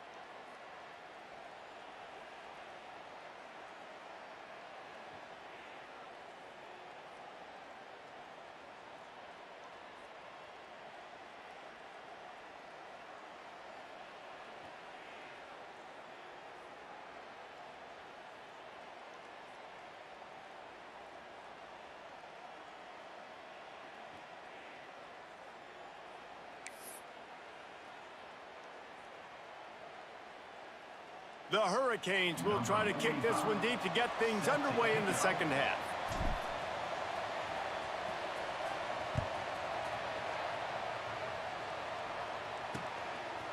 And he'll just take a knee, and this drive will start at the 25.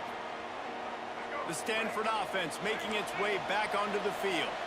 Trailing by a couple of scores, they'd like to generate some confidence here early in the third quarter. Down 2 possessions, the coaching staff met in at halftime, and they've probably scripted this opening drive. Just like they do at the start of the game, they've now got an idea of what plays they feel most confident in, what plays their quarterback is seeing the best to go out here and execute a scoring drive. Well, and it's nice to get the ball first. Like, I got the first opportunity to close the gap a little bit, apply some great game pressure to these guys. So I think getting the ball first, driving down, scoring right here will be huge. Brown wants to pass. And the rush will get to him at the 25. And this offense has to do a better job protecting their quarterback. They're already down 2 possessions. You know the pass has to come at some point, but they got to keep them clean. They can't get behind the sticks consistently. They've got to start to narrow this gap. Now a lot of work to do to move the chains, keep this drive alive after that earlier sack. Wide receiver comes in motion. Trying to move the sticks on third down through the air. And the pressure is coming in, and they get him again. Well, the defense knew coming into the second half here, they were going to have to crank up the pass rush, right? They've got the lead. They're going to be seeing this quarterback drop back. How can you affect him? You've got to win up front one-on-one and get home, and they did there on third down. Stanford lines up to punt it away. 3 and out, and not much choice but to get rid of the ball.